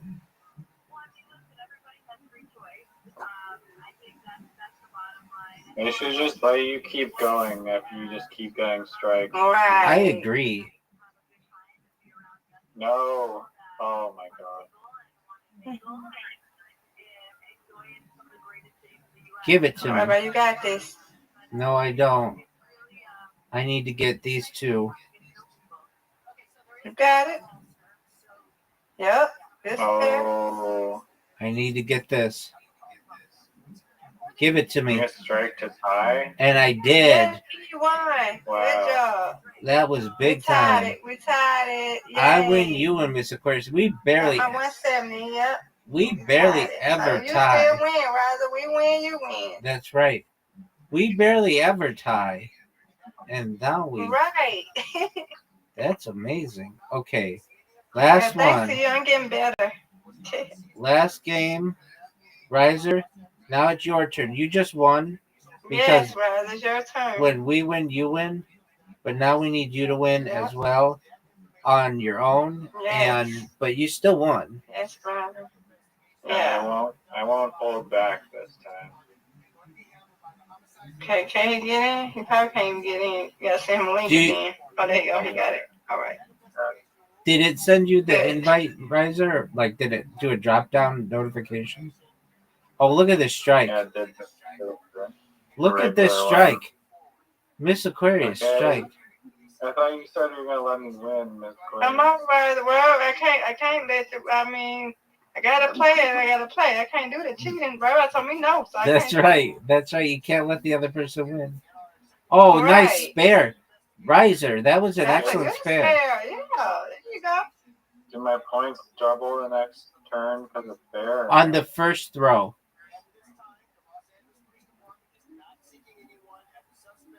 So then no. On the first throw, yeah, they do. So we'll teach you. So for Miss Aquarius, both of hers double on these if she takes two. So whatever she gets. So she just got 7, so it's 14. So that's how she's got 24 right now. She got 10 for the first one, and then 7 times 7 times 2 is 24, and then here this will be another double. So now it's 28. She got 2 that second time, but it's double. Is mine gonna double? For the first throw, yes. So it'll double here. So you just got 8. So that's 16. You got 26. Now this one, if you get these two, they only count for 2. Because there you go. And the difference was that you got a spare and she got a strike. Does regular bowling score this way? Yes, it does. I feel like you get more points for a spare and like actual bowling. You get the exact same. You get double your next 2 for a strike and double your next 1 for a spare. Oh, okay. Get it. Come on, Riser. You got this. Come on. Yeah, there you go. Okay. Yeah. Right. All right. Oh no, that sounds impossible. It's not impossible. You can get it. Yeah, come on, Pin. I agree that you should have got that. Riser, you have a huge lead. Yeah, I'm trying not to fumble the bag here. So I have the scoring knowledge now. Now that I know how the scoring works, it's over. Gonna be. I've got Miss Aquarius breathing down my neck here, so I need her to not get this spare. She's gonna get it. Okay, Get get it. one. I can't do that anyway. You got it. Come on, let's go. Come on, strike it. Oh, good job. you're gonna Good win. job. Riser, Yeah. you're gonna win. Yeah, we want you to win. Come on, Rabbi. Yes, we do. We win out of time. That's right. You win, we win. Riser, it's like, you just have to hit something and you're going to win. Oh, it's over. No, it's up to nine. Oh, it's over. Oh, no. So you get double what you were going to get. Oh, that was Miss Aquarius. Apologies. Oh, Miss Aquarius. Getting the lead back. Get it, girl. Oh, okay. All right. He got it. You still got a chance. Come on, Riser. He's got it. He's just got to get 5 pins. Come on, strike. He just won. Yeah, there you go. Get it, Riser. Good job, Got dude. these 3. Come on, you got it. And he got that tough. Good job. That was a tough spare. No, now you're back to singles. You won. You win. Come on, Rabbi. You had a really good score. I got 80. That's good. Good Very job. good. Your guys scored last game. Yes, you did. Good job. What's your high score on this thing? Like 114. Good job, and I leveled up to level 28. Nice job, Miss Aquarius. Nice job, Riser. We win, you win. Riser, good job. I did not think I'd pull it off. Well, you did. And good job. And we're proud of you. Yeah. Good job, Riser. We win. That's right. We win. Undefeated In bowling, undefeated in friendship. I'm saying it with you right now. Oh, Undefeated in bowling, undefeated in friendship. Yeah, there you go. That's right. All righty, Miss Aquarius. Sweet dreams to you, ma'am. See y'all tomorrow. Sweet dreams. God willing. Sweet dreams. All right, Riser. Any other games before I go to bed? Any other game ideas?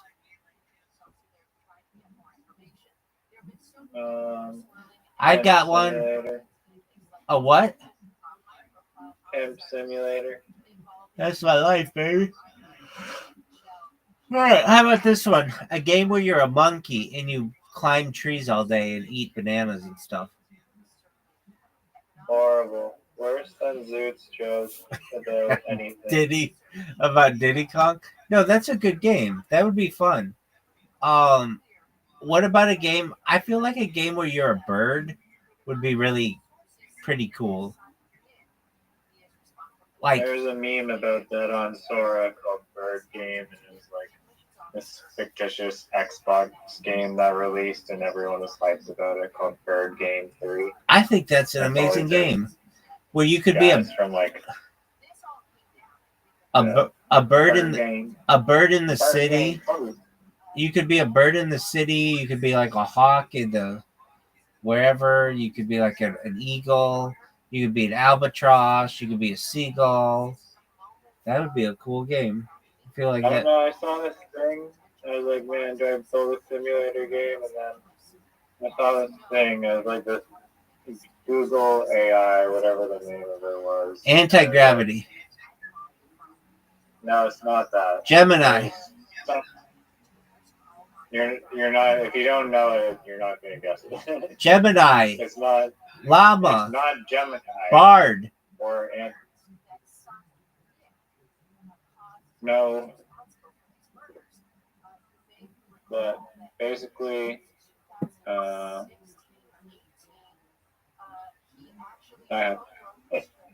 Genie 3. is what it's called, if you want the name of it. Genie 3, but the video clips of it are pretty wild. It's like generative AI, but it'll generate a world, like whatever like little simulator world you want. It's like, okay, I want wingsuit simulator. It'll generate a world where you're controlling a wingsuit guy, but unlike regular AI where it'll go all glitchy, it's like the world is actually stable and you can drive around. I want Sea-Doo simulator, you're on a Sea-Doo. I want to be a horse running around through wherever, Arizona. You're a horse in Arizona. I want to be squirrel in the tree. I want to be sugar bush thing. I want to be... What's a sugar bush thing? You mean a sugar glider? AI will just create like a simulator. What's a sugar bush? A sugar bush is like a maple tree. Oh. Okay. There was this game in the 90s that was a lot of fun. It was called Odell Down Under. And it was basically, you could choose from any fish. You could be any fish, like a clownfish or a giant tarpon or a marble fish. You could be any fish you want. A shark. And you just had to survive for as long as possible before the other fish would eat you. And that's a good game. Isn't that a cool idea? Yeah. I mean, I don't know. It depends how entertaining it is, I guess. But it was entertaining. You would go around eating the smaller fish, which gave you an objective. And then you had to go around and avoid. Would you just choose like a top of the food chain fish? Yeah, so the way that it worked was you couldn't just start with the shark. You had to work your way up, beating certain levels to get better and better fish. So like you start with like an angelfish or a clownfish, and then you move up and you could be like a puffer fish, which had some special defensive mechanisms that when a bigger fish would try to eat it, if you spiked up into a ball, it would make them spit you out. And then you could be like a squid and squirt black shit at them, like the ink. And then you could keep moving your way up to like a barracuda. And then eventually you get to be the great white shark that could eat anything. And it was a fun game. I mean, it wasn't like super realistic, but it was where you were an animal. And I like games where you're animals, but I think that game could be really, really interesting if it were like Ocean Simulator, like it was much bigger. Like, I mean, I don't know. The bigger the game, I guess, the more fish you have to put in it. But there are plenty of fish in the sea, so you could always make it more. I don't know. I'm going back up to that game where you're an animal and you have to attack the humans, and I kind of think that's a cool game. You could have like an orca do it, or a dog do it, or deer do it. Orcas don't attack humans usually. In captivity, they do. Deer don't attack humans. Deer attack humans often, dude. Especially if they're in heat. Or I shouldn't say in heat, but in like mating season. They'll attack hunters. They'll stand on their hind legs and attack hunters and like punch them, and they'll also gore them with their horns or their antlers.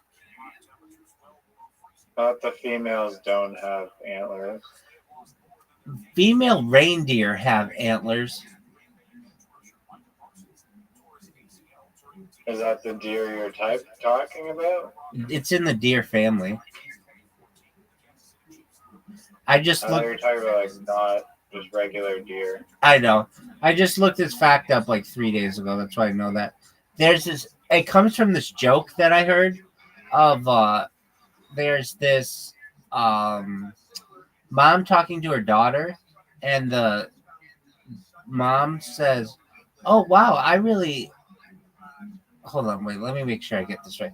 There's a mom talking to the daughter, and the daughter says, "Mommy, I really like your shirt and the mom's wearing like a blue shirt with a deer on it, and she says, "Oh, okay, what do you like about my shirt?" And the little girl goes, "I like that the I like the way the deer looks. He looks so pretty, or he looks so nice." And the mom says, "How do you know that it's the deer is a man? It could be a female deer." And the daughter goes, "Because of the antlers." And then the mother feels stupid that she was like trying to teach the little girl, like, you can be anything that you want to be, or like a deer can be anything they want to be. But then in reality, like, generally female deer do not have antlers, but they do if they're reindeer or reindeer. All right. That is. I mean, I didn't say it was a funny joke. It was just like something that I saw. It was like just on like Instagram. All right. What about a game? We need 5 good games before I go to bed. All right. What about a um did you ever play the game Echo the Dolphin where you could be a dolphin? It was on Sega Genesis. If you probably never played it, but that was a cool game. I'm not going to say that's a top 5 game that I just said, but it was a cool game. All right. Um, what about, dude? I really like the idea of an animal game where you attack the humans, and Okay, that's one of the top 5. I don't know if that's one of the top 5, but I just think that would be a fun game. Like, okay, so imagine you were a duck. How are you going to kill a human if you're a duck?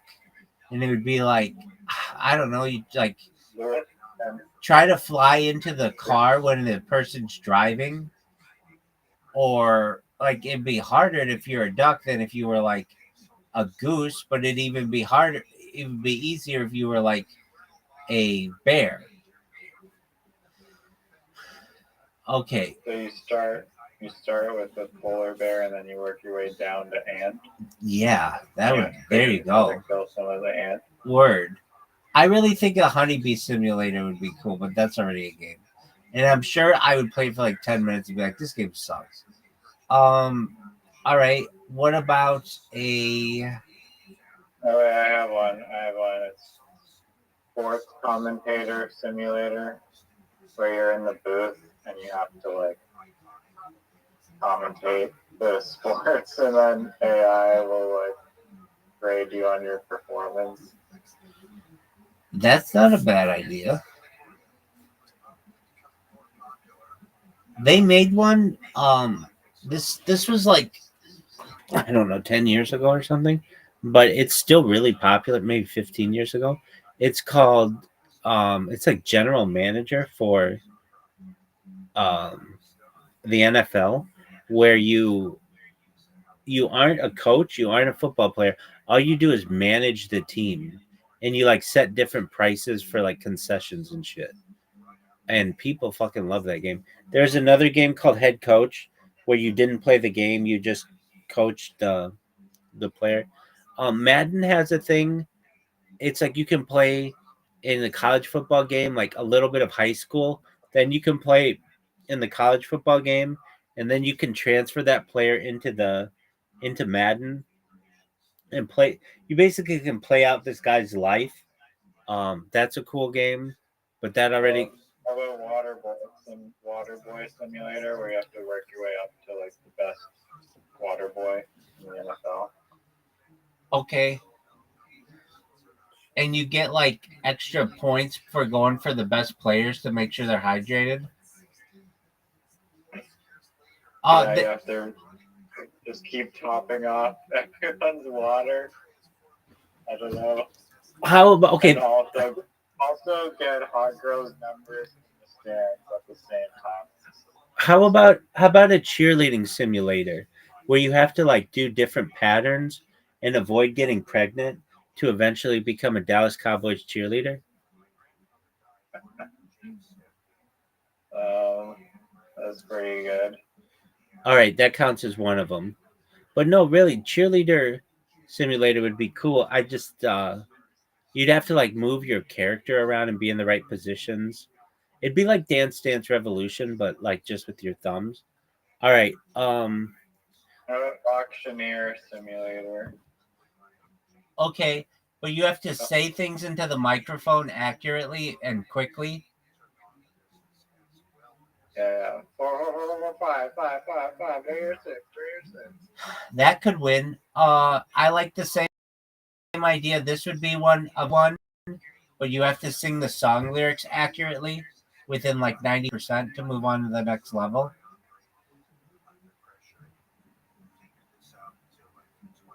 All right. That's gotta exist already. I know it does. Maybe not. Okay. Well, I don't know that game. Like a game where you can connect Spotify to the game and then it judges you based on the percentage of the karaoke lyrics that you get right. That's not a game. No, that's not like something that people do. I'm sure that somebody's figured something out, but it's not like mainstream. So since we don't know people who do that, that could be a mainstream game. That's a similar way to like Guitar Hero or Garage Band or whatever it was called. Not what was it called? Guitar Hero or what's the band one? Rock Band. Rock Band. Yeah. Okay. Same idea though. All right. What about School play simulator where you have to organize, plan school plays. A school play. Rehearse. What if it were like a Broadway simulator where you have to sing the songs? Yeah. And maybe that's the progression. Yeah. Start off doing like school plays and then we'll work your way up to Broadway doing. And you would be singing? Ones. You'd be singing songs? Oh yeah, there's karaoke for the songs and the plays. No, that would be a good game. I think that'd be really good. And you'd have to get accurate. And if you're accurate, then you eventually get signed to different organizations. That's a good idea. Okay. What about... I don't know if this is a game. In fact, I don't think it is. Maybe it is. A flight simulator game where you actually do the bombing. I don't think that's a game. But I think it could be a game. Usually those games, games where you can drop bombs at a plane. Yeah, but you don't actually take off with the plane and like refuel and like do everything that the pilot does and drop the bombs. Usually it's just part of the game that has that feature. Okay. So you want the refueling there too? Well, no, it would just be like the taking off of the plane. I mean, I guess it would literally just be flight simulator in a war zone. That's it. Like, I guess you avoid getting shot. That's it. But that's not, they already have those kind of games. All right, what is about a submarine game? That kind of seems like it'd be boring as fuck. Yeah, if you're dogfighting other submarines, maybe, but... Yeah, but like, when's the last time that happened? Like, World War II? Well, it could be set in World War II. Okay, that works. All right, we need one more good game. How about a racquetball game?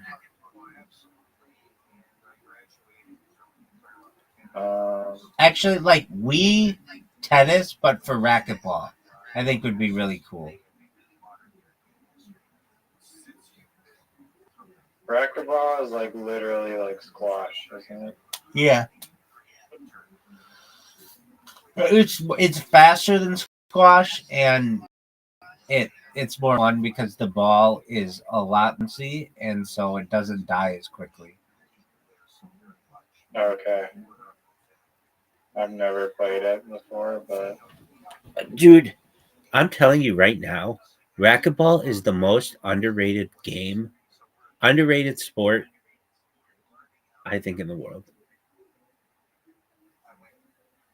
I'm gonna watch some videos on it. Dude, racquetball. Dude, it is so fast, and it is so much fun. I've played a lot of racquetball.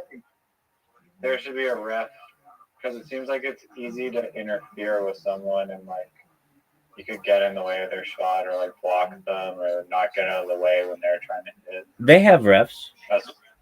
That's my only concern about it.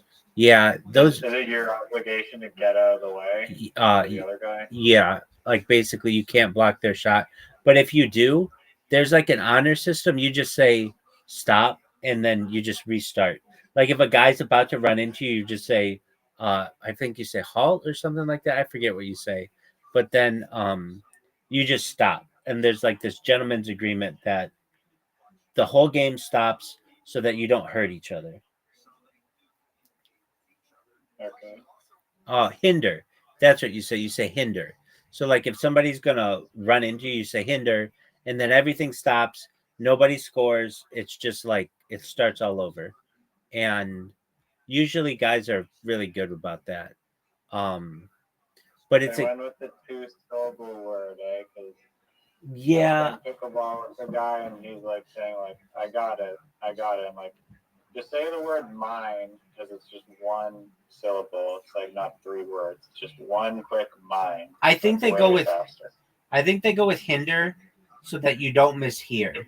Like the fact that it's two syllables means that you really have to be like adamant that what you're saying is what it is.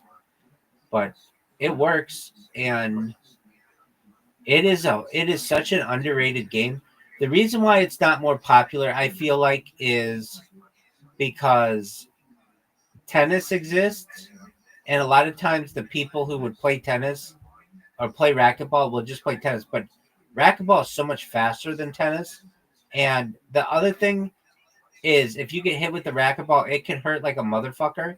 That's why when I play, I like to wear some padding. Though nobody wears padding. I'm like the only person I've ever known who has played racquetball and wears padding. But I'll wear padding because I fucking hate getting hit with the ball. And it is a game that literally like you will be so sweaty by the end of it. It's a much better workout than pickleball and tennis and squash because the ball is just always hitting the wall basically unless like it's dead, but it can go for like you can have like minute long volleys where you're just running like the whole time. It's incredibly difficult. It's so much fun. And when you play with somebody who's really good, I mean, it's like you're fucked. All right, but that would be like a Wii Sports game. Yeah, it's a lot of fun. It's totally underrated. It was really popular. It gained a lot of popularity in the 1980s and then has since dropped off, but I feel like it could definitely have a resurgence. I feel like the reason why it isn't more popular or it's hard to have facilities for it because they have to be 2 stories high. It's not like it has to be a really big room, and it's hard to have like 2-story buildings unless they're like really big. But nevertheless, I think it's a lot of fun. All right. My friend plays, or when he goes back, or he was in Barcelona or somewhere and he's playing paddle, which is like, it's almost like squash, but it's like glass. If you know the sport, it's like, instead of like you being on like the same side as your opponent, you're still on opposite sides. So it's like pickleball or tennis where like your opponents are on the opposite side of the net, but you're still playing with like the bounces off the walls. Did you call it paddleball? Did you call it paddleball? I was just called paddle. Oh, my cousin. My cousin is a 16-time world champion at paddleball. In doubles, he's been in like the New York Times for it. It's called paddleball. What he plays, it's like a paddle with like yeah, that's it. Yeah, Um, it's I think it's played like a lot in the northern United States, maybe Canada as well.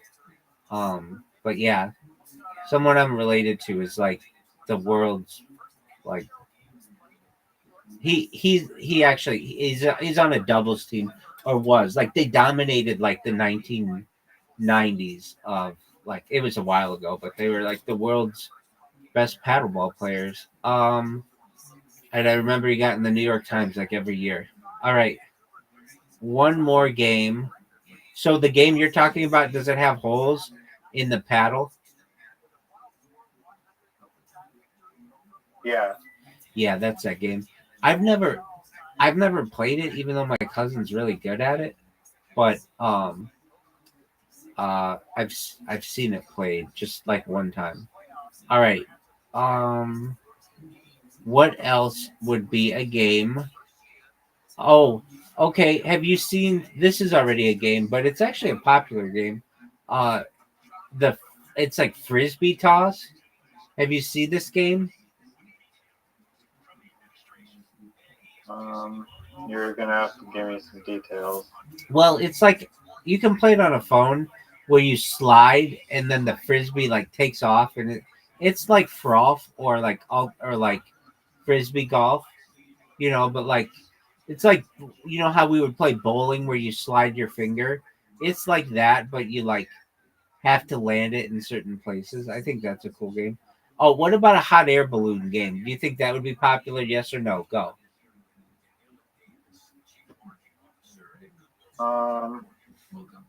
Yeah, considering people play like Power Washer Simulator, I think just to have it on chilling, like it's not going to be a super eventful game, but some people just like peaceful, chill games to have on in the background. That's right. I think that would be cool. Um, dude, I'm so surprised that like there isn't a um water simulator or boating simulator game. I Like mean, like the sail same around the world. like the Maybe. same I feel like yeah, there has to be like a yacht. like the race same way simulator. that Microsoft has Microsoft Flight Simulator, why don't they have Microsoft Boat Simulator? I mean, I'm sure the Oh, answer. did you hear Elon Musk's new company? What is it, Big It's Dog? called it's called Oh Macro yeah, Hard. Macro Hard. Yeah, Literally. I heard that. Yeah. And yeah, he's just trying to take over Microsoft's market cap or something. Like all the macro hard. I wish him the best. He's got a great name so for funny. it. He just likes companies with interesting names, and then he just like he says, the most ironic answer is usually going to be the one that wins out.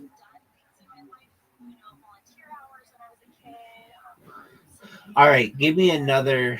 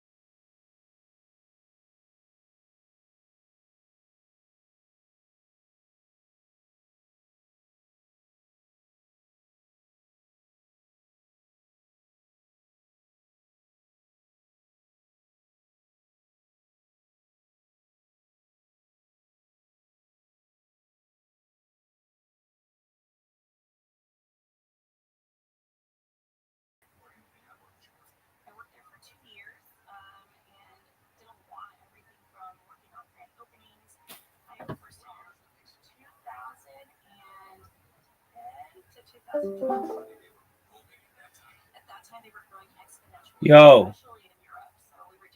Neo. Apologies. I don't know. I just had a hiccup with my device. All right. There's a railway simulator, like train thing. Yeah. Well, I think that would be. Don't you think that would be kind of boring?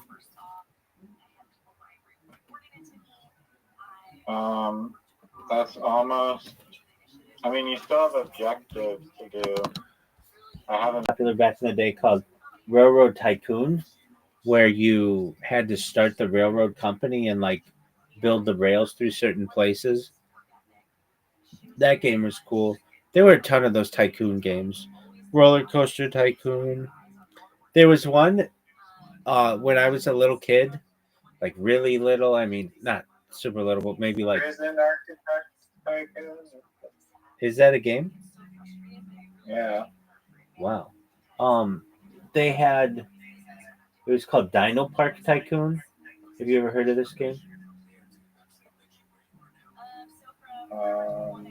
No.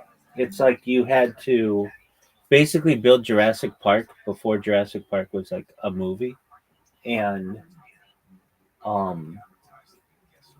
you would start out with like $10,000 or something, like some really small amount of money, and you have to like first like get like an herbivore kind of um